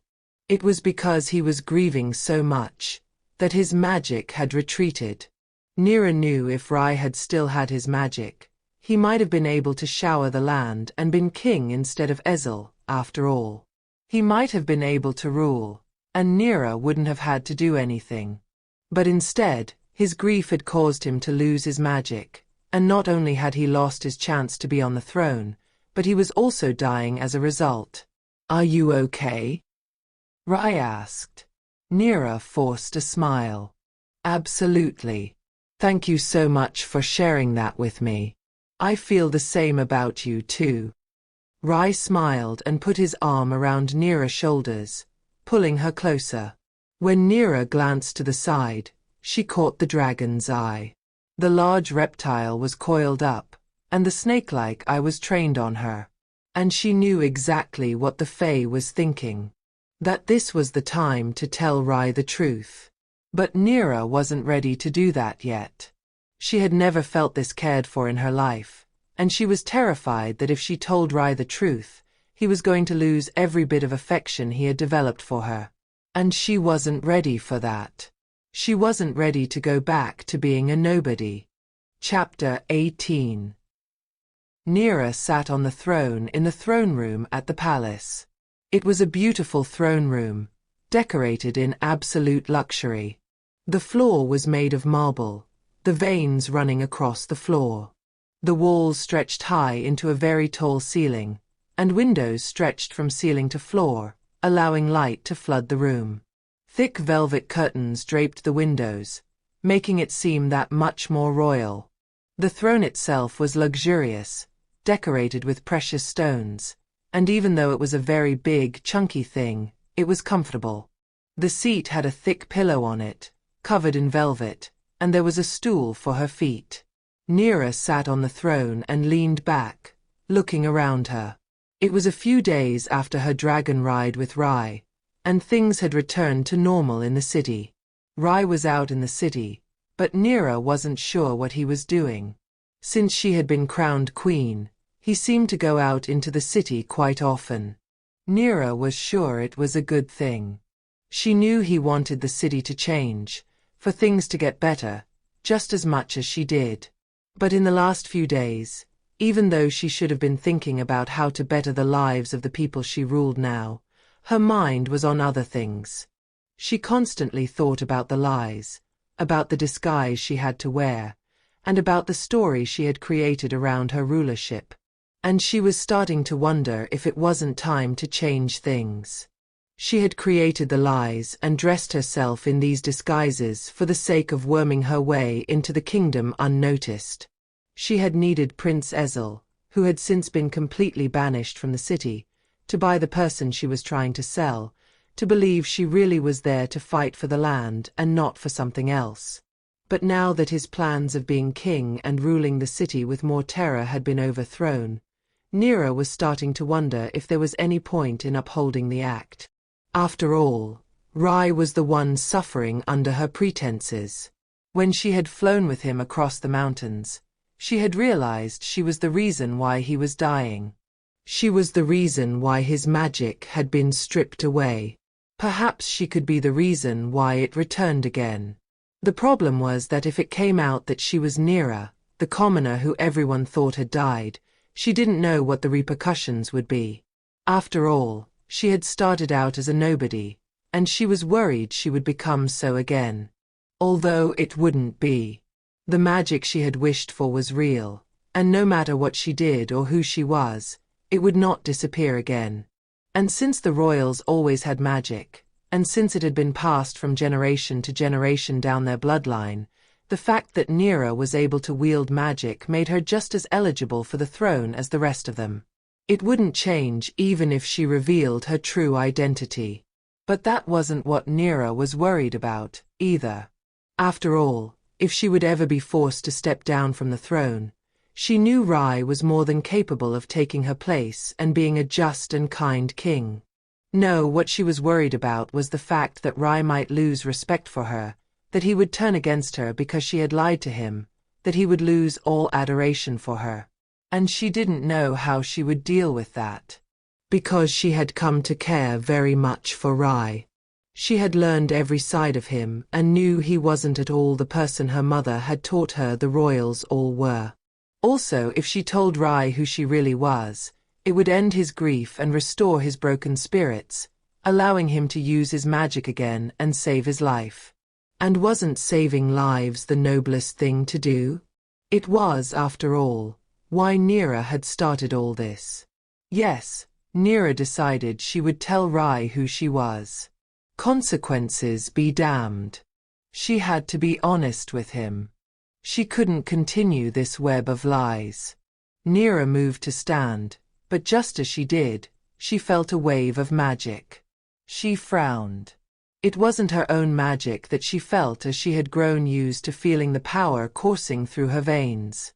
No, this was something else. And from a different source. Neera frowned and started to search. Whatever was giving off these waves of magic had to be close by, and it was powerful too. As Neera searched, she followed her instincts, listening to the pulse of her own magic. It was almost like a metal detector, growing stronger when she moved in the right direction and waning when she moved away. And it was the strongest while she was next to the throne. Neera ran her fingers over the precious stones in the golden chair, trying to feel if one of those were what caused the magic to swirl around her. But eventually, it was when she ran her hands over the velvet pillow that it was the strongest. Neera moved the velvet pillow and found that there was a compartment in the seat of the chair. When she opened the seat, a small box had been fashioned, and in it, a beautiful gem lay. The gem was red, a deep color that reminded Neera of blood, and it pulsed with magic almost like a heart. When Neera reached for the gem, the magic grew so strong around her, and she couldn't help but inhale it. And when she touched it, the power shot through her like a jolt of electricity. What was this? And why was this here? Neera suddenly wondered about everything she knew about the royals and their magic. Because this stone, as powerful as it was, had to have an effect on the people who sat on the throne. And it sounded like a story she should have known. Neera waited for Rai to return. It felt like forever, but eventually, he walked through the doors of the throne room. He smiled at her and came toward her with open arms. But when he reached her, his face fell, and he frowned. He must have seen the expression on her face. "What's wrong?" he asked. "What is this?" Neera asked, opening her hand so that the red stone lay on her palm, pulsing as if it had a life of its own. It probably did. Rai looked guilty. "Where did you find that? Is that really a question you need an answer to?" Neera asked. Rai shook his head. "Why didn't you tell me about this? What is it for?" Neera was upset and trying very hard to keep her voice low, to sound reasonable. Rai took a deep breath. The royals aren't born with magic in their veins. This came as an absolute shock to Neera. She had been taught that the royals were on the throne because of their magic, because of what they possessed and what was passed down in the bloodline. If it had all come from the stone, then anyone could have been on the throne. Everything could have been so different. So, this is where the royals get their magic from? How does it work? Whenever a royal baby is born, it is immediately placed on the throne, so the magic is imparted. It is a secret that has been kept hidden for ages to give royals exclusive access to magic. It is so we can keep the throne. Neera shook her head. She had been so worried about the lies she had told, she had felt so guilty for so long, and yet it turned out she had been lied to. And this lie was so much bigger, because this was essentially at the core of her very existence, of what the kingdom had become. "And you didn't think to tell me about this? Seeing that I am on the throne now. This isn't something we share with anyone," Rai said. "And this is the first time someone else has gained the throne, that our bloodline, the El-Said bloodline, is not on the throne. Forgive me if I didn't think to tell you, but so much has happened in the last few days, and it slipped my mind." Neera narrowed her eyes at Rai. She wasn't sure it had slipped his mind, but there was nothing she could say to argue back. Because, in all fairness, it had been a very difficult couple of days filled with strange things. Even though Neera tried to control her anger, she found she couldn't. She felt betrayed, and she felt as though there had been some kind of double standard even though it wasn't true. She just couldn't wrap her mind around the fact that she had been lying and feeling so bad when Rai had been doing exactly the same. "I have to leave," she said tightly. "Where are you going?" Neera spun around after leaving the throne, glaring at Rai. "I believe it is none of your business," she said. "Seeing as I am the queen, I don't have to share anything with you if I don't want to. But I am sure you understand what that feels like." Neera knew she was being a terrible person, and that she was overreacting about this. But she couldn't believe how she had been taken for a ride, how anyone who was just and true could have been on the throne for so long, but the royals had kept it to themselves. She just couldn't believe they were nothing more than people like herself. Neera left the palace, and on the way out, Duran joined her. He had been stationed in the palace, and his job had been simple and enjoyable since she had given him the job as guardian of the palace. "Is everything okay?" Duran asked. Neera was furious, and she shook her head. I have to get out of here before I do something I will regret, she said. Where is the lamp? Here it is, Duran said. He had been given the responsibility of taking care of the lamp while Neera ruled the kingdom. Let's get the Fae out and get out of here. As soon as they were outside, Duran produced the lamp, and Neera opened it, letting the Fae out. He took one look at her and shifted into a dragon. Neera and Duran climbed onto the dragon's back, and they rose into the air. With a few flaps of its powerful wings, the dragon carried Neera and Duran over the city and toward the forest. Neera was relieved she could escape, and she that her two good friends were with her. She could rant and rave about this as much as she liked, and nothing bad would come of it because she could trust the two people who were with her right now. It felt like they were the only two people who could be trusted. And she needed to be able to speak to someone, even though it was ironic because Neera was very aware she couldn't be trusted, either. But if Rai had lied to her about this, then it justified that she had lied to him, too. Even as she thought it, Neera knew it wasn't a justification, that it didn't make what she was doing any less wrong. But she wasn't going to think about that now. She had to get rid of her anger and let her magic ripple out where it wouldn't hurt anyone. And she had to get the terrible secret she had just learned off her chest. Chapter 19. As soon as the dragon landed in a clearing in the forest, Neera climbed off and stormed into the trees. She was so angry, and she knew she was going to lose control of her magic at any moment. She didn't want anyone to get hurt, which was why it was a good thing they were outside the city. Because as much as Neera had control of her power, as she had trained for before the duel, she was still capable of losing that control. As soon as she was far enough into the trees, Neera let go of her power. She felt it shoot out from within her core, going in all directions.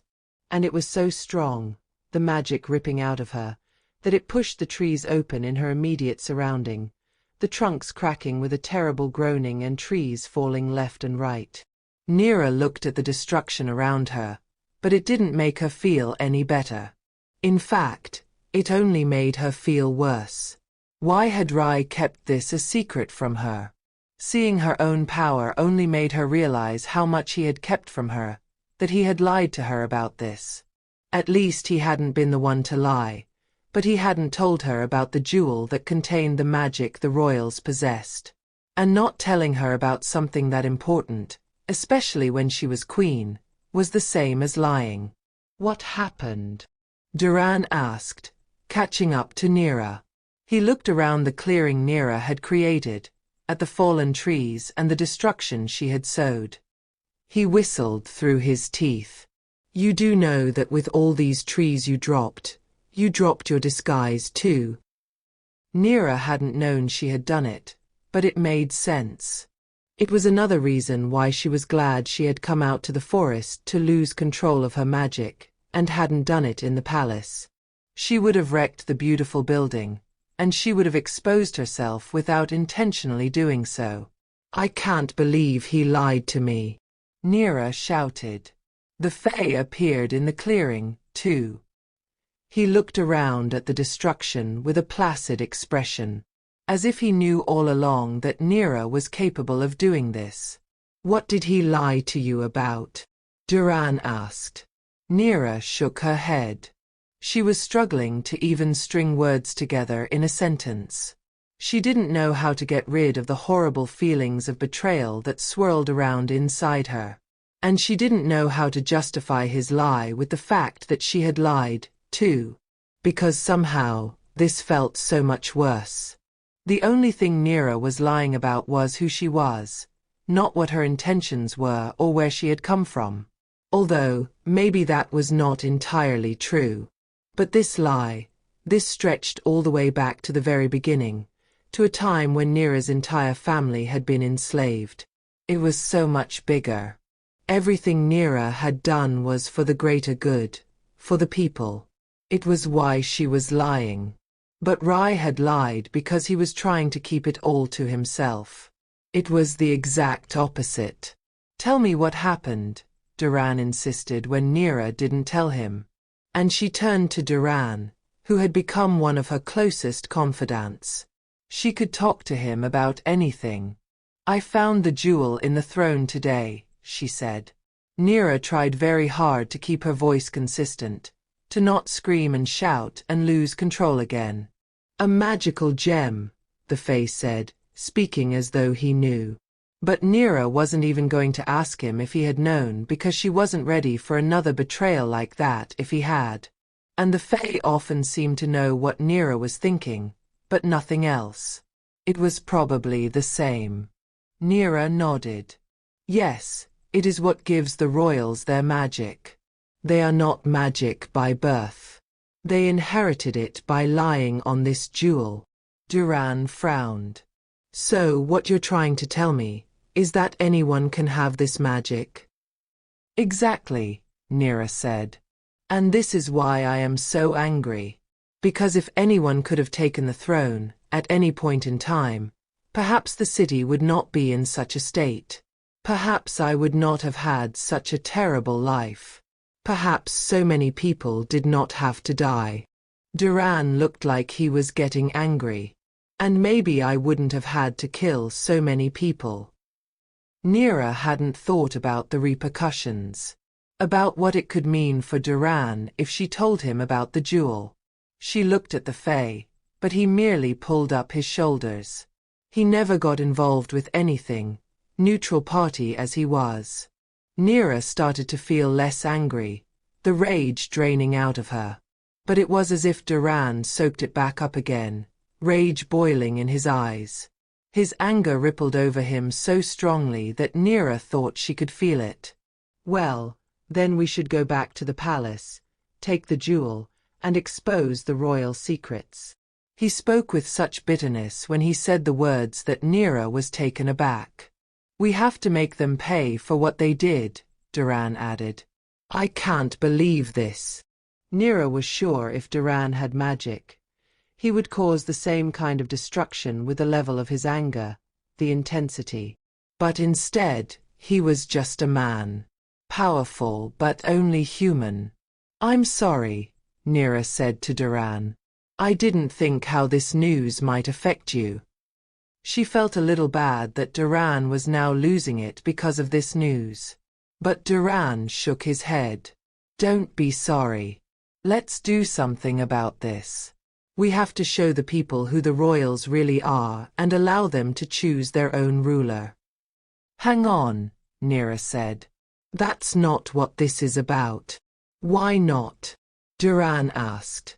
Don't tell me you're angry about the lie when we both know you're angry about what it means for our people. You can't say you don't want to do something about it, that he doesn't deserve to be punished. Neera shook her head. But he shouldn't be punished. It's not his fault. He wasn't the one who placed the jewel there and forced his whole bloodline to become magical. He was only raised with the same values. I can't believe you, Duran shouted. Why are you standing up for him? The royals can't be trusted. You know what they did to us. Ezel did that to us, Duran. Not Rai. It's not fair to throw him under the bus for someone else's mistakes. I would rather sacrifice him for the good of the people than protect him because he was born into this life. Neera shook her head. This is wrong, Duran. We can't do it this way. Rai does not deserve to be punished for this. Yes, he should have told me, but he shouldn't have to bear the consequences. He shouldn't have to carry the responsibility. Where is the jewel? Duran demanded. It's here, Neera said, retrieving it from her satchel. When she left the throne room, she had tucked it into her bag instead of leaving it there. She didn't think Rai had noticed. She hadn't wanted him to hide it when she left it behind and then find another reason to lie to her. Give it to me, Duran said, holding out his hand. No. Duran looked shocked for a moment, but then he let out a growl from the back of his throat like an animal and attacked Neera. It was unexpected. Neera hadn't wanted to get into a fight with the one person she trusted, but Duran was driven by anger, and his fighting was something to be reckoned with. But Neera wasn't new to fighting, so she blocked his blows and fought back, giving it her all. But she was still just a woman, and Duran was a very powerful man. Neera had magic on her side, so she used it, too. She had to show Duran that he couldn't just do this to her, and she had to win this fight. She didn't want him to take the jewel, go back to the town, and expose Rai. Even though she was furious with him, she didn't want him to get into trouble, and she didn't want the masses to rip him apart. Finally, Neera won. It took a bit of magic and all her strength, but she managed to get the upper hand, and she slammed Duran into the ground so that he was winded. When he stood up, he gasped for breath, lifting his arms into the air to try and counter it. "You are such a disappointment," he said in between heavy breaths. "I thought you were better than this." Neera shook her head. "What are you talking about? This is ridiculous. I am trying to do the right thing." "No, you're not. All you're trying to do is to maintain the throne, to keep doing what you've been doing until now because you are getting too carried away with your queen identity." "That's not fair," Neera cried out. "I am doing this for the greater good." "No, Neera. You're doing this for yourself. You think you're the queen, and you think you're all that now, but you're hiding behind this crisis. You're doing what you need to do to stay safe, to prevent anyone from being angry with you.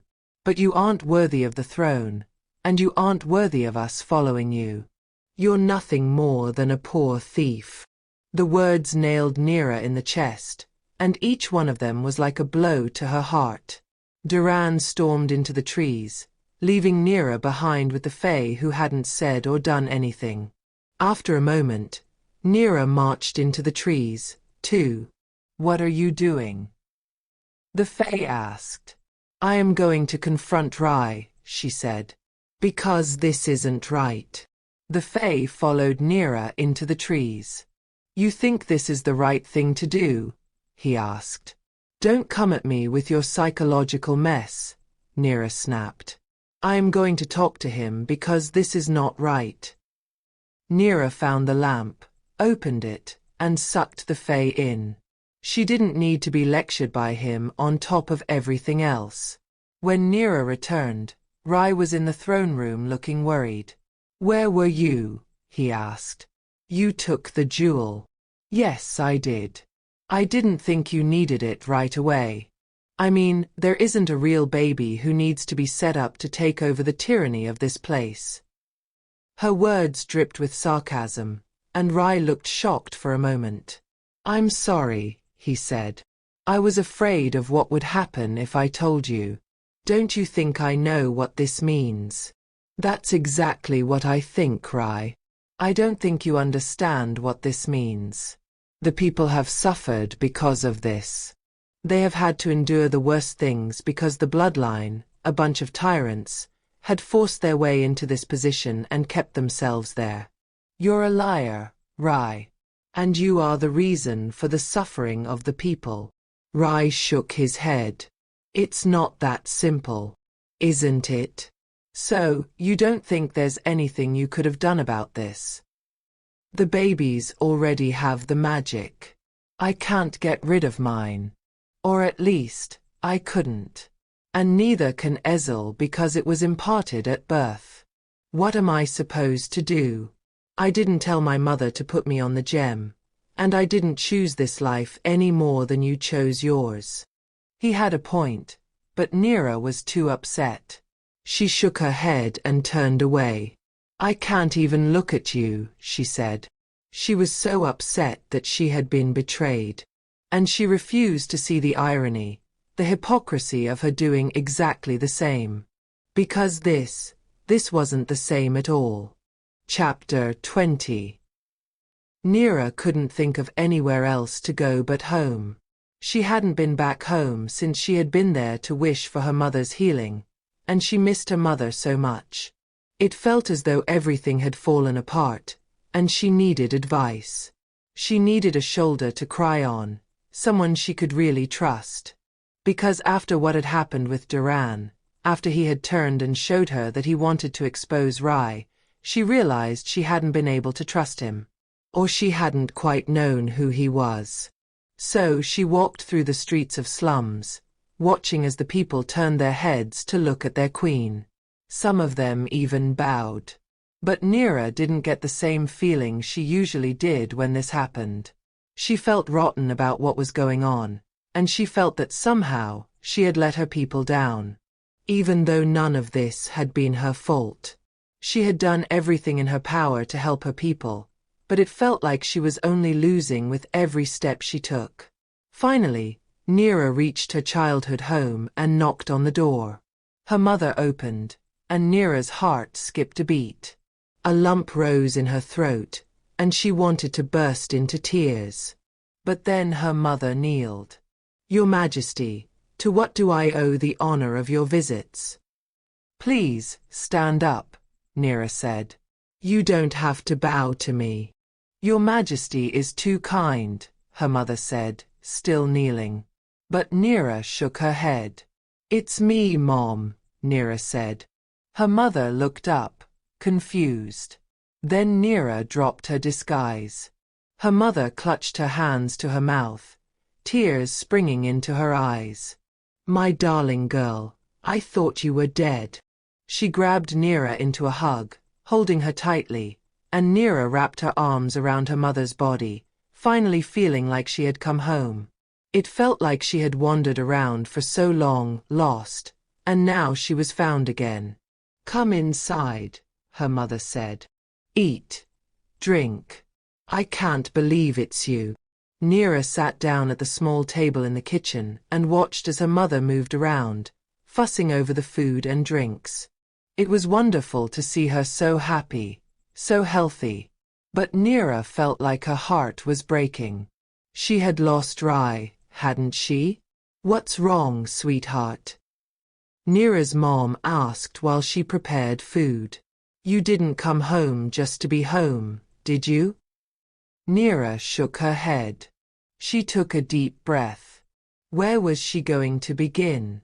How was she going to explain to her mom everything that had happened? But there was only one place to start. At the beginning. Neera started explaining to her mother what had happened, how she had nearly been killed by Ezel in the cave, and how she had managed to gain her powers, to gain the throne. "I can't believe it, you have been through so much," Neera's mother said. There was a knock on the door, and Neera's mother frowned. "I wonder who that can be." She walked to the door and opened. And before her, Ezel stood. Both Neera and her mother froze, shocked, surprised, and confused. "What are you doing here?" Neera asked. "I just came to see the city, to see what was happening in the kingdom that should have been mine when I came across this quaint little house and saw the queen enter.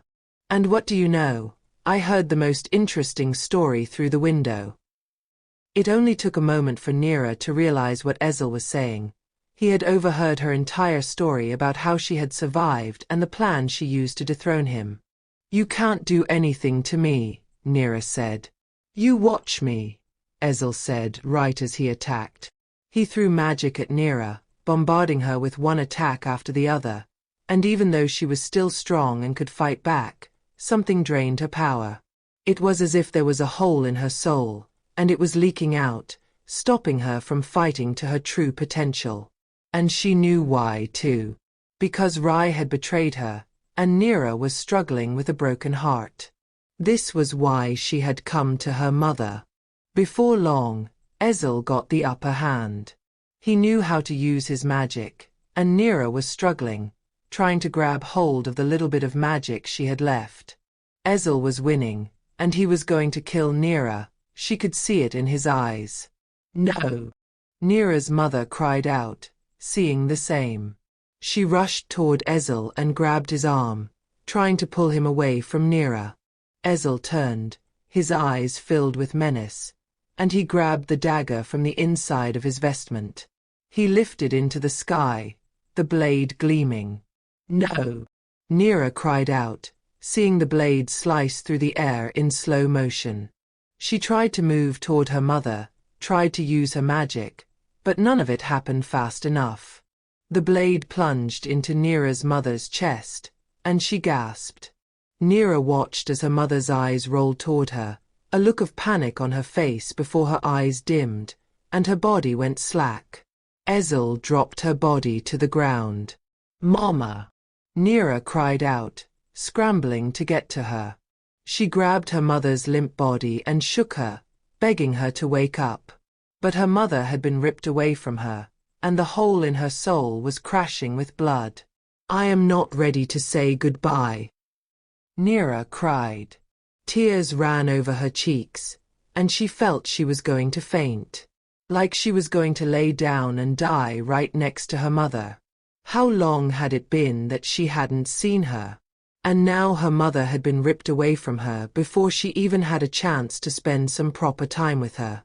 "Your turn," Ezel said.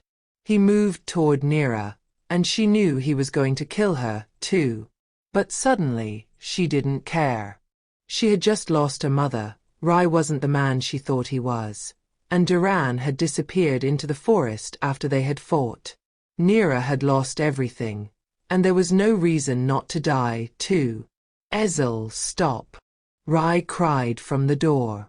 How was Rai here? How did he find her? But it was easier to know how Rai had found Neera, perhaps following her into the slums, than it had been for Ezel to be here. Rai pulled Ezel away from Neera, and they started fighting. But Ezel was stronger than Rai. He had been since Rai's magic had been stripped from him. "Please stop," Neera pleaded. Rai glanced at her, and she could see the recognition in his face as he looked at her looking like her true self. She could see how he revived, realizing she was alive, and she felt as his magic return. Suddenly, the fight was fair. He threw his magic at Ezel, and Ezel blocked it with magic of his own, but it wasn't as easy. They fought for a while, brother to brother, with equal magic. And then, Ezel started losing. Rai's magic was more powerful, and he managed to push Ezel to a point where he couldn't retaliate every time. Ezel was injured a few times, with bruises appearing on his skin. Finally, Ezel retreated. He tried one more time to attack Neera, but Rai was there, defending her, looking after her. "Look at what you're fighting for, brother," Ezel sneered, falling back to words because his magic wasn't working. "Don't you see who she is? This is Neera, the girl from the slums. This is not the queen you have been worshipping. I don't care who she is. I don't want someone who is royal. She is more than good enough for me." Rai attacked Ezel again, but Ezel wouldn't fight back. Instead, he continued. "She has been posing as the queen under your nose this whole time. She has been lying to you about who she was, posing as a leader when all she wanted was to steal the country for herself." Rai looked confused. He looked at Neera, looking for some kind of contradiction. But Neera was crying, sitting next to her mother's dead body. And she didn't have what it took to continue lying. When Rai looked in her eyes, he realized Ezel was right. "So, what do you think now?" Ezel said. "I think we should tell the rest of the world, don't you?" Neera shook her head, but she wasn't trying to fight for her survival anymore. She didn't know what was going to happen now, but it hardly mattered. When she looked up, she realized people had gathered around the little house, that many of them were looking out of their windows and doors. They had all heard this, and they looked furious. "Look at them," Ezel said, pointing to the audience. "Do they look happy about this? Do they look like they want this imposter as their queen?" And Neera realized they were angry. The masses were upset about what she had done, and they would not forgive her. "We should burn her," one of them shouted. "She has angered the gods. She has betrayed us and does not deserve to live." Suddenly, there was a riot on their hands, and everyone was calling for Neera's death. Neera hung her head and didn't say anything. She didn't try to fight back, and she didn't expose the princes and the jewel that gave them magic. Because if she was going to throw Ezel under the bus, she knew it would drag Rai with him. And even though she was angry that Rai had lied to her, she had done exactly the same thing. And she did love him even though he had hurt her. Duran suddenly appeared, too. He grabbed Neera by the arm and dragged her into the street. The two princes followed, Rai trying to protect her, and Ezel trying to see what was going on. Duran grabbed the jewel from Neera's satchel and held it up. This is how the royals gain their magic. They are nothing but frauds. Things had gone from bad to worse. How had this happened? How had everyone found her, and how had they gotten here? This is ridiculous, Ezel cried out. Do you honestly think our right to rule is determined merely by a jewel? And look who is standing here, the guardian who abandoned you all. The people looked confused, most of them believing Ezel and his words. Because he had been the leader for very long, and it was easy to fall back into a groove. But Rai shook his head. This is not right, he said. We are not going to continue doing this. It is true. The gem is what gives us our power. At the revelation from their very own prince, the people were furious again. It was a roller coaster that went back and forth from confusion to anger. But Rai had sacrificed his own life by admitting that they were not born with magic. And the crowds were angry enough to rip him apart. Rai turned to Neera. I'm sorry, he said. I shouldn't have hidden the truth from you. I should have told you from the start. I'm sorry too, Neera said. I shouldn't have lied to you either. I understand why you did it though. It was for the greater good, whereas mine wasn't. More tears ran down Neera's cheek. She had the awful feeling this was the end of the line for them because things couldn't possibly get worse. And from where she was standing, it didn't look like it could get better either. Chapter 21. The crowd was threatening to break loose. They were furious, the anger so thick in the air that it crackled all around Neera. But she could do nothing to stop it because her own magic had faded. She had lost her mother, and there was nothing worse than losing the one person she had done everything for since she could remember. And Rai had just confessed his family's betrayal to the nation, which put him in so much danger. Neera wasn't sure why he had done it at all. The crowd was furious, and it seemed as though they were furious at Rai. As if he had been solely responsible for everything that had gone wrong. Neera wanted to help, but she didn't have it in her. She cared for Rai. She loved him. But she was broken, shattered, and ripped apart at the seams. Ezel had seen to that. And her magic was worth nothing now. She was nothing more than the poor slave girl she had started out as, except now she had no purpose anymore. No one to pull her through, because she had lost it all, and there was nothing left to live for. As if the crowds understood she had given up, that everything was falling apart, and there was nothing stopping them from doing what they so clearly wanted to do, they broke through what seemed like an invisible barrier and stormed the princes. But it seemed as though they were only holding a grudge against Rai. Perhaps it was because he had been the one to confess the truth. Even though it implicated Ezel as well, they didn't seem to hate him. They stormed Rai and grabbed him, letting out their anger and frustrations at him. Neera cried out, wanting to help, but she was growing weaker and weaker by the second. With every blow, every drop of blood shed, and every bruise that flowered on Rai's skin, Neera felt the pain herself. It was as if they were connected, and she felt every blow that laid Rai down. He cried out in pain. Neera looked around, looking for someone to help, anyone. Ezel stood by and watched as his brother was being ripped up by the masses. And he had a smile on his face. But Neera hadn't expected anything else out of him. It was when she saw Duran in the crowd that she was shocked to the core. He stood there, his arms folded over his chest, a grim look on his face. His jaw was clenched, and Neera could almost see the look of agreement on his face, like he thought this was right. And she had thought he was such a good person. She had believed he was not the tyrant he had once been. How very wrong she had been about him.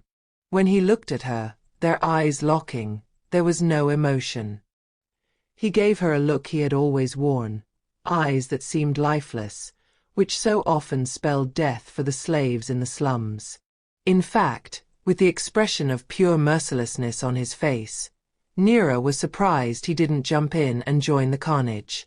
Suddenly, Neera remembered one person who might be able to help. She had completely forgotten about the Fae, who had been a neutral party all along. He didn't get involved in any fights and arguments, but Neera was his master, and she still had one wish left. If she wished for their safety, for the carnage to stop, she could save Rai when no one else was willing to. Neera reached into the satchel and grabbed the lamp, opening it up with trembling fingers. But the thing that came out of the lamp was not the Fae. At least not in the form she had gotten to know the last few weeks. He was the demon again, with black smoke, red eyes, and sharp teeth. And he unleashed himself on the people, ripping through them and taking lives as far as he went. Neera watched in shock as blood was spilled, running like a red river down the cobbles of the slums. The Fae reflected the heart of the person who set him free. Neera remembered. What did that say about her? What did it mean she had become? She had lost her mother, she was bitter about being lied to, and ultimately, she was a traitor herself. But the Fae didn't stop at the people, either. He didn't just kill. He started on a path of destruction that ripped through everything in sight. He broke through houses, shattered walls, collapsed roofs, and splintered doors and windows before coming back and killing more people. The hopeless ran, trying to get away from certain death. But there was no escaping the demon who wanted every soul around him, who wouldn't leave a single human alive. Neera could only watch in horror as she saw the lives he had sacrificed and the destruction caused by her own actions, by her pain and sorrow. And she felt like she would never do anything right. No matter how hard she tried, she couldn't save the world. She couldn't save anyone at all. Not Rai, not her mother. No one. The only thing she had been able to do until now was to save herself. She had been selfish, and it had brought nothing but misery into the city. Trying to do the right thing had blown up in her face in so many ways. And Neera had no idea how to make things right again. The only thing she seemed to know how to do was to make things wrong. She looked at the chaos and destruction around her, the blood that ran over the cobbles as the dead bodies piled up, and all she could think while she stared at the destruction that was her new version of hell was, "I did this." Chapter 22. The fight was not over. In fact, it seemed as if it had only started.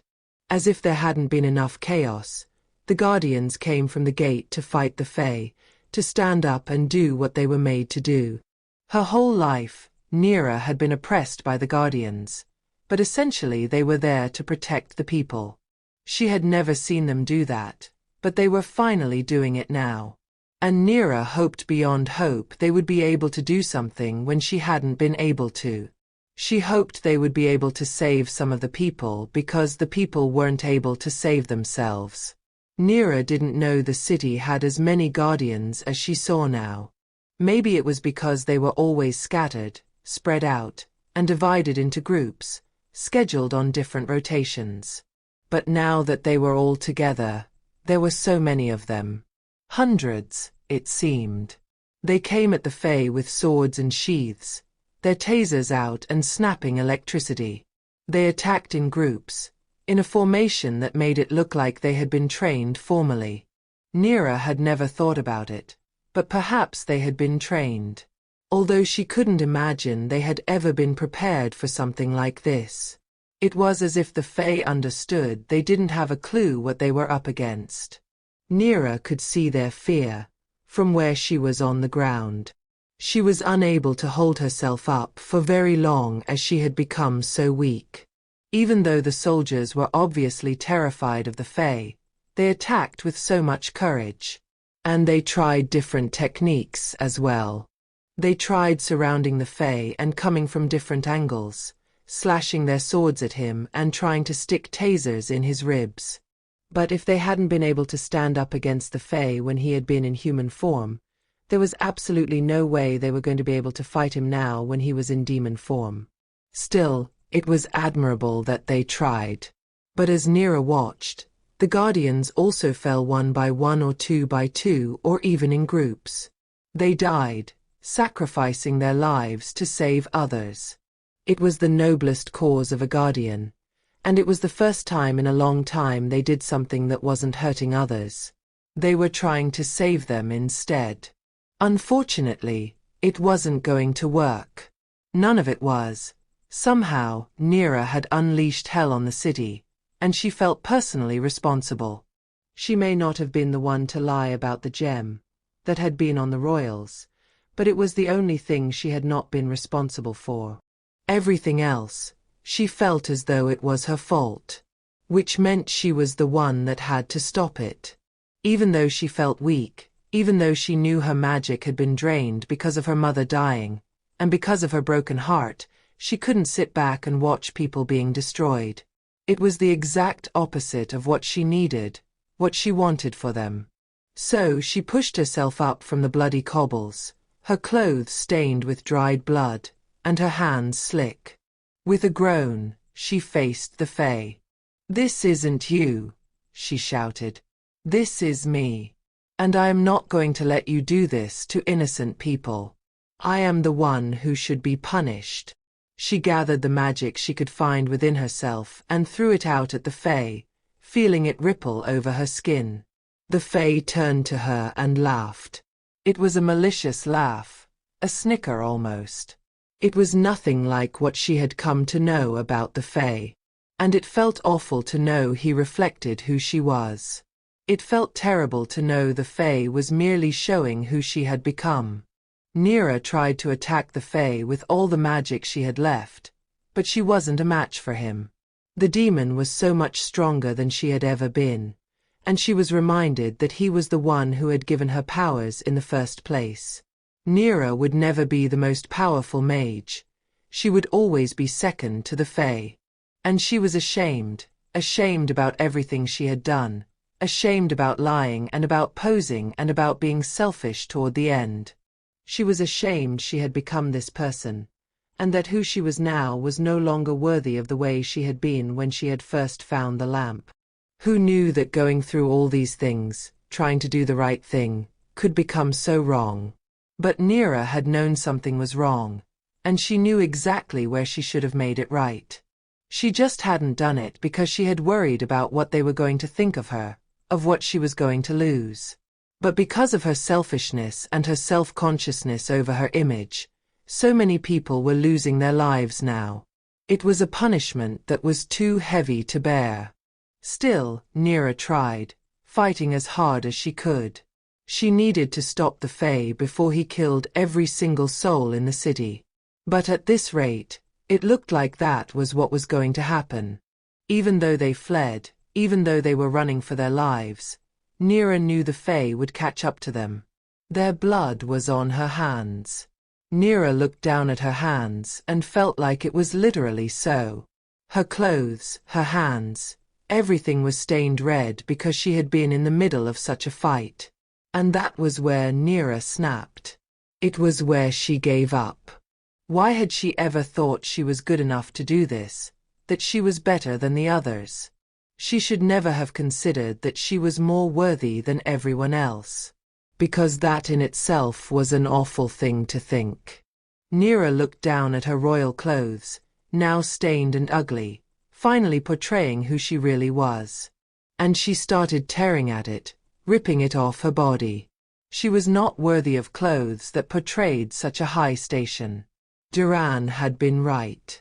It didn't matter what clothes to put on, what face she wore, and it didn't matter how she disguised herself or tried to convince herself that she was good enough.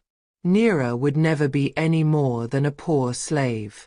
And when the realization hit, it came with such a punch. Because it wasn't only that she was a slave to the city, or that she had no free will and belonged to a master. She had also become a slave of dismay and hate. She had given in to selfishness, vanity, and to what it felt like to help rather than what it meant to help.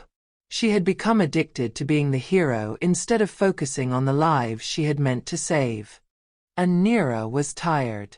She didn't want to be a servant to this world anymore.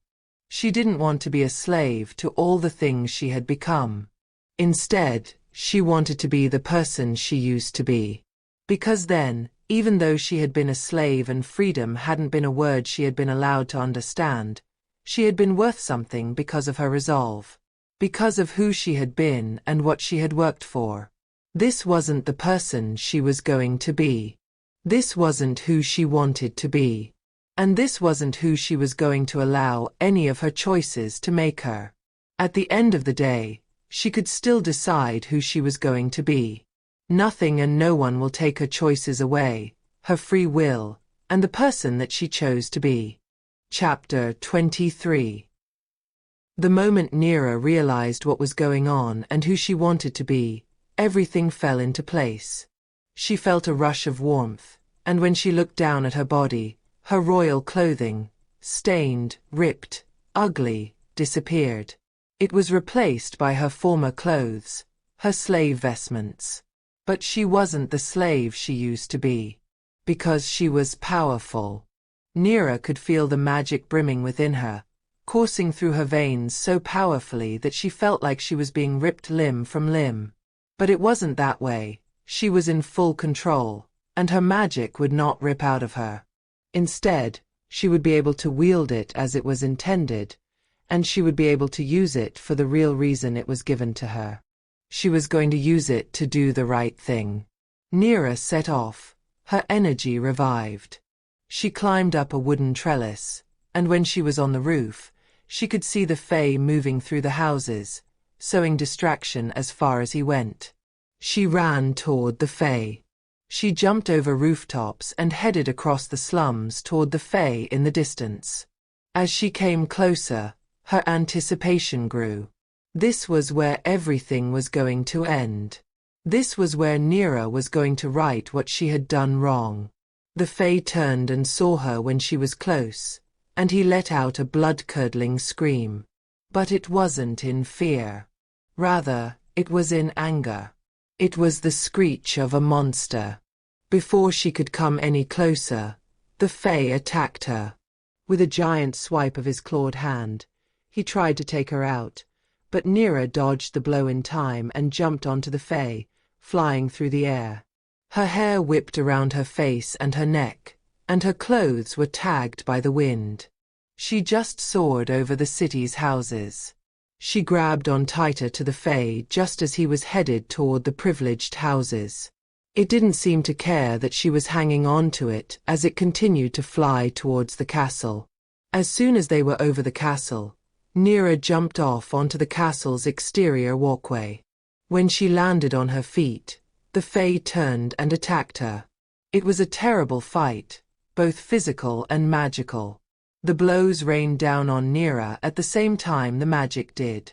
But Neera was fully in control of her magic, and she returned the favor, kicking and punching and blasting magic at the Fae. But it seemed as though the harder she fought, the more powerful the Fae became.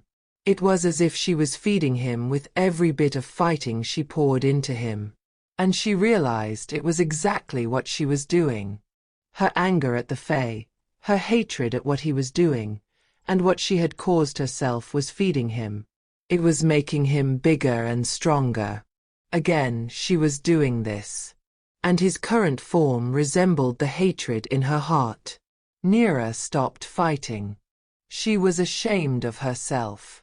She was ashamed of the person she had become and how it had taken her so long to realize what was happening. While she stood in thought, the Fae came closer, ready to kill her. His nails were longer than anything she'd ever seen and sharp as daggers. His teeth dripped with menace, and his red eyes were bottomless pools that promised death. He lifted a hand, and the claws almost gleamed in the sun before it came down onto Neera. But before the final blow was delivered, Neera saw some kind of flickering in the Fae's eyes, and his claws stopped inches away from Neera's face. "Neera?"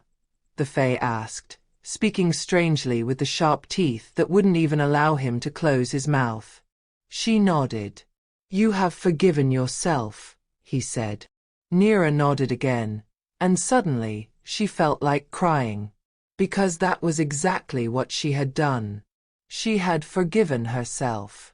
Suddenly, the Fae took on the human form he had taken when he spent so much time with her. "What happened?" the Fae asked as if he didn't know. "Please, he's dying," Neera said, crying now. "Rai was injured by the people, and he's not going to make it." "Not if I can help it," the Fae said. He grabbed Neera, lifting her from the ground, and together, they shot across the city.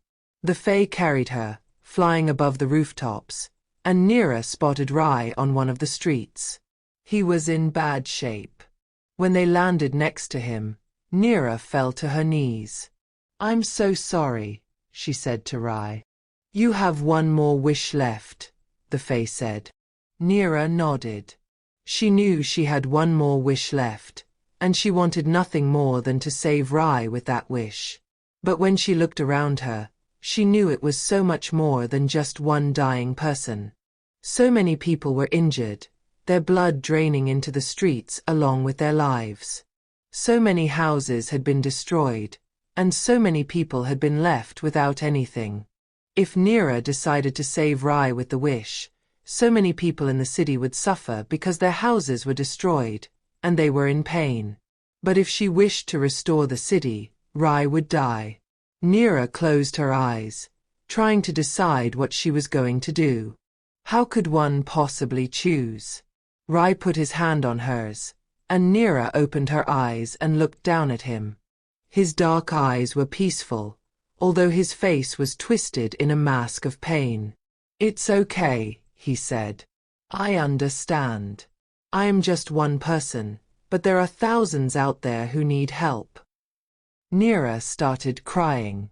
She knew what decision she was going to make, but it didn't make it any easier. She felt as though she was being ripped apart. She had to sacrifice the one thing she had left that was important to her. She had to give up everything she had come to love. But there wasn't any other way to do this, she understood it, and so did Rai. "I love you," Neera said. Rai smiled through his pain. "I love you too." Neera looked at the Fae, choking back her sobs. "I am ready to make my final wish," she said. "What do you want?" "I wish for you to restore the city and all the people." The Fae nodded. "Your wish is my command." Tears ran down Neera's cheeks as she saw the city being rebuilt around her. She knew she had done the right thing.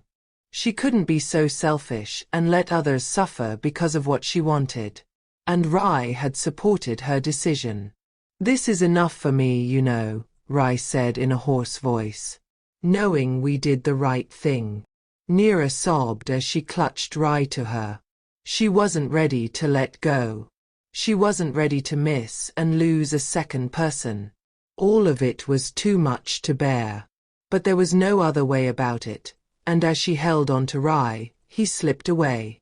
Neera lay down on the ground next to him, crying and sobbing, her whole body shaking with despair. How was she going to get through this? She didn't know how she was going to make it. Somehow, she had lost absolutely everything she had fought for, and it felt excruciating. She had hoped the reward would negate the pain.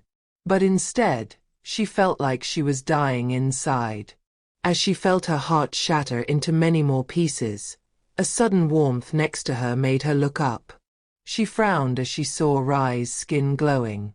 When she looked at the Fae, his hands were on Rai's chest, and his eyes were focused on something in the distance. "What are you doing?" Neera asked. It was almost too good to be true, and she was too scared to hope. But it was happening in front of her eyes. The Fae was reviving Rai. "I have used all my wishes," Neera said when the Fae wouldn't answer her. "But I haven't," the Fae said. "I still have one more wish, and it is my wish for Rai to live." Neera frowned and shook her head, not understanding what was going on at all. "I don't know what's happening," Neera said. "How are you doing this?" "Because of your resolve, because of your selflessness and your forgiveness, you have helped me break free of the curse of being tied to people's minds. Remember how I told you about my previous master? I was so close then. But when he changed, he did not turn back. He did not ask for forgiveness or give it to himself, and he did not realize his own words. And because of it, I remained bound. But because you have done what you should have done, and because you have forgiven yourself, it has set me free, and I am now able to make my own wishes." Neera looked down at Rai, and as she did, he gasped for breath. He opened his eyes, looking bewildered. But when his eyes fell on Neera, he calmed down again. "What happened?" he asked.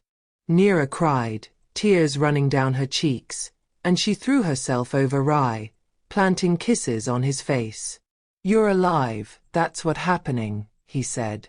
The Fae stood up and stepped back. "Did you do this?" Rai asked. The Fae nodded. Rai stood and pulled Neera toward him, holding her tightly. Neera felt like she was finally home, finally where she belonged. "Thank you," Rai said to the Fae. Chapter 24. A few days after everything had happened, after the city had been restored, everything returned to normal. At least, it looked like it from the outside. But in reality, everything had changed. Ezel had fled the city after the Guardians had been sent out to capture him. The Guardians hadn't found him yet, but they would continue searching. And Rai was now on the throne as the rightful king to the city. Neera was sure he would be a just king, but he would reign with truth and sincerity, and he would lead the city into a new future that would be equal for all. Neera continued to live in the little house in the slums, but it was difficult for her to adjust to being alone. She missed her mother so much, and some days, she didn't know what to do with herself. It was impossible to think she was really gone. But Neera couldn't lie down and feel sorry for herself. She had a life to forge, and she had to continue living. It's what her mother would have wanted. Even though it had only been a few days since everything had happened, Neera could already see the difference. The Guardians weren't nearly as hard on the hopeless as they had been before. And the slaves weren't treated as slaves anymore. Neera was sure that slavery would soon be abolished completely, but one thing at a time. Neera was just glad things were going to change.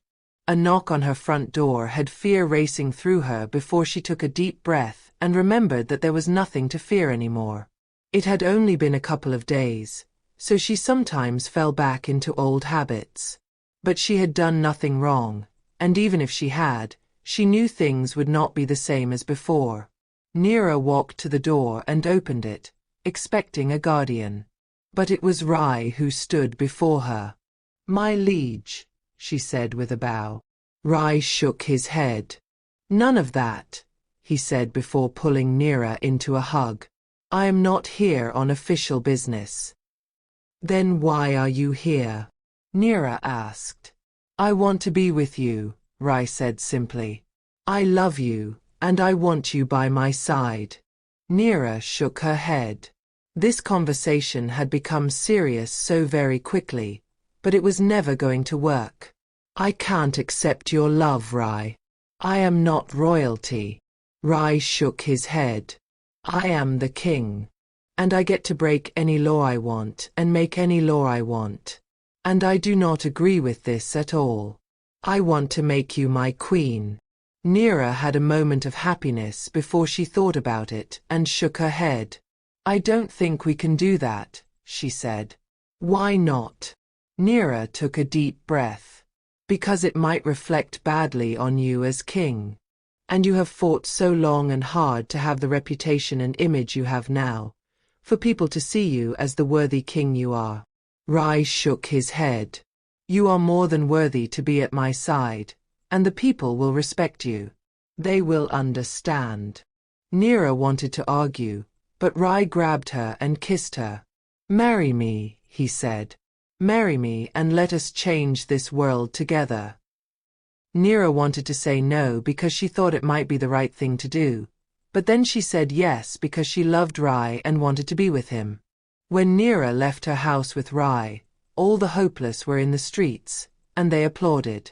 And then they kneeled before the new queen, looking up at Neera with adoration and respect.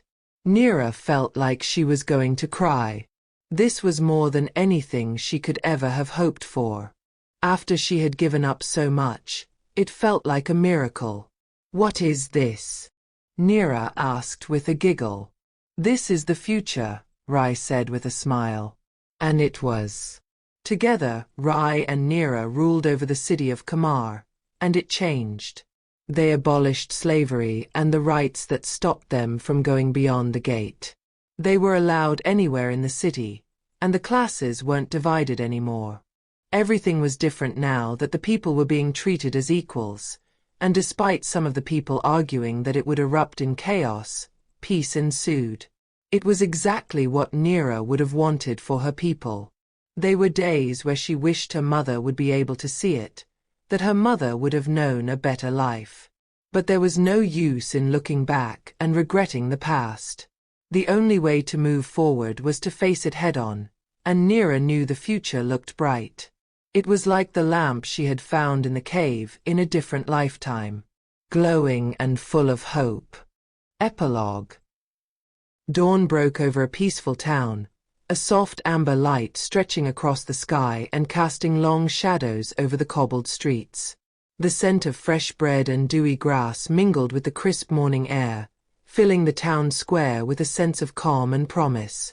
Townsfolk, in their simple yet colorful attire, gathered near the main road, their excited whispers blending with the distant hum of life slowly waking. Today was a special day. The eldest princess of the kingdom of Sobia would pass through, and already the guards stood at attention, their armor gleaming under the rising sun. "Hail, Princess Lucinda!" one of the guards bellowed, his voice reverberating across the square. The eager crowd straightened, eager eyes fixed on the horizon. The royal carriage rolled into sight, its ornate wood glowing in the sunlight, flanked by mounted guards who held their banners high. As it approached, the townsfolk began tossing flowers, delicate petals in shades of pink, yellow, and white, onto the path, each bloom a silent wish sent to their beloved princess. Princess Lucinda, sitting poised in the carriage, smiled gracefully at the people who cheered her name. Her golden curls shimmered beneath a delicate tiara, her blue silk gown flowing like water as she leaned slightly over the edge of the carriage to wave. The sun cast a warm glow upon her, and for a brief moment it seemed as though she, herself, radiated light, a vision of beauty and kindness. The crowd pressed closer, eager for a better glimpse, when a sudden commotion rippled through the square. A boy, no more than 7, dashed across the path, chasing after his younger sister. Their laughter rang out, oblivious to the danger as they darted in front of the moving carriage. Gasps filled the air, followed by the screech of hooves as the horses reared back, barely avoiding the children. One of the guards cursed under his breath, rushing toward the children.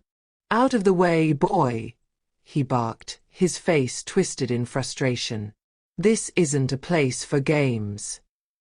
But before the children could respond, Princess Lucinda gracefully alighted from the carriage. The townsfolk fell silent, watching as she knelt beside the boy. "Are you all right?" she asked gently, her voice soft as a summer breeze. Her eyes, warm with concern, met the boy's startled gaze. "My sister wanted to see you," the boy blurted, looking sheepish. "She said the princesses have mysterious healing powers." Lucinda's gaze shifted to the girl, who stood quietly, clutching her arm where a small scrape marred her skin. The princess smiled, a serene, knowing smile, and extended her hand. "May I?" she asked, her voice filled with a kind of gentle authority. The girl nodded, eyes wide with awe. Lucinda placed her hand over the wound, and a soft, golden light emanated from her fingers, wrapping the girl in a gentle warmth. The scrape faded, the skin mending before their eyes. Gasps of admiration rippled through the crowd as they witnessed the quiet miracle. "Thank you, Princess," the girl whispered, staring at her healed arm. Lucinda stood, brushing a stray curl from her face, and smiled. "You're welcome," she said simply. Her eyes drifted to the sky, watching as a gust of wind picked up the flower petals scattered on the road. They swirled and danced in the air, caught in the breeze, floating toward the distant edge of the forest like a delicate song carried away on the wind. But as she gazed toward the horizon, something shifted. The light dimmed, and the once vibrant petals, carried aloft only moments before, began to wither mid-air. Their colors drained, their soft shapes crumbling into dust as they scattered. The grass at the edges of the road, so lush and green moments before, shriveled and blackened, the decay sweeping forward like a creeping shadow. Lucinda's heart clenched in her chest. A murmur of confusion rippled through the crowd as townsfolk looked around, their joy evaporating into something colder, more sinister. Then, in the distance, a figure collapsed, their face pale as death claimed them in an instant. A scream tore through the air. Something was coming. The air thickened, pressing down on the town with a suffocating force. The monstrous shadow loomed at the edge of the village, dark and formless, yet filled with a malevolent hunger that seemed to suck the life from everything in its path. Townsfolk scattered, running in every direction as the guards rushed to form a defensive line. "Get the princess to safety," one guard yelled, brandishing his sword as he faced the looming terror. "Now!" Two guards flanked Lucinda, urging her away from the approaching shadow. "Princess, run!" one of them commanded, his voice tight with fear. But before they could move far, the monstrous shadow surged forward. It moved with unnatural speed, like darkness made flesh, and with a single swipe, one of the guards fell, his scream cut short as he crumpled lifeless to the ground. Lucinda's breath caught in her throat as the remaining guard dragged her toward an alley. "This way," he shouted, pushing her forward, but she barely had time to register his words before the shadow struck again, and the second guard fell, a twisted heap of armor and flesh. Terror surged through her veins as she stumbled into the narrow alley, her heart pounding in her chest. She turned, eyes wide, searching for an escape, but the monstrous shadow loomed at the mouth of the alley, blocking her path. It reached out, its form shifting, amorphous yet deadly, and for a moment, all she could do was scream. The shadow's arm swung down, the air around her thick with the scent of decay. She raised her arms instinctively, but in the pit of her soul, she knew there would be no escape.